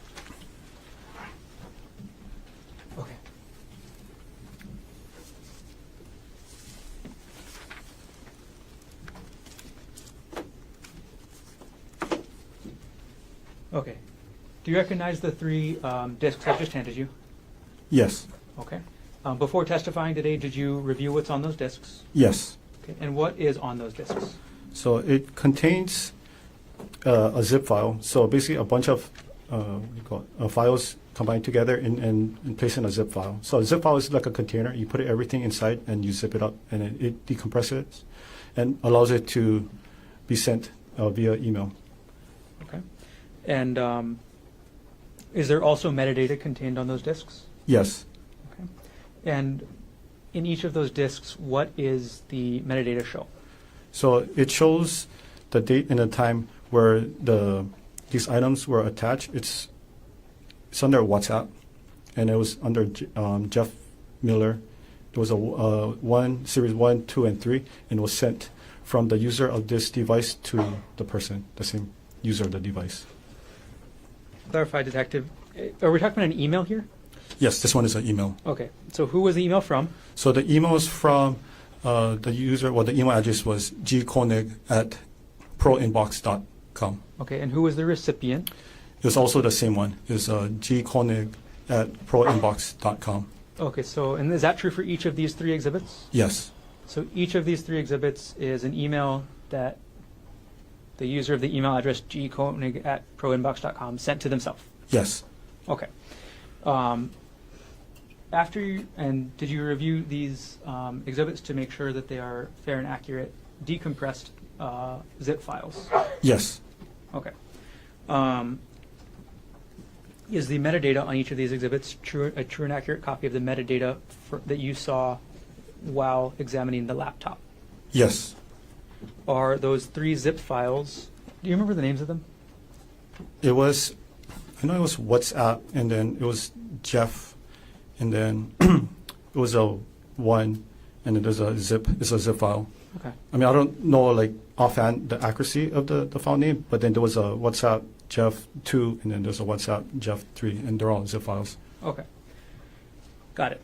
And are the contents of those files contained in an individual folder on each disk? Yes. Okay.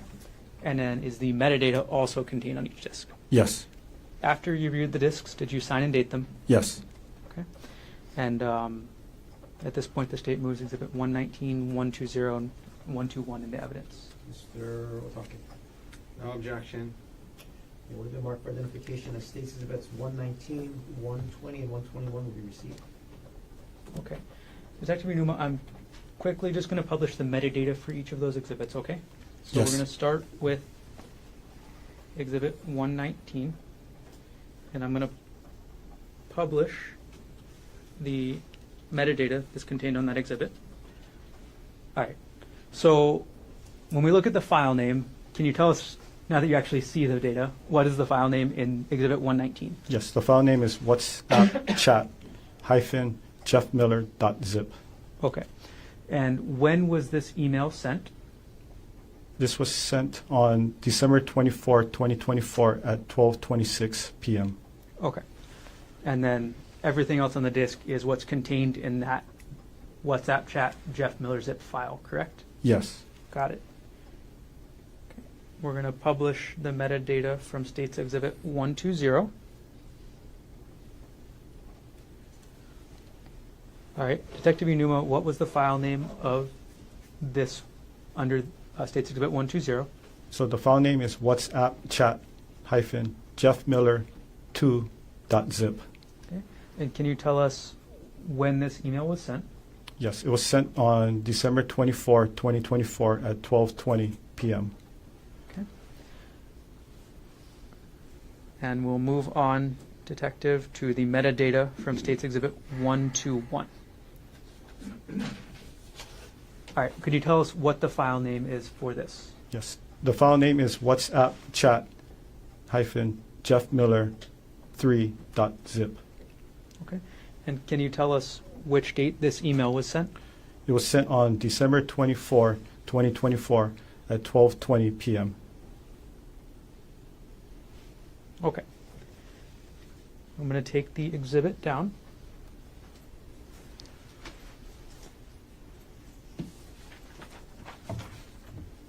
One second.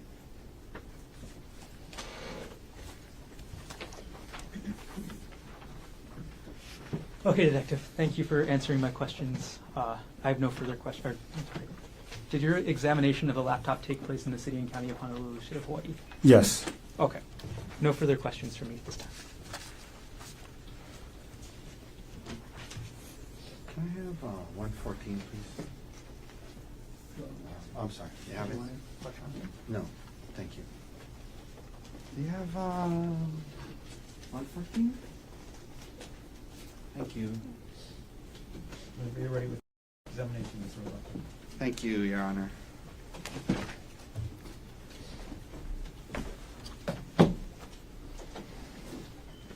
Okay, good afternoon, Good Detective.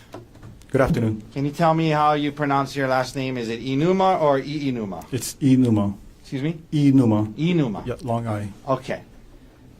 So, you're a detective with the Honolulu Police Department, yes? Yes. And it was a few hours, maybe 4 or 5 hours ago, but what kind of expert were you qualified to be today? It's a digital forensic. Digital forensics, right? Yes. As in,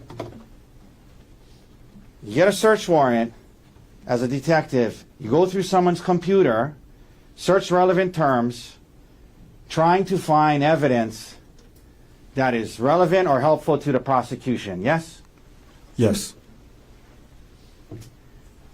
And in this case, you talked about artifacts, as in files, is that right? Yes. Isn't it true that your search through the Axiom program, you collected over 7,000 files, yes? It was 9,000. Sorry, it was 7,941 files. 7,900 files from the computer that you believe belongs to Gerhardt Koenig, yes? Yes. And then of those 7,900 something files, you sifted through it looking for the ones that you believe would be the most relevant to the prosecution, correct? Yes. And the prosecutor worked with you on that, yes? I worked with the lead investigator. I'm sorry, the detective Spacek, is that right? Yes. And the ones you went through today, it's the best you guys could come up with, yes? Yes.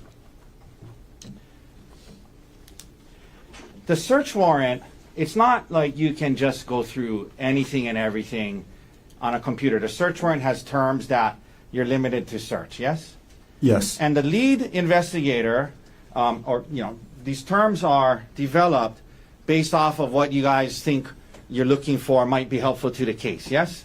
Yes. And so, for example, in this case, some of the search terms that you're looking for on the computer to see if somebody searched for or looked this up, some of the search terms were danger, death, fall, slip, accident, cliff, kill, die. Those are some of the search terms that the lead detective put in the warrant that you guys are trying to comb through this computer, trying to see if we can find searches for death, falls, accident, cliff. Those are some of the search terms that you guys are looking for, right? Yes. Okay, and again, today you went through what you found, right? Yes. And there were other search terms as well that had Ariel's name, yes? Yes. And Miller's name, yes? Yes.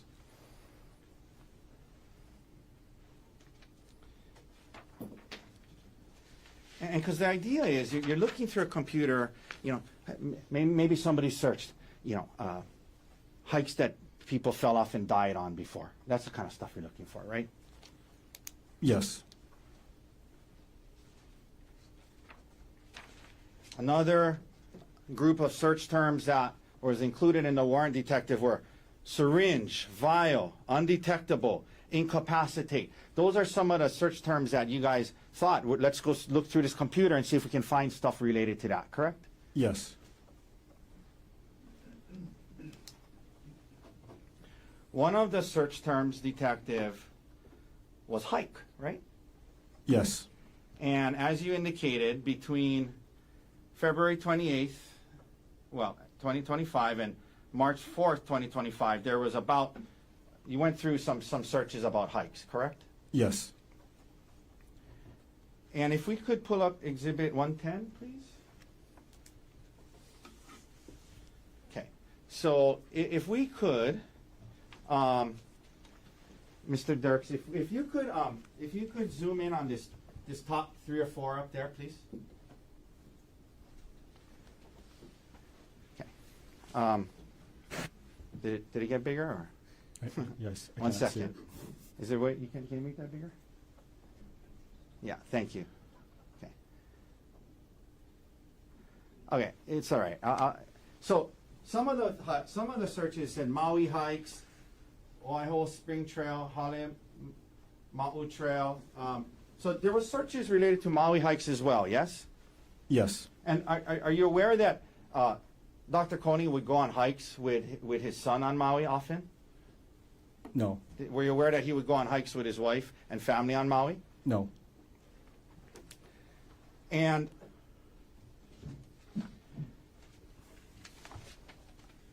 on that same exhibit, you see on the bottom there? Can you blow up that bottom under URL, Mr. Dirks, please? The whole thing, please. No, I'm including this part, please. Okay. Okay. So this is from your search, some of the searches that was done on hikes, correct? Yes. And so, for example, best hikes on Oahu was searched, right? Yes. 10 best trails and hikes on Oahu came up, yeah? Yes. Easy hike on Oahu came up, yes? Yes. Top 10 easy hikes for everyone, yes? Yes. 35 hikes on Oahu, yes? Yes. Palipuka hike on Oahu, yes? Yes. Really Nui Ridge Trail hike on Oahu, right? That was something that came up. Yes. And difficult hikes on Oahu. Those were what you found when you're looking up what he searched about hikes, right? Yes. There was nothing about most dangerous trails on Oahu that you found, correct? In this part. In this part, yes. Okay.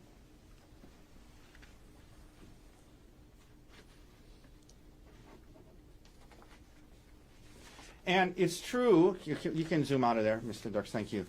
The last time according to you, that you found that he searched about hikes was on March 4th, 2025, correct? Yes. And you understand the incident in this case was on March 24th, 2025, yes? Yes. Okay. So from what you saw, it's not like he kept going back and looking at more and looked at different ones more leading up to after March 4th, correct? Yes.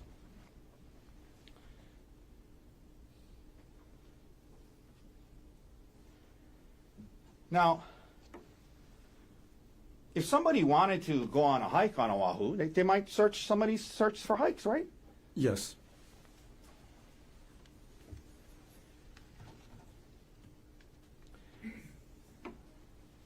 Detective, we went through Exhibit 105, if we could pull up 105.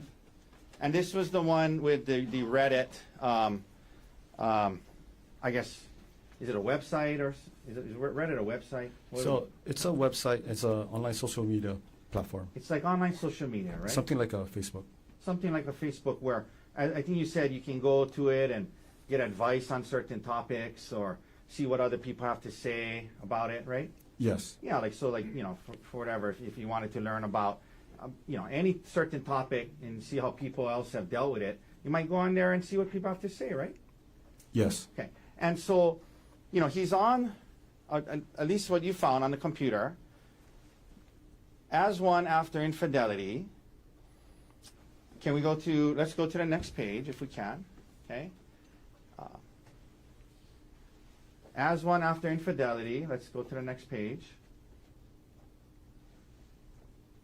Next page. And next page. Next page. Okay. So there's all these things having to do with infidelity, correct?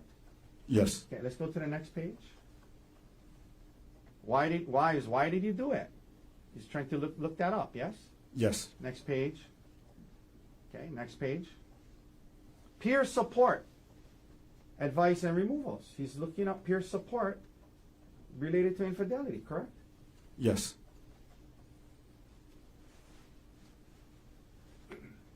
We can take that down.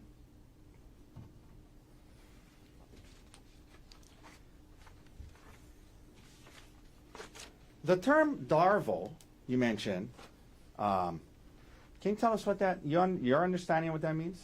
Yes. So, from my understanding from reading, Reddit and then Google Yeah, search. what does it stand for? So, deny, attack, reverse, victim, offender. So it's from my understanding, it was as an abuser, you're trying to avoid accountability.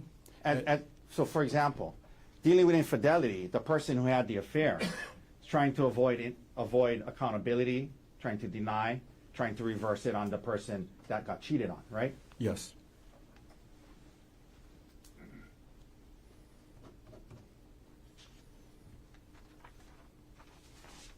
Could we pull up 113, please?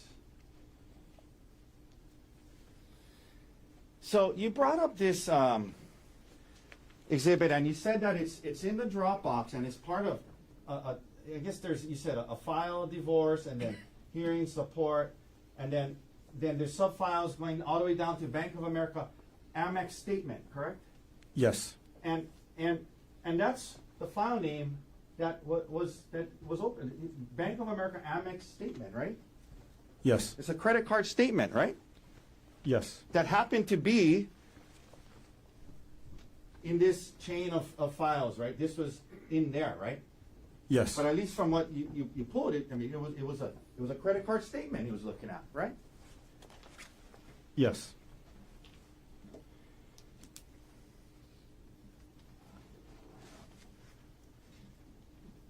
Now, we can take that down, Mr. Dirks. Thank you. So I wanted to ask you this, Detective, because I just want to make sure that we're not that we're painting an accurate picture here, okay? The search warrant, you can only seize files that the search warrant terms allow you to seize, correct? Yes. So, it's not as though you're giving us a holistic picture of everything he was looking at during that time period, correct? Yes. It's only the ones that you could seize, right? Yes. For example, one of the search term was Ariel Koenig, yes? Yes. Gerhardt Koenig was not a search term, correct? Yes. So, when we looked at, and you said, well, this day he was looking up her retirement account, you could seize that, right? Yes. But your Axiom program, if he was also either right then or close by looking at also other financial documents like his retirement accounts, their taxes, their life insurance related to him, Axiom wouldn't seize that, you wouldn't have that, you couldn't present that to the jury, correct? Could you rephrase the question one more time? If there was a file that didn't have Ari's name on it, on his computer, but he was looking at, for example, his retirement roughly around that same time period he was looking at hers, you wouldn't be able to seize the one from him because it had his name on it, right? Yes. Okay. So you agree that when we're looking at these things, context kind of matters, right? Context matters. Yes. And what we've gone through is just certain things he might have been looking at during that time period, but not all, right? Yes. And so, for example, if he was doing financial planning to decide how much more life insurance they needed to get, each of them, to make sure that based off of their salary, based off of their retirement, if something happened to either of them, they could pay for the house in order to make sure the kids had a house, and he was looking at all these financial documents, and half of them were his, you're only able to show us the ones that had her name on it, right? Yes. Based on the search warrant, yes.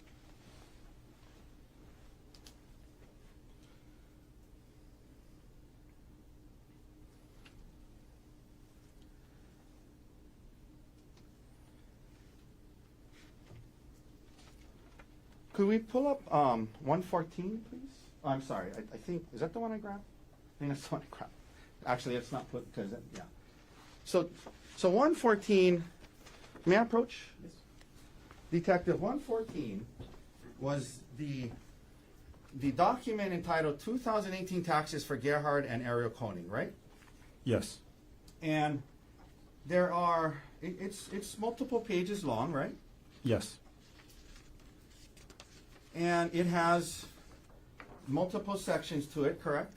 Yes. It talks about when they were married. It has their plug-in electric vehicle and their tax credit from that, yes? Yes. It has the refinancing and of the principal residence. It has information about the principal residence and the refinancing, correct? Yes. It had charitable contributions and how much they donated to charity that year, right? Yes. It has his income on it, right? Yes. It has his withholdings from his W-2 on it, right? Yes. And the real estate taxes they paid to under 1098 form, yes? Yes. It had the 2017 federal income taxes they paid, right? Yes. It talks about some investment and investment loss that they had that year, right? Yes. It has things from their W-2 from University of Pittsburgh, right? Yes. And then it has information about Ariel Coney on there, about, again, the principal residence, home mortgage interest, education information, healthcare information. Has all of that in this document, right? Yes. And out of this whole document, you're only asked about the part that where how much alimony and child support was paid that year, right? Yes. Okay, but there's a lot more other information on here, right? Yes. You don't know what information on here he was looking at when he pulled this up on his computer, do you? That's correct.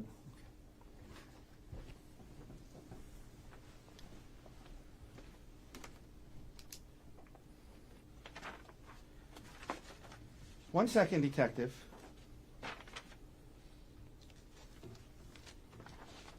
You also were only able to search for, because of a search warrant, and it's not your fault, it's just what the search warrant allowed, for a specific time, right?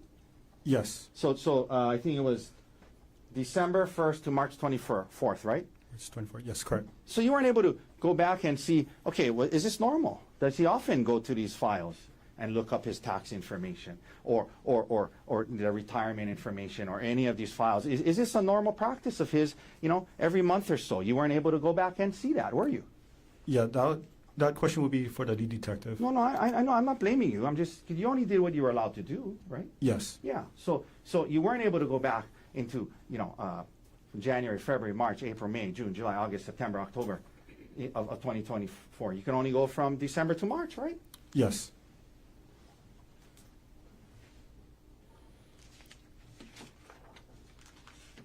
One second, might be almost done.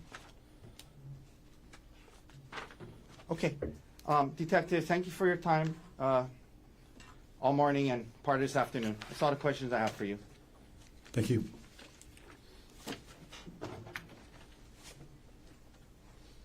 Thank you. Mr. Barner, any redirect? Briefly, go ahead.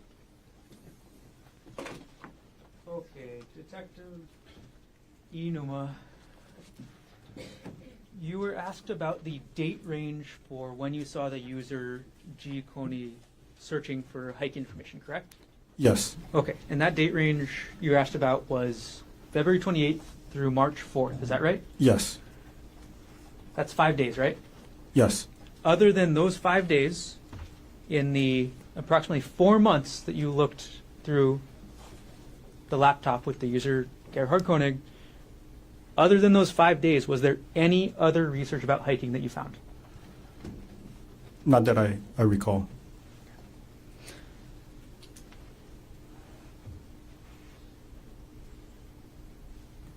No further questions. So it's okay, any recross based on what was else in the bill? No, thank you, Detective. Detective, thanks for being here. Okay, thank you. Watch that step. You can leave everything out there. Thank you.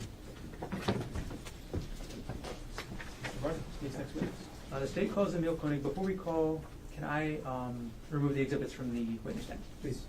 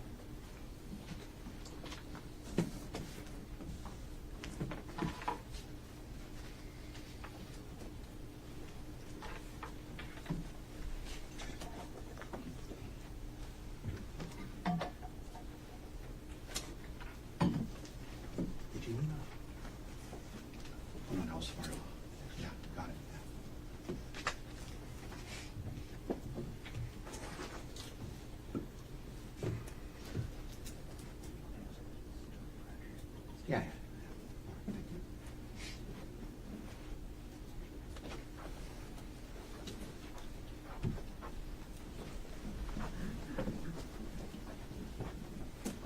Can you raise your right hand, please? You do solemnly swear or affirm that the testimony about to give shall be the truth, the whole truth, and nothing but the truth? I do. Thanks. Please have a seat. All right, good afternoon. Good afternoon. Okay, the first thing I'm going to ask you to do is to scoot forward as much as you can and to speak as much in the microphone as you can, okay? Okay. All right, can you start off by stating your name, please? Emil Koenig. Is it okay if I call you Emil for the rest of my questions It today? is. Okay. Emil, what do you do for work? I work for Maui Health Maui Health. as a clerk. As a clerk, you said? And how long have you been doing that? About 2 months now. And where do you live? On Kahului, Maui. Is that at 19 Pu'uehu Place? Correct. Who do you live with? With my stepmother and my 2 brothers, Your stepmother, who is that? Ariel Koenig. Are you related to any person involved in this case, Emil? I am. Okay. Who are you related to? The defendant. Is that Gerhardt Koenig? Correct. And who is Gerhardt Koenig to you? My father. If you were to see him again, would you be able to recognize him? I could. We'll stipulate to identification. Thank you. Okay. We'll just move on then. All right, Emil, just over a year ago, on the morning of March 24th, 2025, where were you? I was at home. Normally, who lives in that house with you? Or on that date, who normally lived in that house with you? My dad, my stepmom, 2 little brothers. On the morning of March 24th, 2025, was your dad and your stepmom home? No. Do you know where they were that day? Oahu, here. They were on Oahu? Mhm. Do you know why the defendant and Ariel were visiting Oahu? For Ariel's birthday, Do you know when Ariel's birthday is? the March 24th. So, was anybody else staying at the house in Kahului with you on that morning? Yes. Babysitter. For the little kids. Got it. On the morning of March 24th, 2025, did you receive any calls from either Ariel or the defendant? I did. Okay. And which was it? From the defendant. Who contacted who? Defendant contacted me. What type of call was it? A FaceTime call. When you say FaceTime call, is that on the Apple iPhone? Correct. Was this call a FaceTime voice call or a FaceTime video call? FaceTime video call. How many times or how many calls were there from the defendant to you on March 24th, 2025? 2. And what times were the 2 calls at? I couldn't recall exactly. Did you provide a statement to a Maui detective I did. regarding this incident? Okay, regarding those calls? Yes. And in that statement, did you tell the detective what time those calls were? Yes, I did. Would seeing that statement help you refresh your recollection as to when those 2 calls were? It would. Okay. Let's pull a page number here.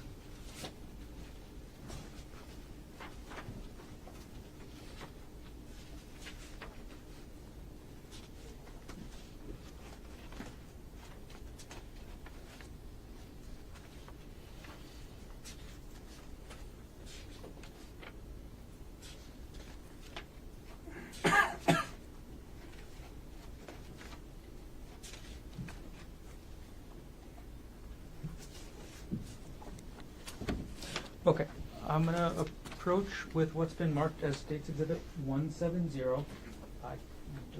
Lines, sorry, page number 3 and page number 4. Okay, may I approach? Please. Okay. Emil, could you quickly read pages 3 and 4 of this document? And when you're done reading, just look up, okay?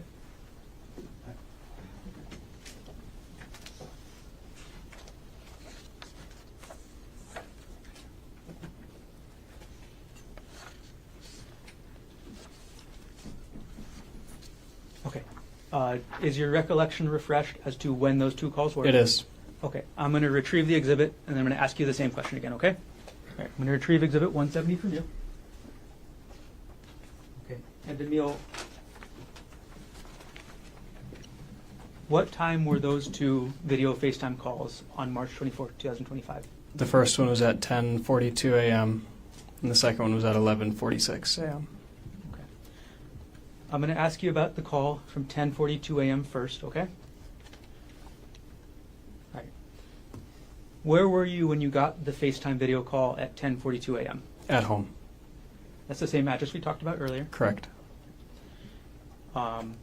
What did you see on the other side of the screen when you picked up that call? I saw the defendant. Can you describe the defendant as you saw him on that call? Wearing sunglasses, dry fit shirt. That's all I saw. Did you see the area that the defendant was in? Outside. And did the defendant tell you anything during that call? Yes. What did the defendant tell you during that call, as close to word for word as you can remember? That he would not be making it back to Maui and to take good care of the younger kids, and that Ari, my stepmom, had been cheating on him, and that he tried to kill her. Okay. That's a lot, but I'm going to break that down a little bit. You said the defendant told you he tried to kill Ariel. Is that right? Correct. Did he tell you what happened to Ariel? He did not. Did he tell you where she went? No.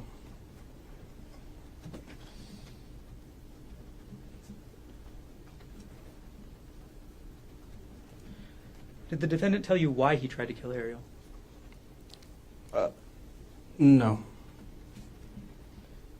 During this 10:42 a.m. call, did the defendant tell you anything about what he planned to do next?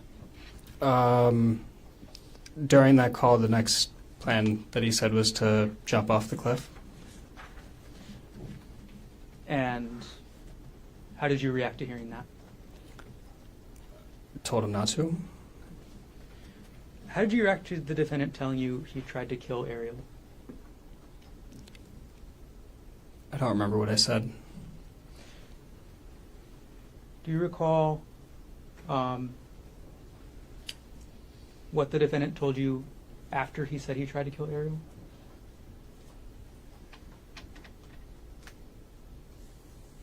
Not directly after. Okay. Did he say where Ariel went? No, just away. What did he say about Ariel and away? He said that she had gotten away, and that was all I heard about her location.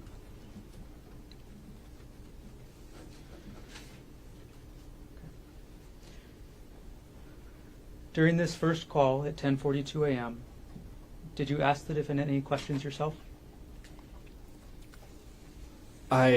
Yes. I asked what was on his shirt because it looked like I saw splatters of something on his shirt, and he said, "Oh, it's just her," meaning Ari's blood. Okay. So far you've told us that the defendant told you he tried to kill Ariel, that Ariel got away, that Ariel was cheating on him, that he planned to jump, and that the blood on the shirt he's told you was Ariel's. Is that right? Correct. Okay, did I miss anything so far? No. Okay. Did he tell you anything else during this call at 10:42 a.m.? No. All right. So, Emil, after you get this FaceTime call and after the defendant tells you these things, what did you do? I went over to my grandparents' house, which is Ariel's parents. Okay. Walked over to their house, told them what had happened. How far away is your grandparents' house away from the Pu'uehu place address you mentioned earlier? It's like a minute or so walk. And could you tell us your grandparents' names? Judith and Peter Mast. Which of your grandparents did you tell about the call first? Both. They were both there, so both of them. What happened after you told Judith and Peter Mast about this 10:42 a.m. call? The next notable thing is they received a phone call from, I believe it was Queen's Hospital, one of the hospitals here. Later on that day, did you tell anybody else what the defendant told you? My mom, Who's your mom? Jessie Patelare. Did you at some point also tell the police what happened that day? I did. All right. Do you know where your grandparents ended up going after you told them about this?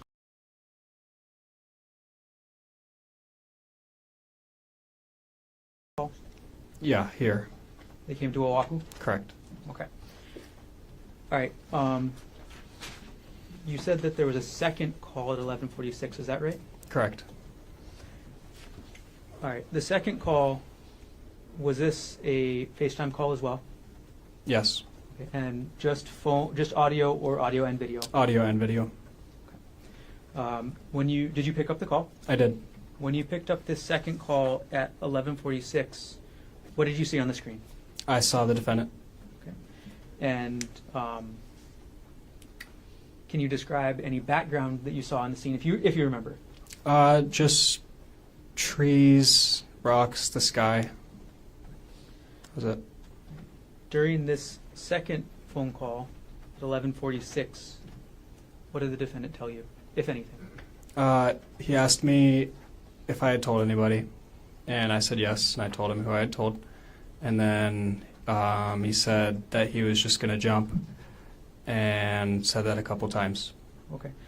To be super exact here, Emil, who did you tell the defendant that you told? I told the that I told my grandparents and my mother. Okay. So you told them that you told Peter, Judy, and Jesse. Correct.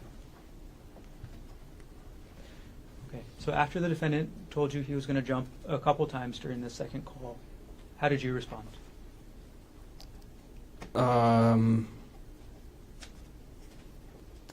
Same way as before. Said not to. I don't know. You told the defendant not to jump. Right. Okay. How did the second call end? With him saying, with the defendant saying, I'm going to go before the police catch me. Did he tell you he was going to hang up? Do you remember that? I'm sorry. Objection leading. Sustain. Bad question. Go ahead. All right.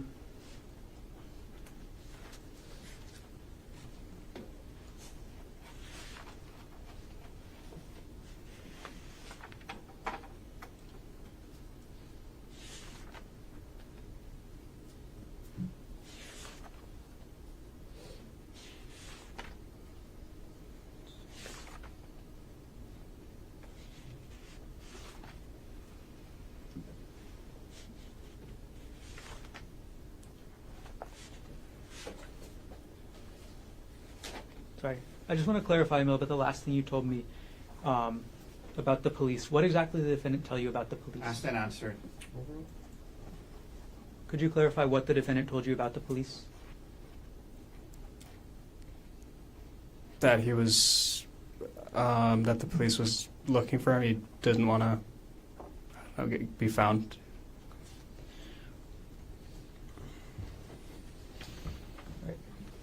Did the defendant tell you anything else about his state of mind or what he was thinking? He said he was at the end of his rope. Anything else you can remember about that? Thought about suicide for the last couple months leading, or for the months leading to the 24th of. For both of these calls we've been talking about, who was the caller? The defendant.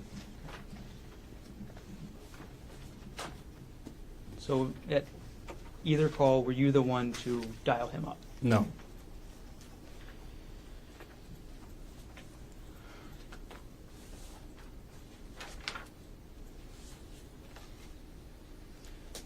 All right, Emil, overall, Did you choose to get involved in this? I did not.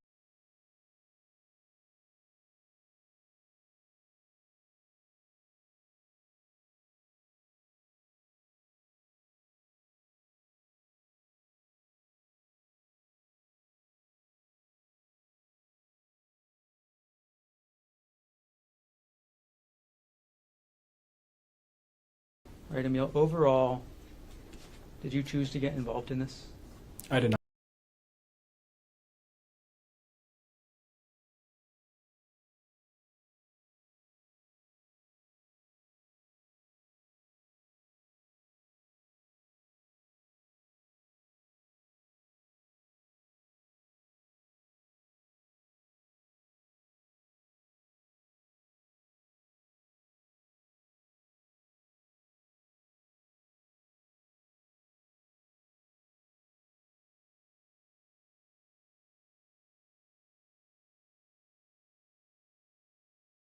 Right, Emil, overall, did you choose to get involved in this?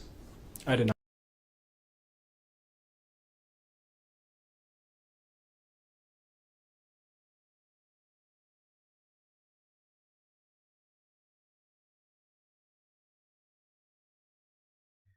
Okay, it seems like it's on their side.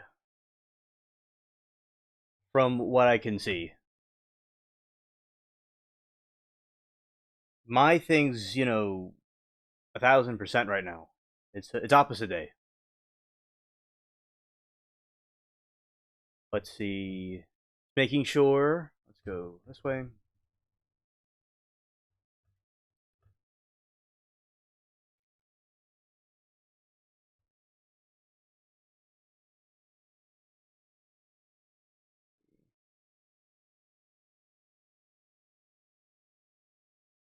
Yeah, it is.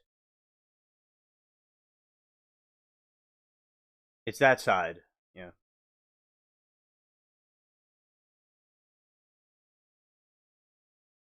Yep. It's not our end. It's the other side. Yes. Okay, now we're back. Yeah, it was a chat. I believe just me, my dad, Ariel, and it might have just been those three. Okay. I can't tell you exactly. Okay. But you were on it, and they were your dad was sending photos of them on the hike, yes? Correct. Letting you know where they were, right? Yes? No. Well, I mean, just that they were on a hike, yes? That they were on a hike, yes, not letting me know that where they were. Well, yeah, I just meant like showing you pictures of the hike they were on. Maybe Okay. it's a better way to word it. Is that right? They were Yes. sending you pictures of the hike they were on, yes? Yes. And at least at that time, everything seemed normal to you, correct? Correct. There was no reason to be concerned at that time, correct? Correct. Now you get this call on 10:42, and he's telling you, amongst other things, that he said he's not going to make it back. Yes, Correct. and like he was saying goodbye to you. Yes, Correct. and you quickly realize that something's wrong, right? Yes. You don't know exactly what's going on, but he's also telling you that he's going to jump and commit suicide. Correct? Correct. And from what he was, saying, and from what and acting the way what you could gather, you could tell that there was a lot going on in his head. Yes. Yes. Okay. You could tell that your dad was distressed when he was talking to you. Yes. No. Okay. Do you remember? You gave later the day of these calls. You talked to the detective on Maui. Remember that? Yes. Okay. And you remember telling the detective that your dad sounded like he was kind of distressed, trying to stay calm but kind of distressed? Remember saying that to the detective? No. Okay. Would seeing the transcript of the interview with the detective help to refresh your memory of what you told the detective? Yes. Okay. This is 170. page 4. Okay. May I approach, Your Honor? Yes. Okay. So, Emil, I'm going to show you this transcript. If you can just read lines 14 and 15. Well, if you wanted to start from lines 8 and read down to lines 15, and just read it to yourself, and let me know when you're done.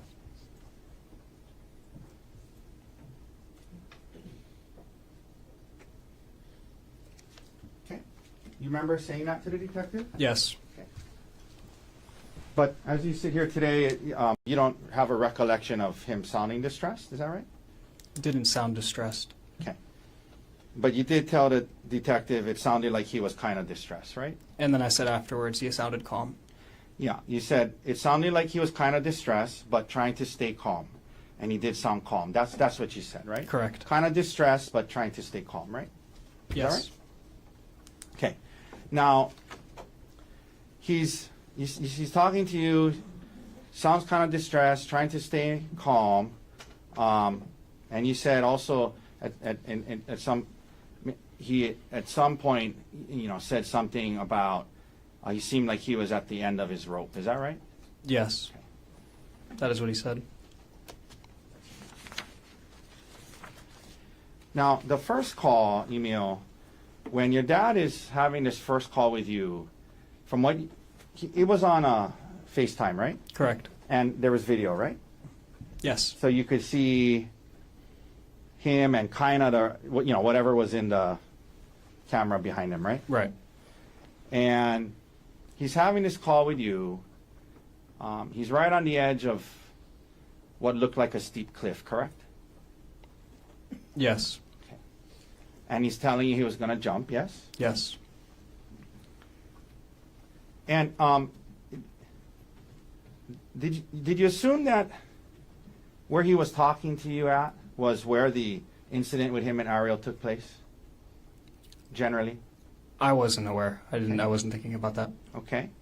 But it looked like he was in a steep place that kind of was high, like you had to scale on rocks to get to it, correct? Correct. You see blood on your dad's shirt, yes? Correct. And he tells you that this was Ariel's blood, yes? Yes.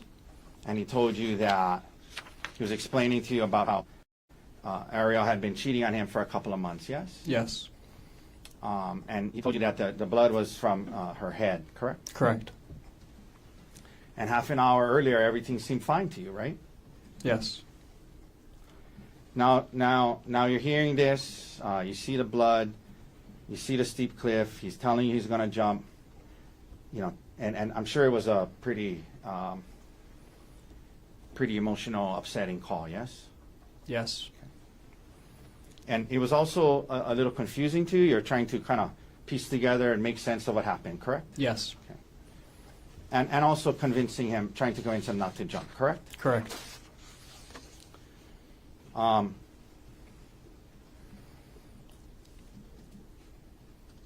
This was on FaceTime, and so it was on speakerphone, correct? Correct.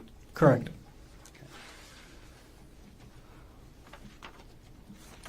After the first call, you then go to Judy and Pete's house, yes?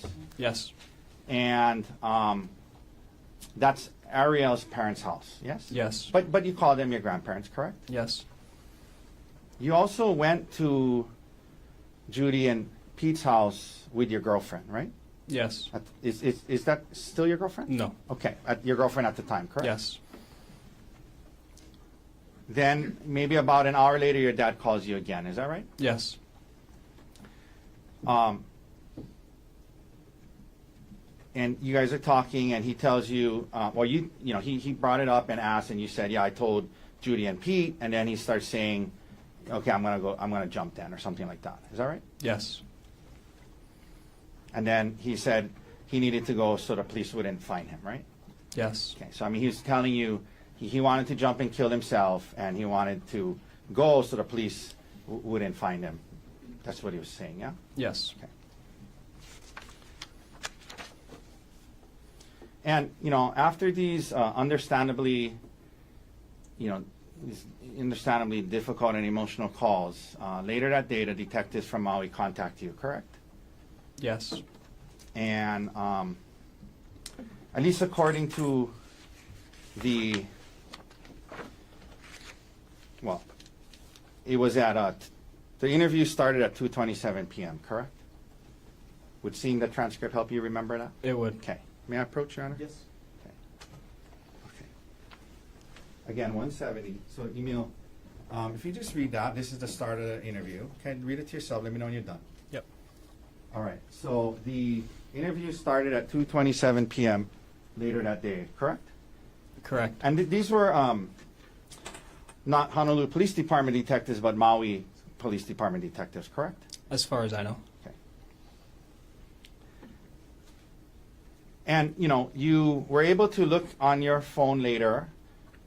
Well, you were able to look on your phone and tell the detectives the exact timing of the calls, and that's why you were able to say it was, the first call was 10:42 a.m. and the second call was 11:46 a.m., right? Yes.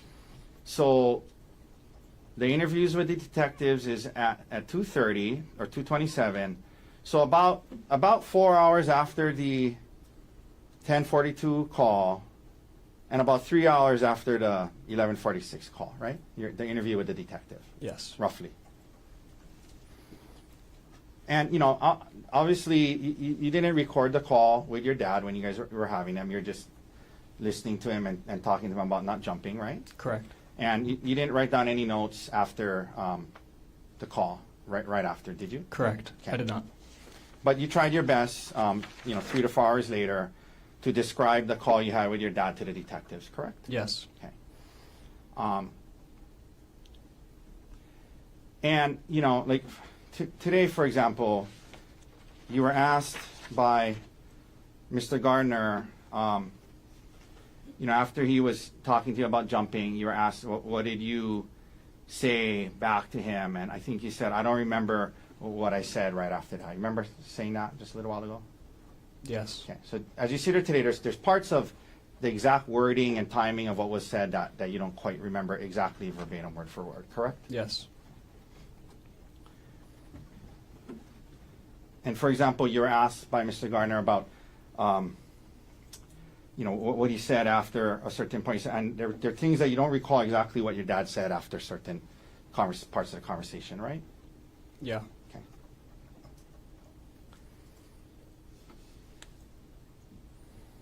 But you tried your best to explain to the detectives what you understood your dad to have been saying, correct? Yes. But to be clear, it wasn't like an exact word for word, verbatim of the entire conversation, but you did your best, correct? Yes. Okay. For example, in an effort to do your best to explain to the detectives on Maui what happened, you initially told the detectives that your dad told you he tried to kill Ariel by pushing her off a cliff. You remember initially saying that to the detective? Yes. Okay. And that was what you had kind of assumed, given the things that he told you and where he was on the cliff. That's what you assumed that he meant, right? At least when you said that to the detective, right? Can you repeat that question? So when you initially told the detective, my dad told me he tried to kill Ariel by pushing her off a cliff, that's what you assumed your dad had meant, correct? When he said that, you assumed your dad meant that he had tried to. Let me phrase it this way. You remember telling the detective initially that your dad told you he tried to kill Ariel by pushing her off a cliff. You remember telling the detective that? Yes. Okay. But later on, in the conversation, in the interview, when the detective asked you about that, you clarified and you said the part about pushing her off the cliff was what you assumed he meant, not what he had actually said, correct? Yes, correct. Okay.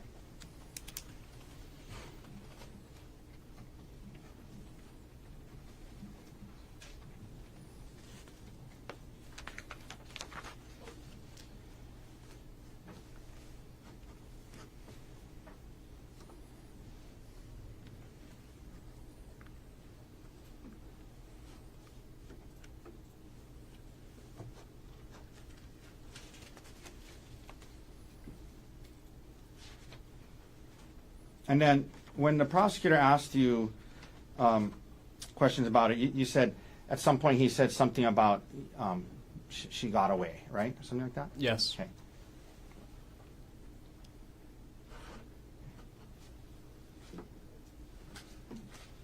Did anyone tell you about the two witnesses that had testified that when she was moving away from him, he didn't try to stop her? Did anyone tell you that? Can you repeat that? Did anyone tell you that about how the witnesses that were there testified when when she was moving away from him, he didn't try to stop her? At what point? Can we approach? No. Overruled. Did anybody share that information with you? I don't understand the question. Okay.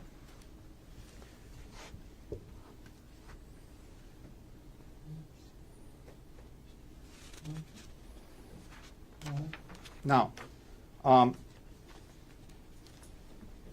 me ask you a few more questions, Emil, and then we'll be done, okay? You were asked by Mr. Gardner about how after the incident you flew to Pittsburgh to be with your mom, Jessica. Remember that? Yes. And was it later that night? Yes. Okay. But you did return to live on Maui sometime thereafter? Yes. Maybe in a few weeks? How long were you in Pittsburgh? A couple weeks? Couple weeks. I couldn't tell you the exact date. Okay. But, within a month you were back on Maui. Correct. And you, at the time, you had moved to Maui with your dad and Ariel when you were in high school, yes? Yes. And that was something that you chose to do, right? Yes. Okay. You were in Pittsburgh with where your dad was and your mom, Jessica, was, correct? Yes. And you chose to move to Maui to be with your dad and Ariel, yes? Yes. And so by the time we get to 2025, how long had you been on Maui, roughly? 2 years at that point. Okay. You had a girlfriend at the time, yes? I did. You had made friends on Maui, yes? I did. Your two younger brothers were there, yes? Yes. You had a job on Maui in March of 2025? I did.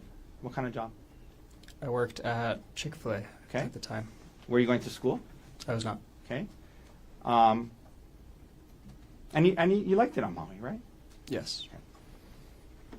So your options were to stay in Pittsburgh with your mom. You could have done that, right? Yes. Jessica, right?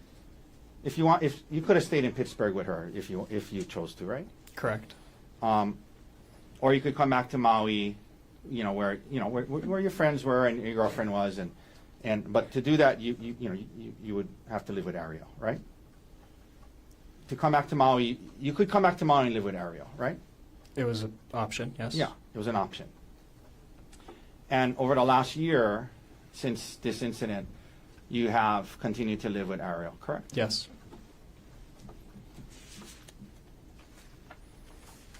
You also would see Ariel's parents, Judy and Pete, regularly over the last year, correct? Correct. And you refer to them as your grandparents, yes? Yes. And you, they came with you to court today, yes? Yes. Okay. And over the last year, though, you've limited your contact with your dad's side of the family, correct? You haven't seen them much, right? I wouldn't say that. Okay. Your grandparents, you haven't seen them much in the last year, have you? Or talked to them much? I have done both of those things. How often have you seen them? Probably seen them Since Two- the incident. since the incident 2 or 3 times. Okay.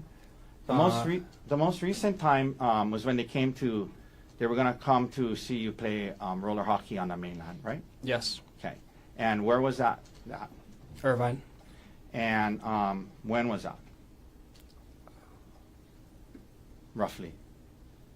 I couldn't tell you. Okay. I mean, it was in 2025? Yes. Okay. No, it was 2026. Oh, I'm sorry. I meant that's what I meant. Sorry. It was 2026. It was in 2026? Yeah. Okay. And you're into roller hockey. You played a lot, Yeah. and you traveled to California earlier this year for a tournament, right? I did. Your grandma and grandpa, your dad's parents were going to meet you in Irvine to watch some of your games, right? Yep.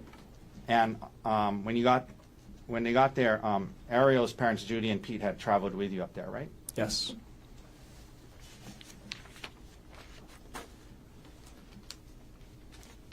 Okay.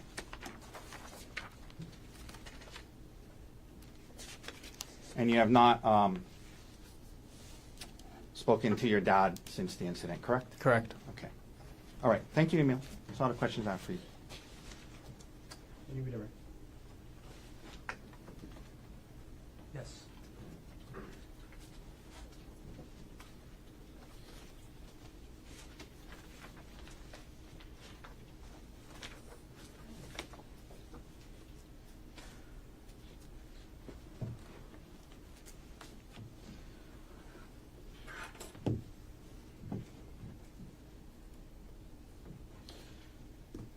Right. Emil, one of the things that you were just asked about on cross-examination was the fact that you didn't tell the detective on Maui that the defendant told you that Ariel got away.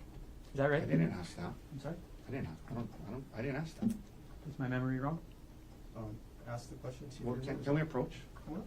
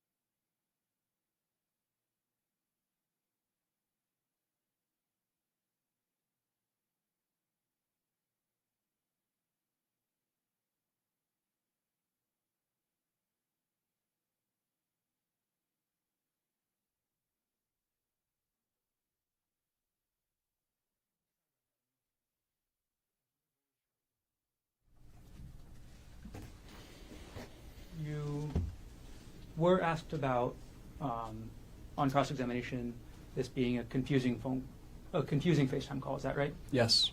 And you were clarify more for us right here, Emil. Was there any confusion about the defendant telling you he tried to kill Ariel? Can you reword that? Sure. Did you have any confusion about that statement by the defendant? Was I confused at all? Yes. I'm sorry. Let me. Is there any confusion in your mind about the defendant making that statement that he tried to kill Ariel? Now? In general. Yes. Okay, could you explain? I didn't expect it. I'm sorry. I think I'm phrasing my questions poorly, Emil. Is there any doubt in your mind about the defendant telling you he tried to kill Ariel? No. Thank you. No further questions.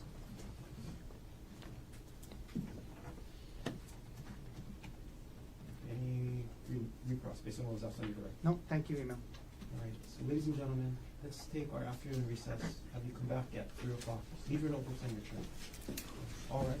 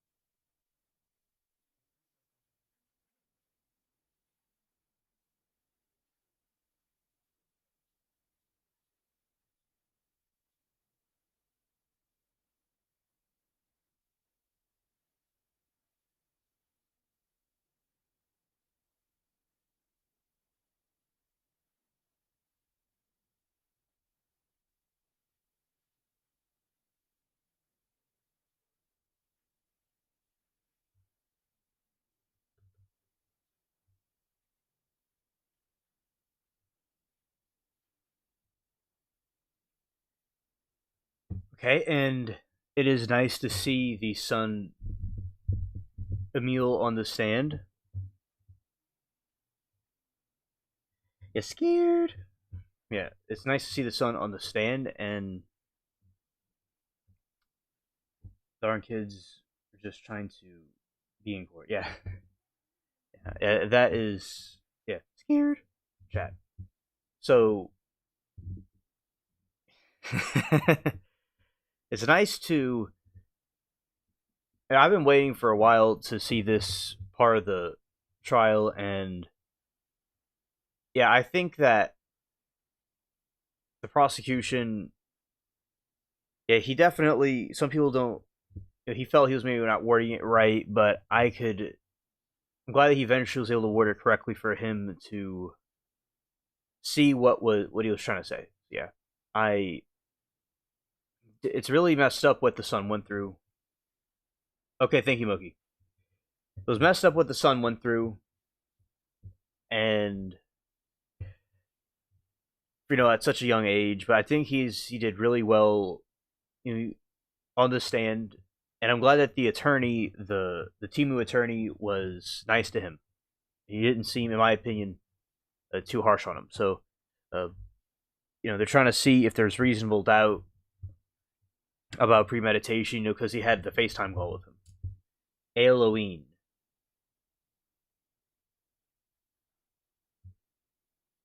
Oh, okay. Thanks, Ori. Thanks. I'm good with the scared notifications. Yeah, I'm like a scared notification. Yeah.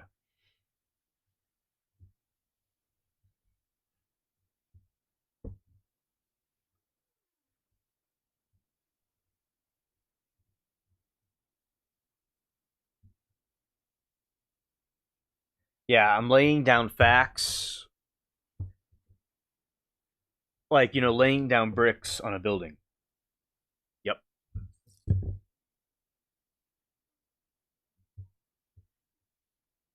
Yes. Yes. I'm, the automated, I'm AI scared notifications. Yeah. And I'm going to go here.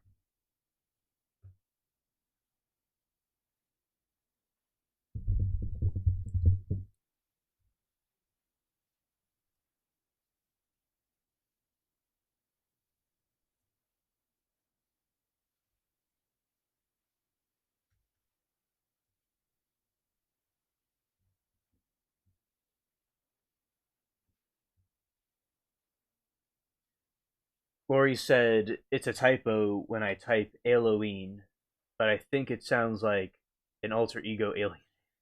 Yeah, it's the alter ego alien. Yeah.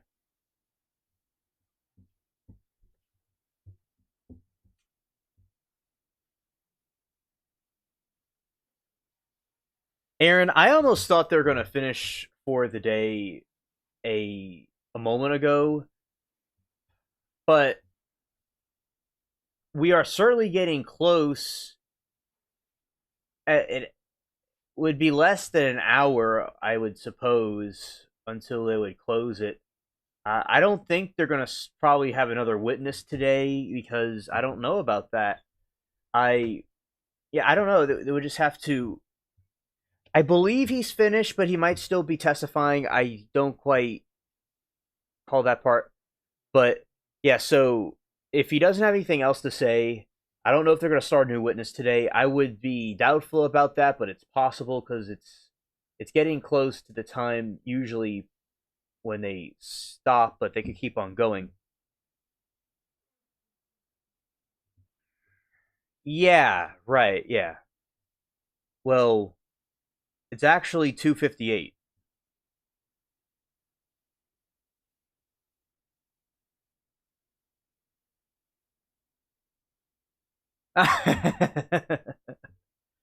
Hilarious Smokey. I like that.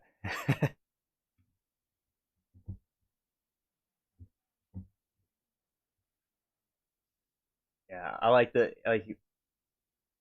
it's only three there.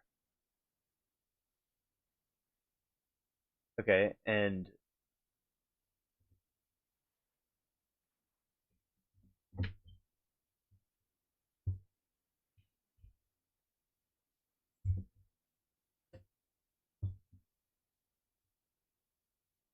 okay, and it's let's see, as only through Lori, phenomenal kick to be on. Okay, I'm making brownies. We're on brownie kick. It could be a problem. Oh, happy birthday to your cat, Loki. Okay, let's see. Yeah, to I believe is it the cat Moose birthday or the other one?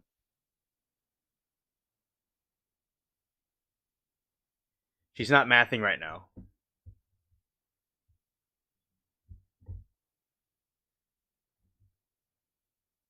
Yeah, happy birthday to Moki's kitty. Happy birthday to you. Happy birthday, dear kitty. Happy birthday to you. There we go. Birdie. Okay. Happy birthday to you. Happy birthday to you, dear Birdie. Happy birthday to you. There you go. A song, a birthday song for Birdie. And Birdie's gonna have the cat cake with made of cat food with fish skeletons on it and the catnip. It's gonna be a catnip cake.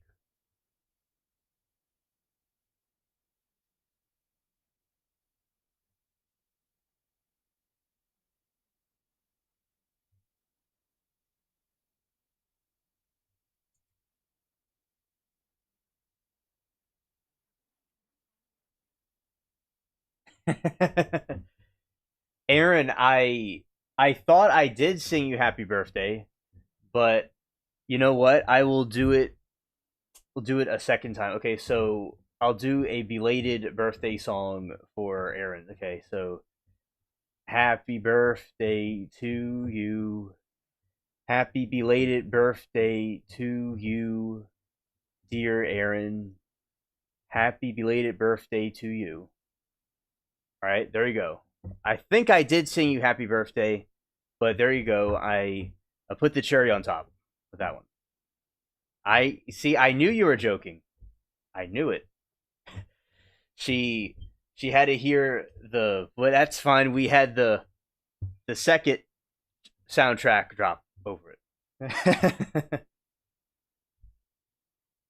Oh, Aaron is stole from the cat's birthday. Yeah, I thought it was a trick. I thought it was a trick.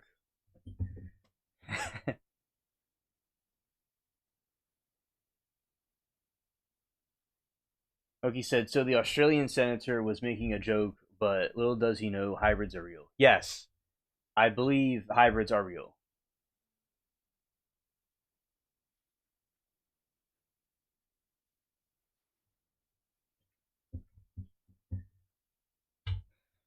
Okay, and well, 2 weeks. Okay. Oh, yeah. Okay, Moki. Yeah, the hybrids are real and they are among us. I was talking about that on my stream last night.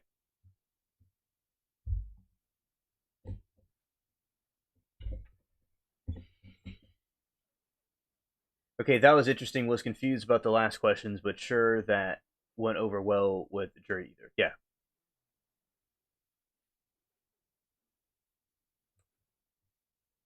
Yeah, and who? Okay, it was today is Birdie the cat's birthday, and we had a like kind of a throwback for Aaron's birthday for a second.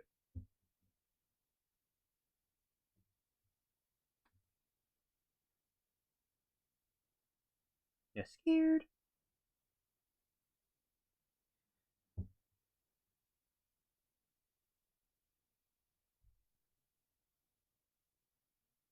Yeah, I've done birthday months.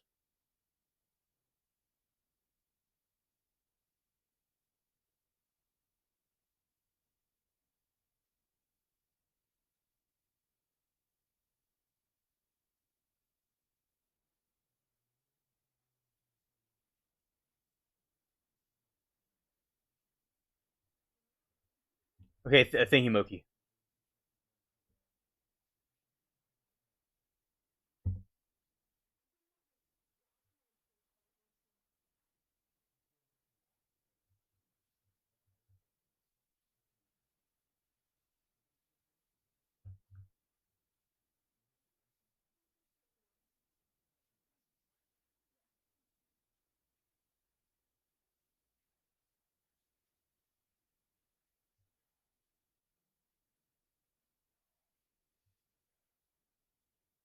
right, thanks, Smokey.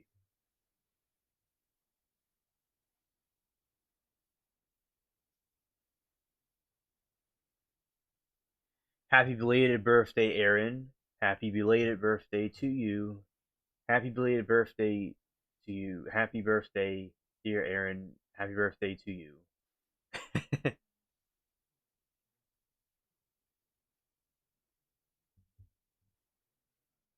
And let's see, Sawgirl says,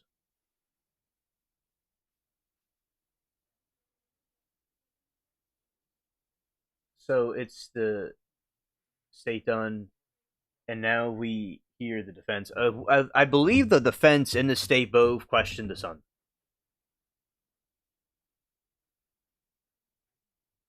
Yes, we are going to hear from the ex-wife. That's true. I don't know if they're doing it today, but we're allegedly going to hear from her.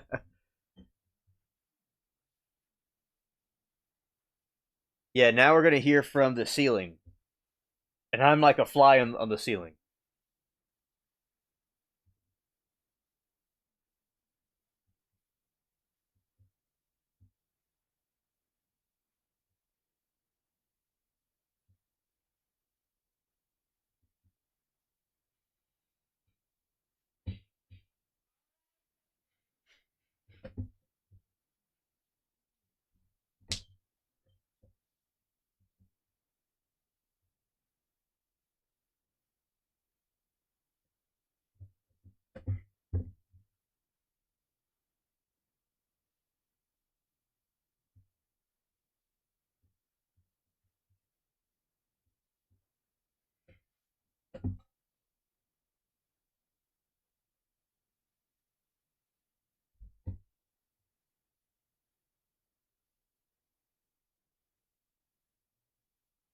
He's supposed to take, and yes, and also the defendant was supposed to take the stand too. It's terrible if I don't fold my and on that. Oh, 1CPC-25-373. Dr. Koenig is present in court with all four counsel of record. All jurors are back in the courtroom.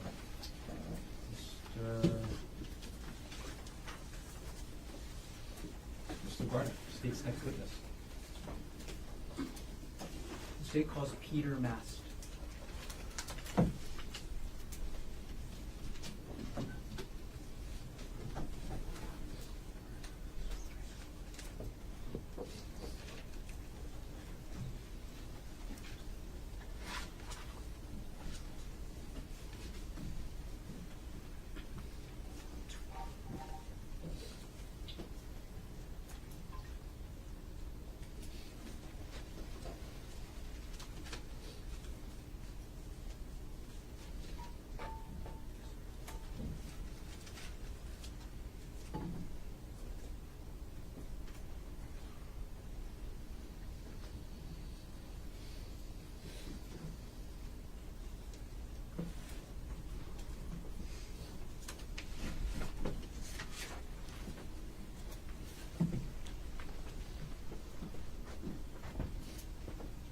Can you please raise your right hand?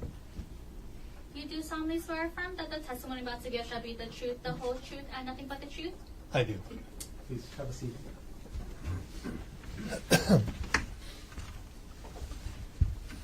Okay, good afternoon. Good afternoon.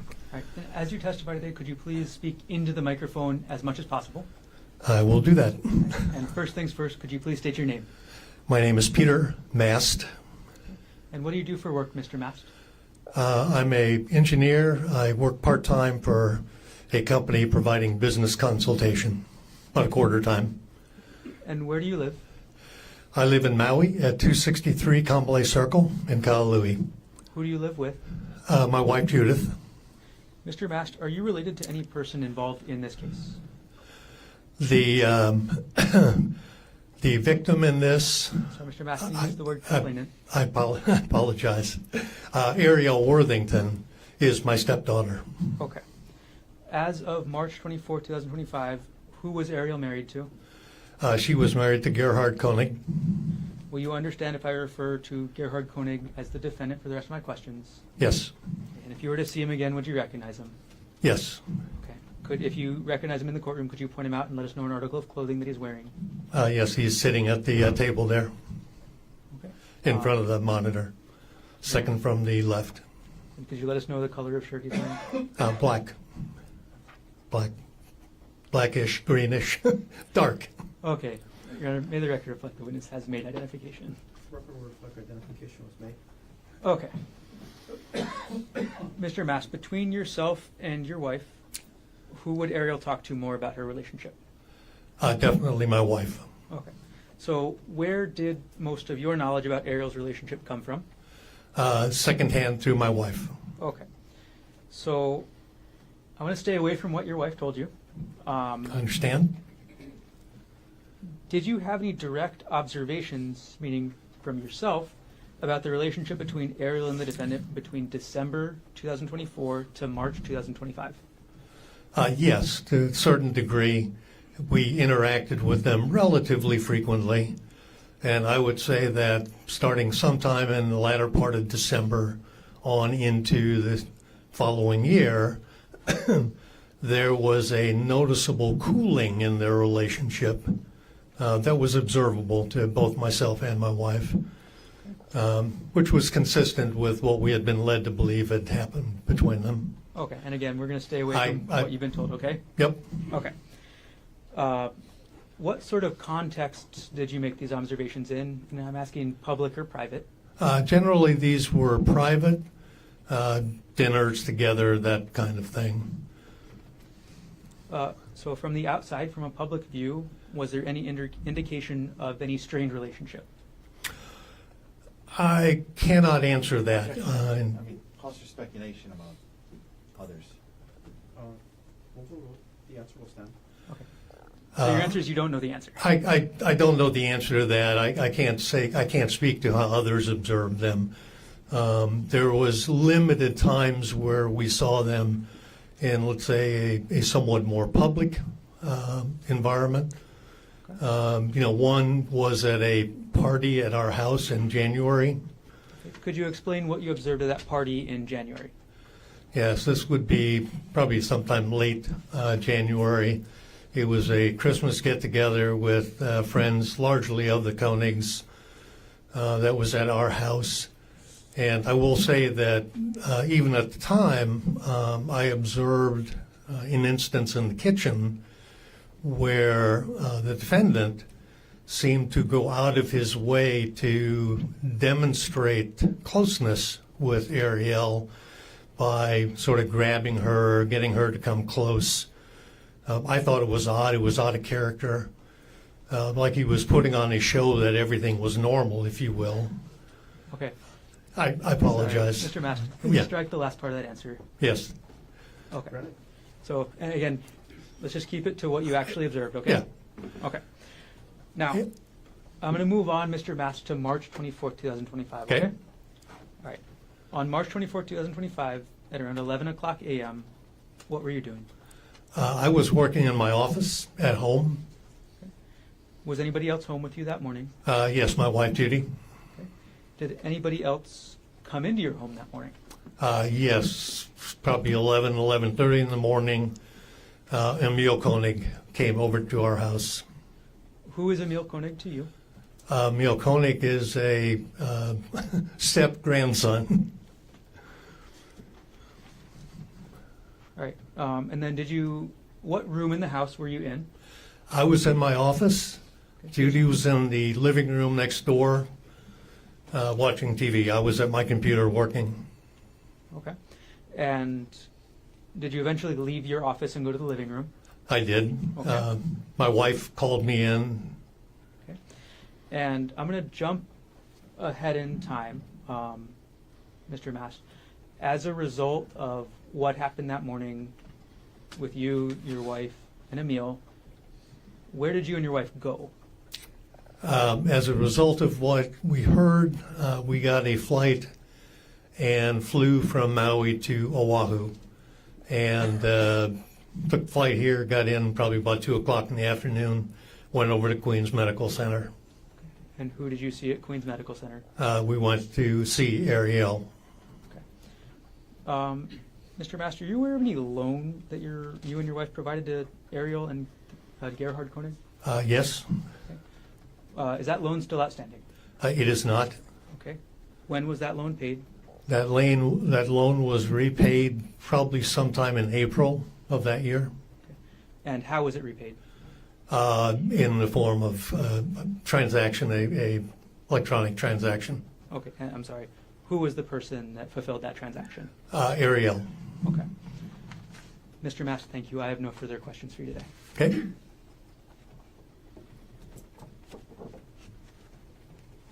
Cross-examination. Good afternoon, Mr. Mast. Good afternoon.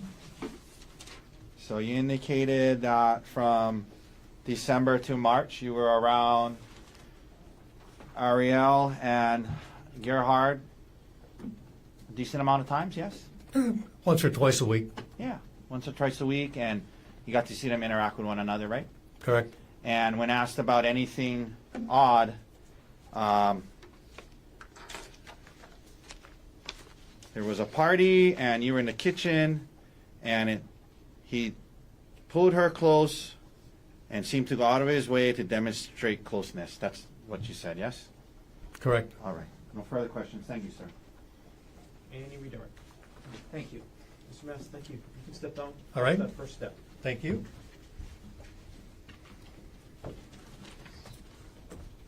Mr. Warner. The state's next witness, the state calls Judith Mask.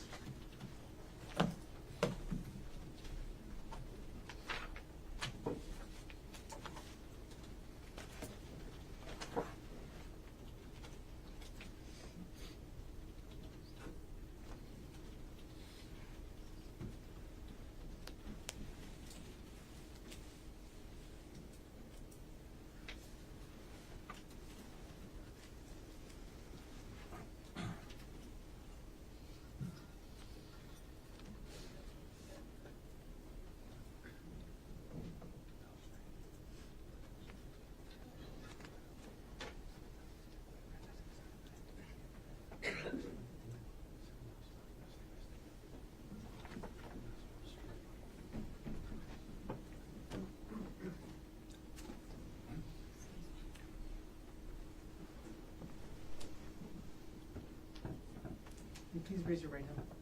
You do solemnly swear or affirm that the testimony about to give shall be the truth, the whole truth, and nothing but the truth? I do so swear.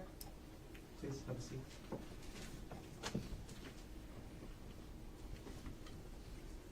Okay, good afternoon. Good afternoon. First thing I'm going to ask you to do is if you can pull the microphone as close to you as possible and speak directly into the microphone for the rest of this afternoon, okay? Okay. All right. Can you please state your name?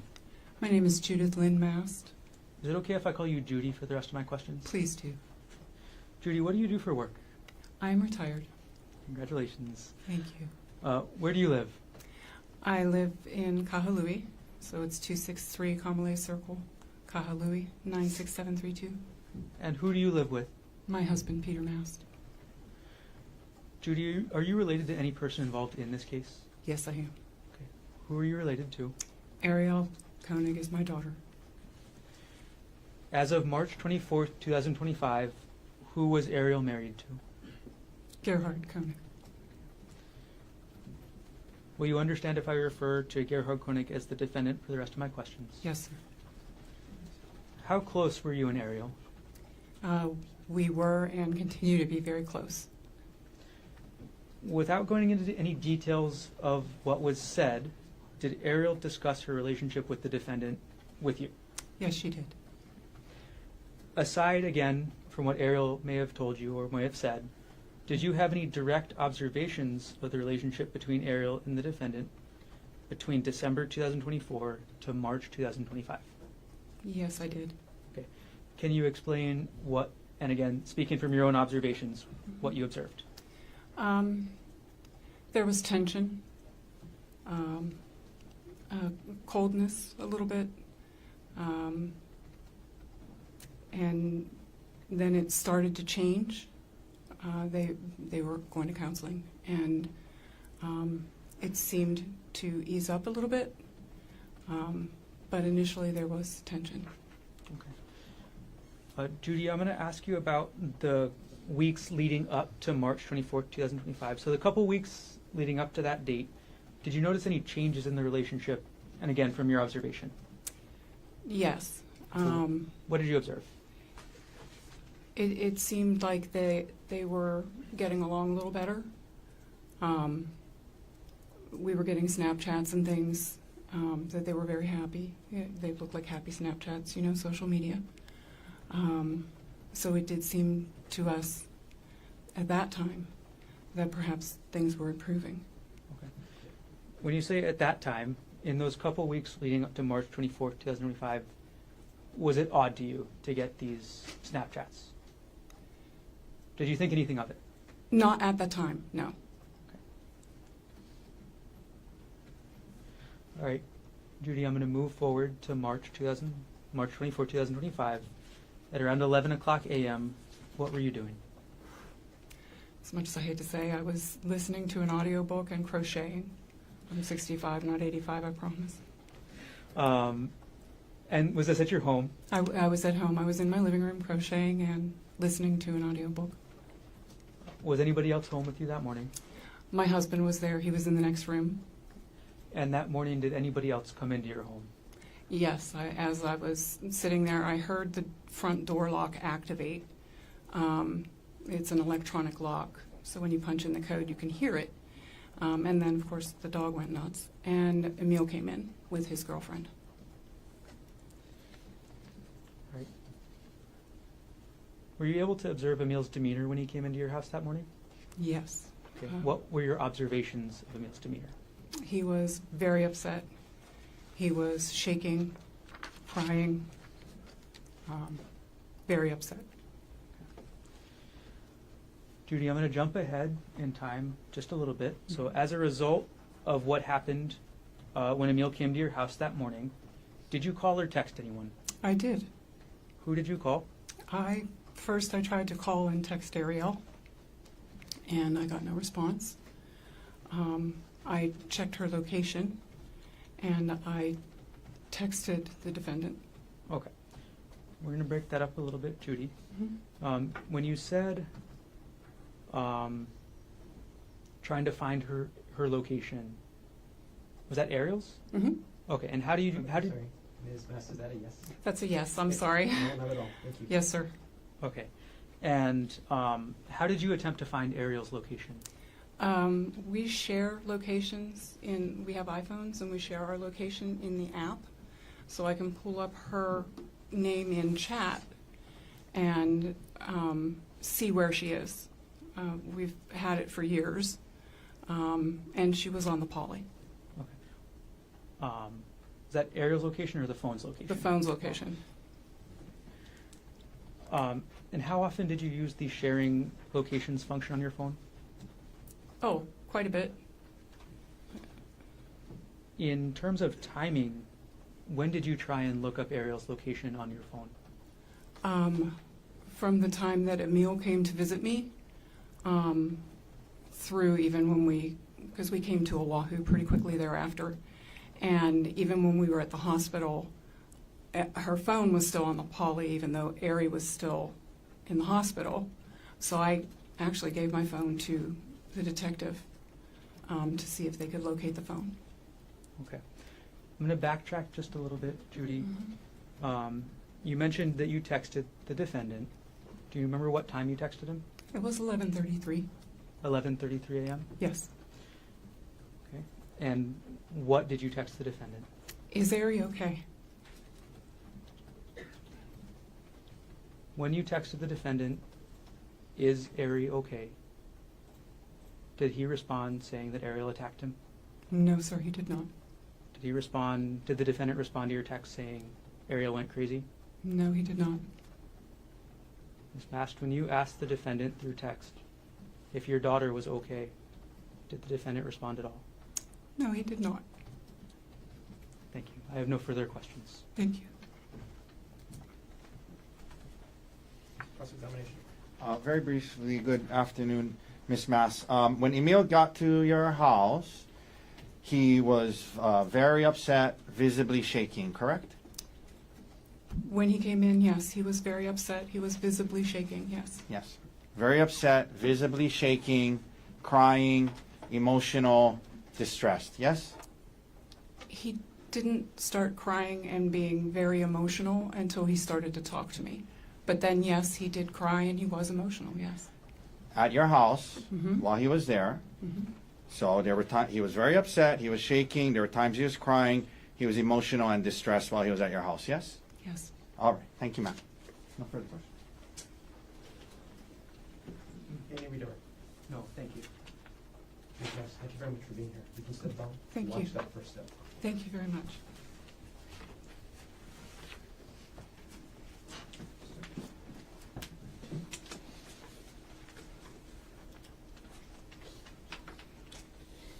Mr. Garner? May we approach? Yes.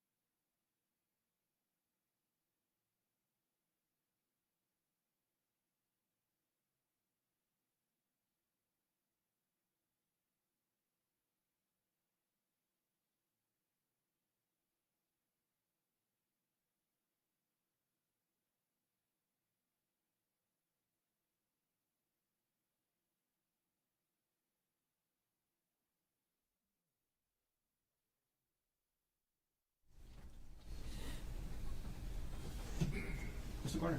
Your Honor, the state rests. Thank you. So, ladies and gentlemen, you heard Mr. Garner arrest the state's case in chief. The state doesn't have any other evidence to present at this point in time. Mr. Otake or Mr. Dirks, does the defense wish to present any evidence in this case? Yes, Your Honor, but scheduling wise, we Can we take it up have our tomorrow? witnesses scheduled for tomorrow. I know it's a little early. No, not at all. But Can we take up your witnesses tomorrow? That would be great, because they're not here. Thank you. So, ladies and gentlemen of the jury, I'm going to release you a little bit early. It's been a long day. Thanks for hanging in there. plan on being here for the full day tomorrow again as well. My same instruction, don't talk to anybody about this case. Keep an open mind, and do not try to learn about this case outside of the courtroom. Again, a lot of media coverage, you can see that. If it happens to pop up while you're eating dinner, turn off the TV, go to the next room, don't watch any coverage about this case, all right? Again, your decision must be based on the evidence presented here in court. Again, thanks for your hard work in this case. We're making headway. We are on, if not slightly ahead of schedule, so that's the good news. When I get a better idea about what the schedule is really gonna unfold, I'll let you know. I'll have you come back 9 o'clock tomorrow, and again, plan on being here for the full day. Have a safe drive home tonight. Have a good evening. See you tomorrow at 9 o'clock. All right?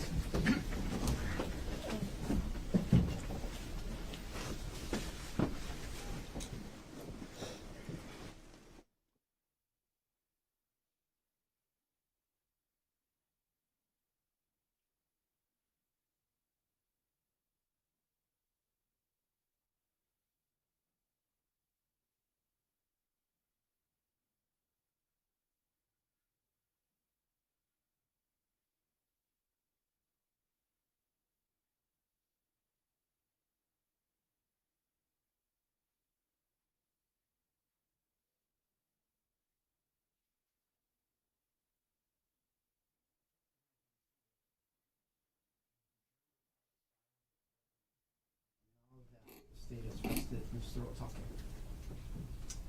Your Honor, we'll just make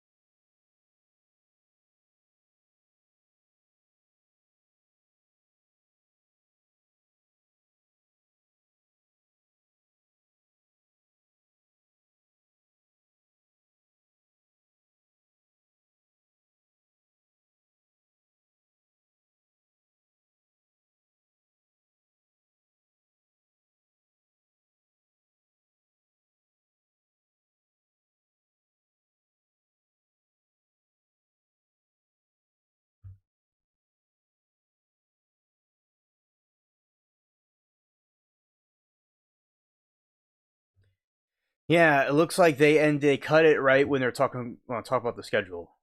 Let's see.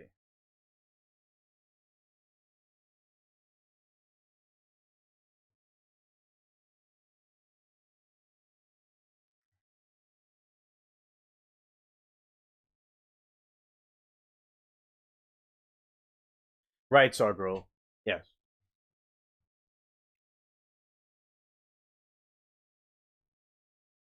Yeah, I mean, definitely would have liked to have heard the schedule, and they cut it off like right then. So yeah, I think today there is some stuff that wasn't completely necessary, and there is other stuff in it that it was interesting to see the sun in the sand.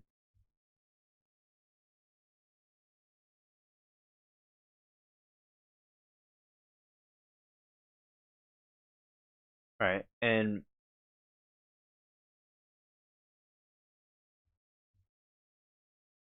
no, it's over for the day. They cut it off.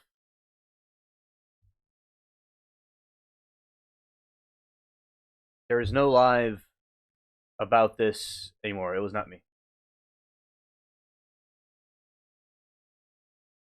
But yeah, and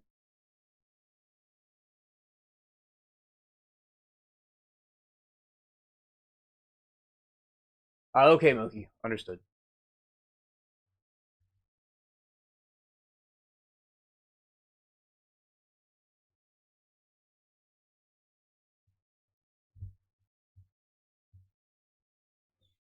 Yeah, that is true. It is 3:30 over there. Yeah.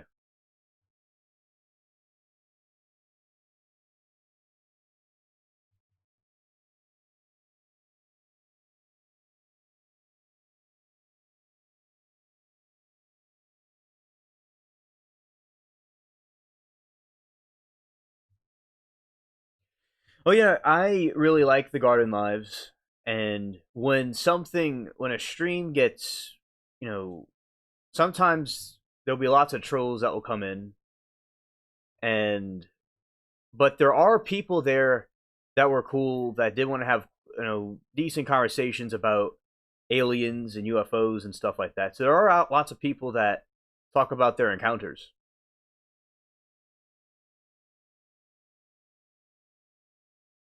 So I do, and some people that had alien encounters were telling me about them, which I thought was cool.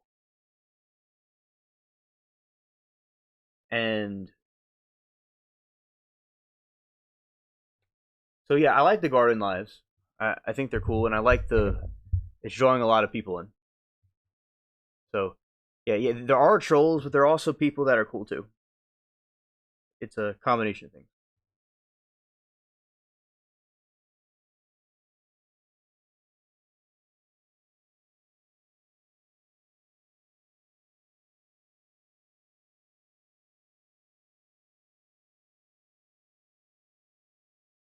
Just young boys who like anime with 3 subs. Yeah.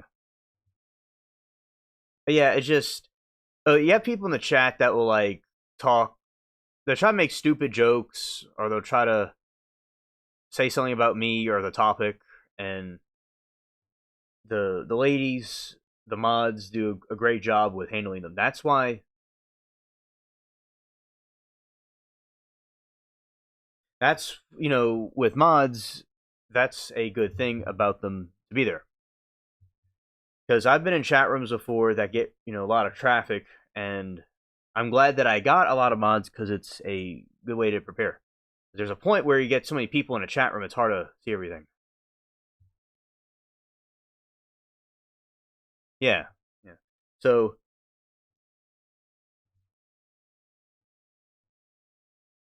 all right, and okay, Moki. Good night to you. Thank you for coming.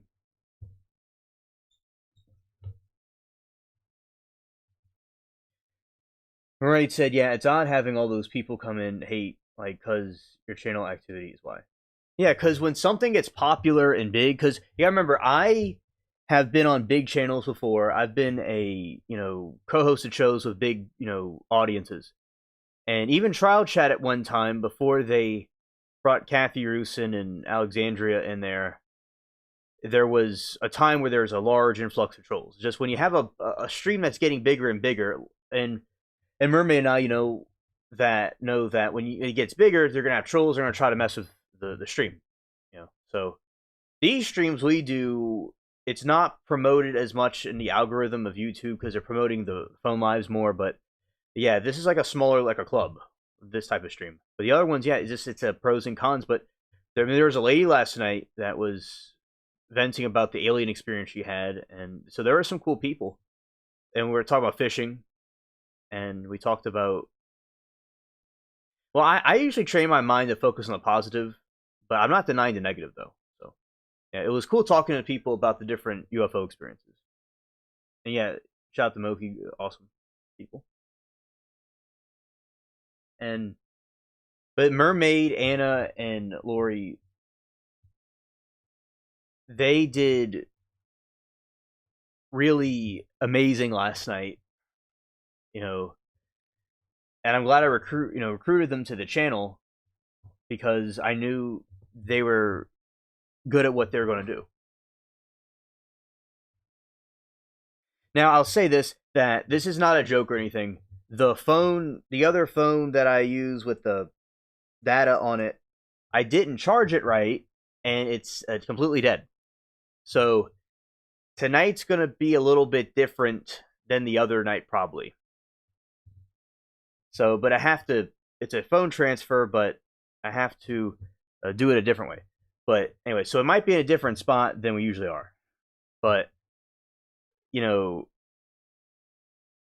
it was just, I didn't, first time it wasn't put in the right spot and it kind of went out because the charger inside the phone, something's not right with it.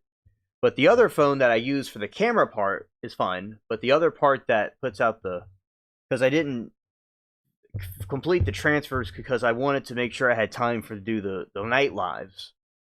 But as I said, tonight probably a little bit different than the usual live stream. But it will definitely, as I said, probably be doing it later tonight. So yeah, last night, there were some trolls in the chat, quite a few of them, and chat did well with handling it. And the other people did well with, the ones that were there to talk about UFOs and extraterrestrials did fine too. Yeah. So shout out to all of you. It was pretty cool. Yeah. And that was the Hawaii trial for today. And I am curious, chat, for those that saw this trial that have. Yeah, see you in the garden party.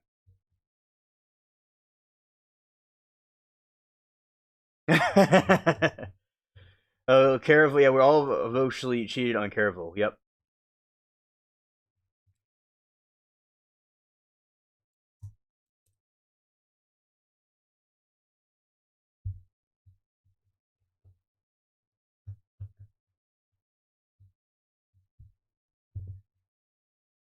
Right. So, and shout out to you, Caravel. Yeah. So today it was kind of parts of it. I thought some of the digital evidence that came out was quite intriguing, quite interesting. Yeah, emoji of cheaters. Yes.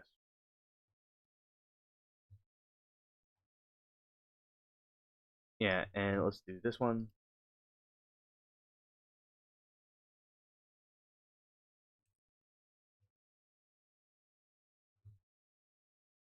Now, what are we doing? Okay. So, okay.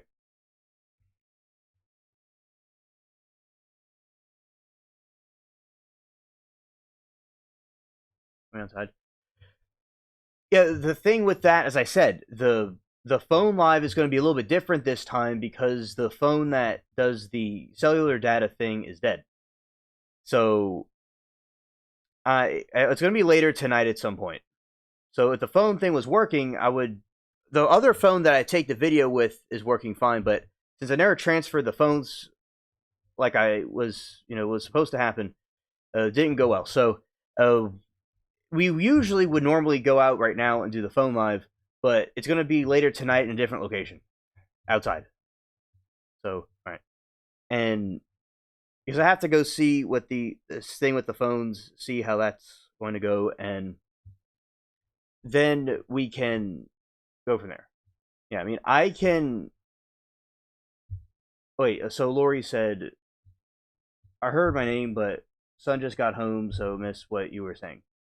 Okay, Lori, I was thanking you and Mermaid for being here and taking out the trolls.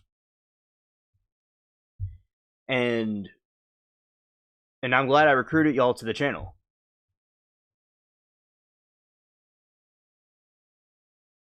Alright.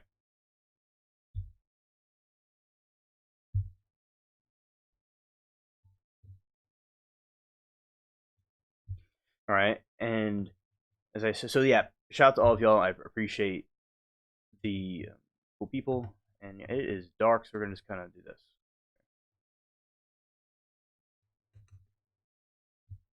Hello, Noah. Good to see you.